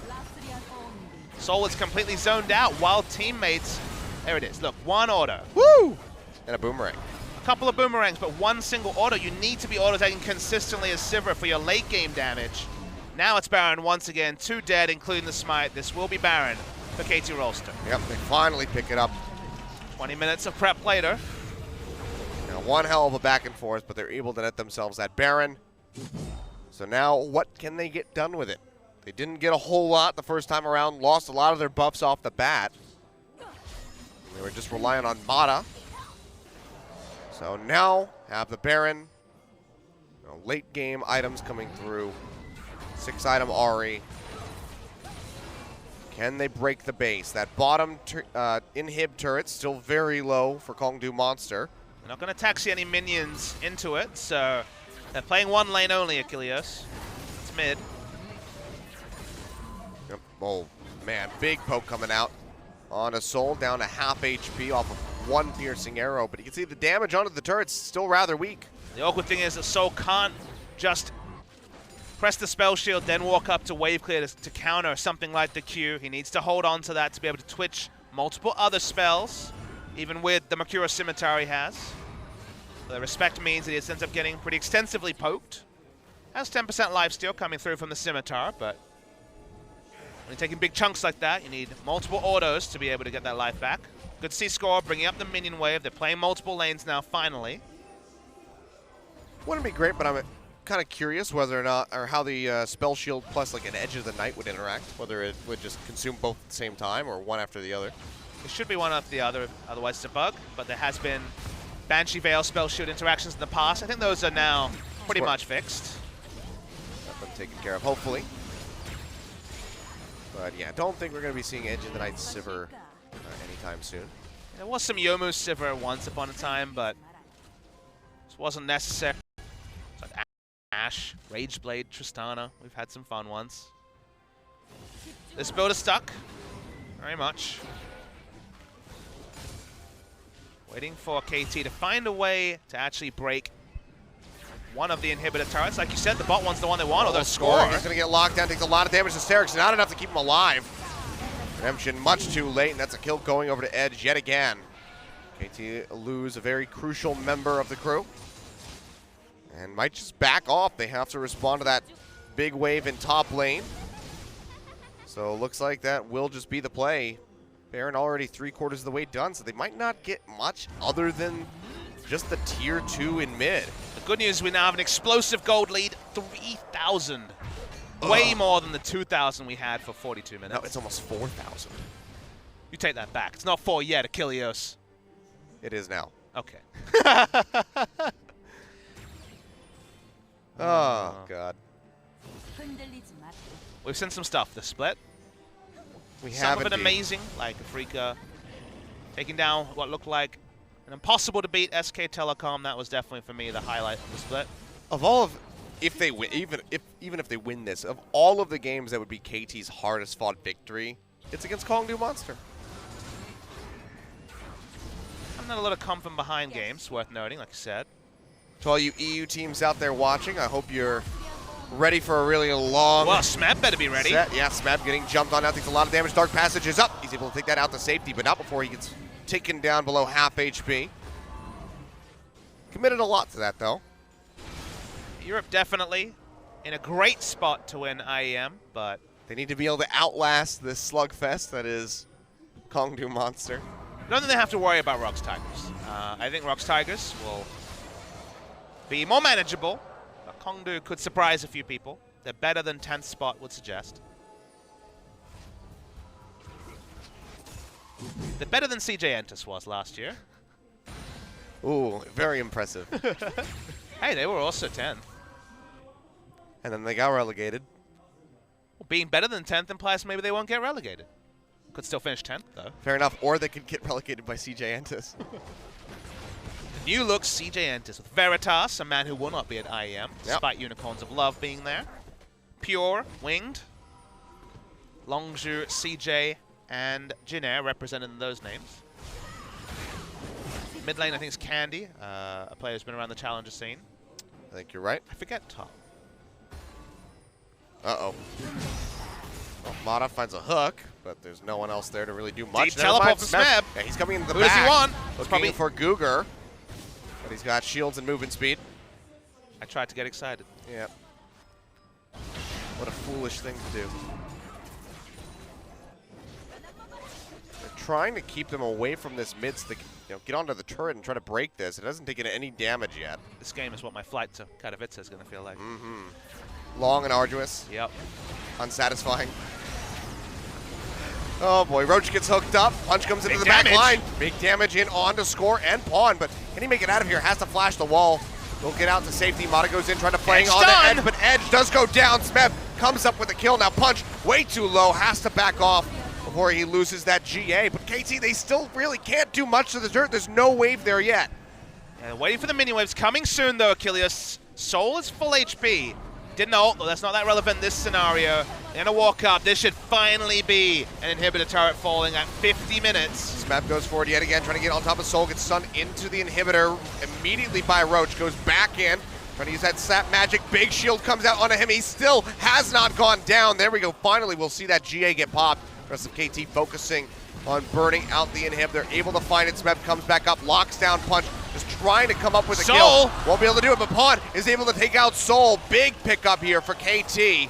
As two members go down, how long can they stick around? Edge is dead for 20 more seconds. There's no wave clear here, Achilleos. They might be able to do it. This is still so risky. Throw the hunt punch, wrapping around from the sides, trying to stay out of view.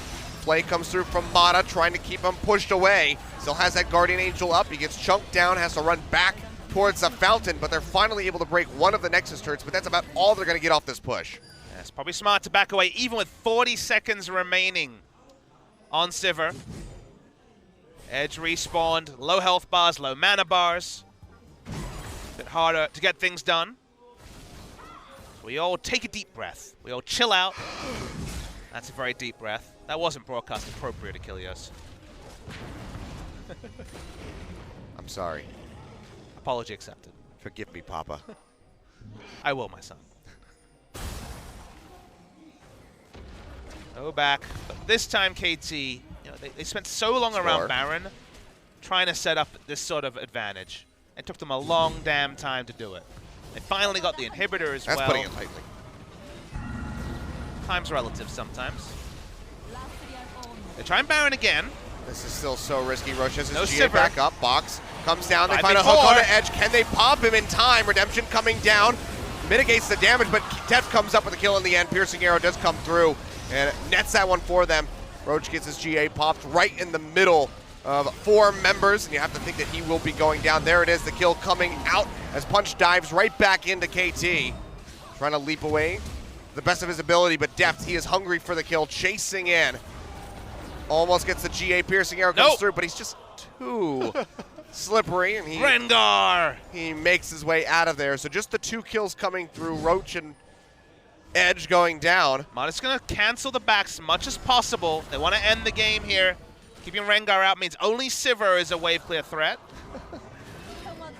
Mata really just trying to delay him as best as possible. Is doing a very excellent job so far. Last Nexus turret in their sight. Soul getting away from Smet, but he just can't really do much to stop these Nexus turrets from going down. Nexus finally exposed. 52.5 minutes. 53 just about to be on the clock. KT fishing for some final kills. They'll get a few, but they knock down the Nexus. They complete the 2-0, but if you're KT, you can't feel too great about that game.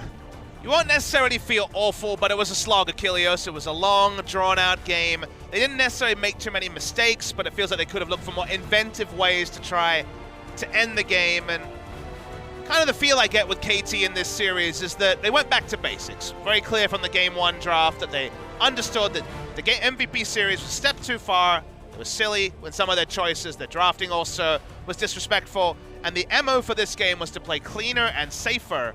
But in doing that, it seemed to stifle some of the things that make KT great. They were slow in a lot of the games to go forward. There were flashes of brilliance, but never the massive displays that we've come to hope for from KT. And if you are SKT watching at home, you don't really know what to make of this series when it comes to how KT will line up against SK Telecom in a couple of weeks' time for that Telecom War. Because of the 2-0, we can confirm both teams come in with nothing to separate them. Same game score, same match score. The only thing left to decide is head-to-head, and guess what? The head-to-head is decided on the Rift in the Telecom War. That it is. And that is going to be one exciting day, Papa Smithy. Still have a couple more good matchups to get through before we're able to worry about that one. Not that many. MVP Longzhu, Samsung BBQ. Both show some promise when it comes to affecting the standings. All I'm saying is that not long ago, it was day 1 of the season. We're like, damn, the Telecom War is going to be great. And now we're closer and closer. 3 match days away. And of course, next week's holiday. 4 match days, including tomorrow. But the holiday coming up soon, and really excited to see that matchup. That will be the next time we see SK Telecom and KT. They have no more first round robin games to play. Ironically, KT SKT ends the first round robin. We will also be bringing you Longzhu MVP to open the second round robin on the same day. That is March 2nd. Circle on your calendar. Yep. So not many days for MVP and Longzhu to re-prepare for each other. And now Kongdu, you know, not many days for them to prepare for it. It's going to be a long trip over to Poland. Don't know if they'll be on the plane with me tomorrow, whether they'll wait over to Monday, but next couple of days they'll be making the big international journey. They'll see some new stuff. I know KT and Score in particular watched some EU, brought the Ivern over, showed us some stuff. To me, EU has had some good innovations, so maybe the scrims will help Kongdu Monster. They will be the interesting teams preparation-wise. Everyone else in Korea going to be preparing against teams Challenger or LCK. Rox Tigers and Kongdu Monster will look to go international, get some new scrims, and perhaps find a way to come in with a rejigged hopefulness and play style come the second round robin. Yep. See though, fans coming out for Death's 4th anniversary. Able to pick up that 2-0 win, a bit of a rocky one, but a victory nonetheless. And you never know, could be our MVP here on the day, alongside Score from game 1. Well, he played Varus, so If we're giving it to damage numbers, I bet he wins, and he Hey, does! Look at that. He wins significantly, almost by 10,000 over top of Edge. Varus! This is where he shines on the damage to champions graph. Yeah. And I mean, you can see why Edge really wants to get his hands on this Syndra consistently. Did play quite well in game 2. It's weird. The cadence of Syndra with, at the start, everyone was corking into it and doing well. Didn't feel like we had great Syndra. Now Ian is exploding as a Syndra god. Deft will be the MVP. Only 3 Varus games in 4 match days this season because the bans have meant that Rengar has gone ahead into the picks and Varus has joined the bans, but he got through this time and Deft poked a lot of people, cleared a lot of waves, won the game for KT Rolster on his special day. Turns out that's all you really need to do to be good at Varus, but he will go ahead and enters a very massive tie for 4th place. Isn't it cool how we have Score, Faker, Deft, but also Max and Haru in the top 5? We've got a bit of a mix of big names and up-and-coming talent, as this league has proved to be this season. I've said it the other day, but you know, you told me that Max was going to be in the top 5 for MVPs in 2017. I would have thought you to be a fool, but he's had a really great performance, shown out some eclectic picks. But now we're going to take a look at Deft coming up with some nice arrows and some picks of his own with that Chain of Corruption. I didn't even know that Haru would be in the LCK in 2017, Achilles, so that's really pretty good surprising point. in its own right. Oh, dear. This game was bereft of much action. Tried to hype what we could, but there was not much. Well, Baron let's see. forcing for 20 minutes finally led to a Baron. I mean, just take a look at Deft here, just walking back. Hits him with an arrow. And he's gonna wait, and then Chain of Corruption, but he's already dead. You should just play-by-play replays. You're way better at that than normal play-by-play. More arrows. I want to see the This replay one was Mata. I want to see how Sivir died in the mid lane that one time. We didn't get that replay, unfortunately.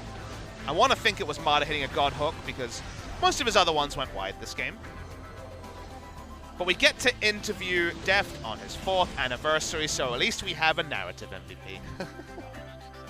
Very true. I'm sure that production can be happy about that one. So we're going to go ahead, throw it over to Joel for a translation on our MVP interview with Score and Deft. Take it away. Thank you very much, guys. We are here with KT Rolster, who pick up another 2-0 victory, this time against Comdu Monster. And we are here with the MVPs for today, Score and Deft, for the interview.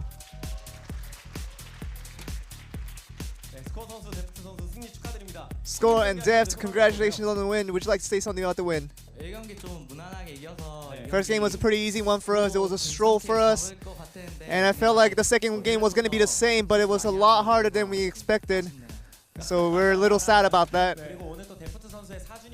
Deft, it's your 4th anniversary in your career today. And you got a win out of the reward. How do you feel?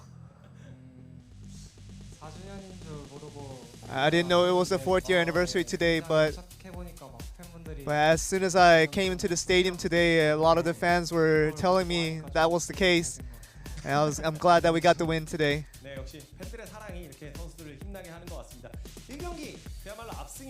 First game was a dominating game for you guys. And it was a very impactful start from the very first moment of the game. And I think it was a very decisive calls that you guys made in the early game. I think it was important that we got the ban pick phase exactly how we had planned it out. And that gave us a lot of confidence going into the early game and try to dominate from the start. And there was a lot of those bot lane and jungle synergy that you're talking about. I don't know if there's going to be a video highlight of that.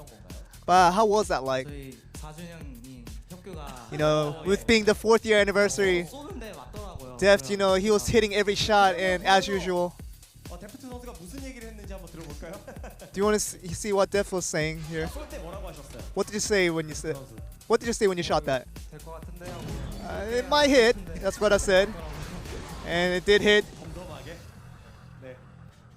정통으로 맞춰서 또 저기서부터 스노우볼이 아주 크게 굴러간 것 같습니다. 그리고 두 번째 경기 얘기하려면 진짜 많은 것 같아요. With the second game, there's a lot to talk about. Why did you go into that jungle trying to invade in that first game? In that second game? we felt like there might be we can get a pick off of that, but we didn't think that we could be smothered like that, and we definitely did. I think we knew as soon as we went in, and it was too late by then. Personally, I just wanted to go in there to make a little ward, put down a little ward, but I paid for that. 역시 그래서는 누구나 다 실수를 하는 것 같네. 그래서 확실히 데프트 선수는 그때 인베 과정에 있지도 않았는데. And Def wasn't even in that invade when you guys went in all together. And that really made it tough for you guys in the early game. 워낙 잘하기도 했고. 좀 어떠셨어요 게임을 하다? How was that, trying to pull back from that mistake? 바루스 대 11호 구도인데 제가 이제 라인에서 It's a Varus and Sivir matchup, and 쓰레쉬가 플래시랑 W를 찍고 왔더라고요. but I came in the lane not knowing what happened, but Mata came in with a W clicked on the level 1 and also having used his flash, so I couldn't have been aggressive as I wanted to. But Mata gave me the confidence that we're still gonna win the lane, and we did. 어떤 분기점이 되었었던 장면은 And the turning point for game 2 was 포탑퍼블을 결국 해내 그 장면이 아니라 that the race to the first blood turret, 어떤 선수가 중심이 돼서 오더 and who was the central to that shot calling to getting that to that winning to that race. 일단 시작은 경호가 좀 탑 쪽 너무 압박한다고 And we got a shot call that top was being overly aggressive, 원석이 데려가면서 and we picked up pawn and went in together to get the gank. 네. 네 그냥 뭐 잠깐 봐준 건데 And it was a situation where we just wanted to have a dive if we got an opportunity, and we got much more out of that. 아리가 잠깐 귀환을 눌렀다가 취소하는 장면도 있었거든요. And there was a situation where Ari was recalling, but it stopped the recall to join the team fight again. 네 그때 경호가 자꾸 이거 깨야 되는데 Sneb was telling us that we really need to hurry up and break this turret down. 빠르게 계속 치라고 And I think that's why Pawn stopped his recall and came back and joined us. 그래서 그럼 이어지는 얘기가 스맵 선수 마오카이가 또 전승 카드로 계속. Another thing that we have to elaborate on is that Smeb is still undefeated on the Maokai. 스맵 선수도 공격적인 것도 잘하죠. But he's good at his offensive champions for sure. But why does he keep playing Maokai? 공격적인 것도 물론 잘하지만 Of course, he's good at the offensive champions. 자체가 But Maokai as a champion itself, it provides so much stability and so much stable thatness that we can work around on. I mean, I got a 1v5 kill. I think he plays it pretty aggressively. That's fair. 그런 분위기인 것 같습니다. 그러면 경기 영상을 같이 보면서 We have another video clip that we can look at. 멋진 안타들이 정말 많았죠. There was a lot of very impressive team fights between the two teams. 아, 이때 조금 불안함을 느끼셨을 것 같은데 I'm sure you guys felt pretty nervous after that team fight. 일단 저희가 뭐 사상자가 나온 건 아니라서 Yeah, if you see right here, we didn't have any deaths 대치하면 at that team fight, 아직도 할만하다 이런 and we felt like we could continue on this team fight and start another one. 상대가 또 11이라는 후반 캐리력이 뛰어난 픽이라서 데프트 선수 You guys have to watch out that Sivir is a late game champion, and facing off against that should have been a lot of pressure to you guys. 픽 자체가 후반에 굉장히 좋긴 하지만 As you said, Sivir is a late game champion, very strong at the end. 제가 3탑 때 좀 딜러진한테 만약에 But I try to focus on the DPS champions more in the late game team fights, and that really paid off well. 저만 잘하자는 생각으로 All the only thing I had in my mind was, if I just do my part, we'll still win. 대표해서 팬 여러분들께 감사의 Score, would you like to be the one to tell your fans 네, 저희가 of your appreciation? 시즌을 남겨두고 있는데 Right now, we're awaiting our SKT matchup, and we're preparing hard, and we're just going to continue to work hard so that we can be as prepared as we can for the SKT matchup. Thank you. 네, 알겠습니다. And that's the end of the interview. Back over to you guys. Thank you very much, Joel. So yeah, prepared for that SKT match. Certainly what KT needs to be, because this was a pretty poor showing for them as their last match before they enter into that telecom war. So the decisiveness definitely needs to be stepped up. But still, KT, they do come up with that win. They do end up tying SK Telecom yet again at first place at the top of the standings. They hit the minimum expectation, which would have been a 2-0 victory. Like you say, the level of play from them in this series isn't where you'd hope it to be, but they have risen to opposition before. Perfect game over Samsung. The best indication, look at this. Equal first, no first and second. Equal first, head-to-head will be established in the telecom war that is now closer and closer. So job done, but more work to do for everyone. We all got to prepare. We got to prepare to Achilles. Got to nail that telecom war. There could be some people watching. We're going to have to do some vocal warm-ups. Get ready to yell a lot, I'm sure, because it's probably going to be pretty action-packed. Yodeling's the way to go, I think. Yeah, I will yodel my way. Yodel. I can't I got talk. worried. You couldn't say the word. It's been a long But day. tomorrow, Yodel. there won't be as much yodeling, but there may be some matchups. Jin Air versus Samsung. And the Tigers, who will be going over to IEM, actually end this week before the IEM break, taking on the BBQ Olivers. So even a single game win for them there. Kongdu couldn't get one. Yeah. Let's see if the Rocks Tigers can show something, because their last one was a very poor performance. I mean, and that just reflects, you look at Mickey's face at the end of those games, and you just kind of have to feel for the guy and for the rest of the team, because it's just been rough stuff for them. Awkwardly, the previous series they lost, Mickey was the best player, but couldn't quite get it over the line. He didn't play very well, but nobody did in that last series they played either. So yeah. So rough stuff from them. They still have a couple more games to go before the end of the round, but we'll have IEM between them, so hopefully that gives them a bit of practice, up against those EU teams to try to bring that back in, because they do have to play against Jin Air at the end. And you and I have a don't break. want to have to lose against Jin Air. And you and I have a break from this LCK thing. March 1st, our first match day back, so will be our last OGN match day for February over at the Gangnam Stadium tomorrow. And then please watch Intel Extreme Masters next week. We'll see if Kongdo or Rocks can make an impression. There's still going to be a group stage, not just going to be one and done in terms of elimination. So they've got a lot of ground to make up on the other teams in LCK, and going international. Staying in Korea hasn't helped them, so going international, maybe that'll be kind of what they need to improve. Yeah, it seems like the stage is set for Europe to have a European victory in Poland, but, still have to get through the Flash Wolves as well, so we'll have to see how those guys fare, because last time we saw them, IEM Oakland, was a bit of a toss-up between them. Tried to beat UOL, didn't really come up with that victory over the Unicorns, but, they've gone back into the practice chamber. They could maybe come out here and have a very good performance at IEM. So I'm looking forward to see what all the teams bring to the stage. So if you guys miss us, you can get half of us with Papa Smithy over at IEM next week. So be sure to check that out. As said, for now, we will see you guys after an extended break for that telecom war coming up in a second. March 1st. Look forward to it. All right. Have a good one. We'll see you then.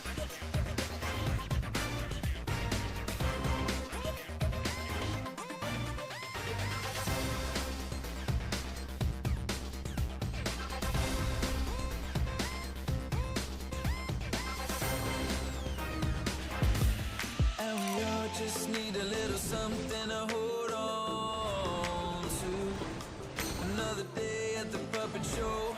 Now I'm heading back.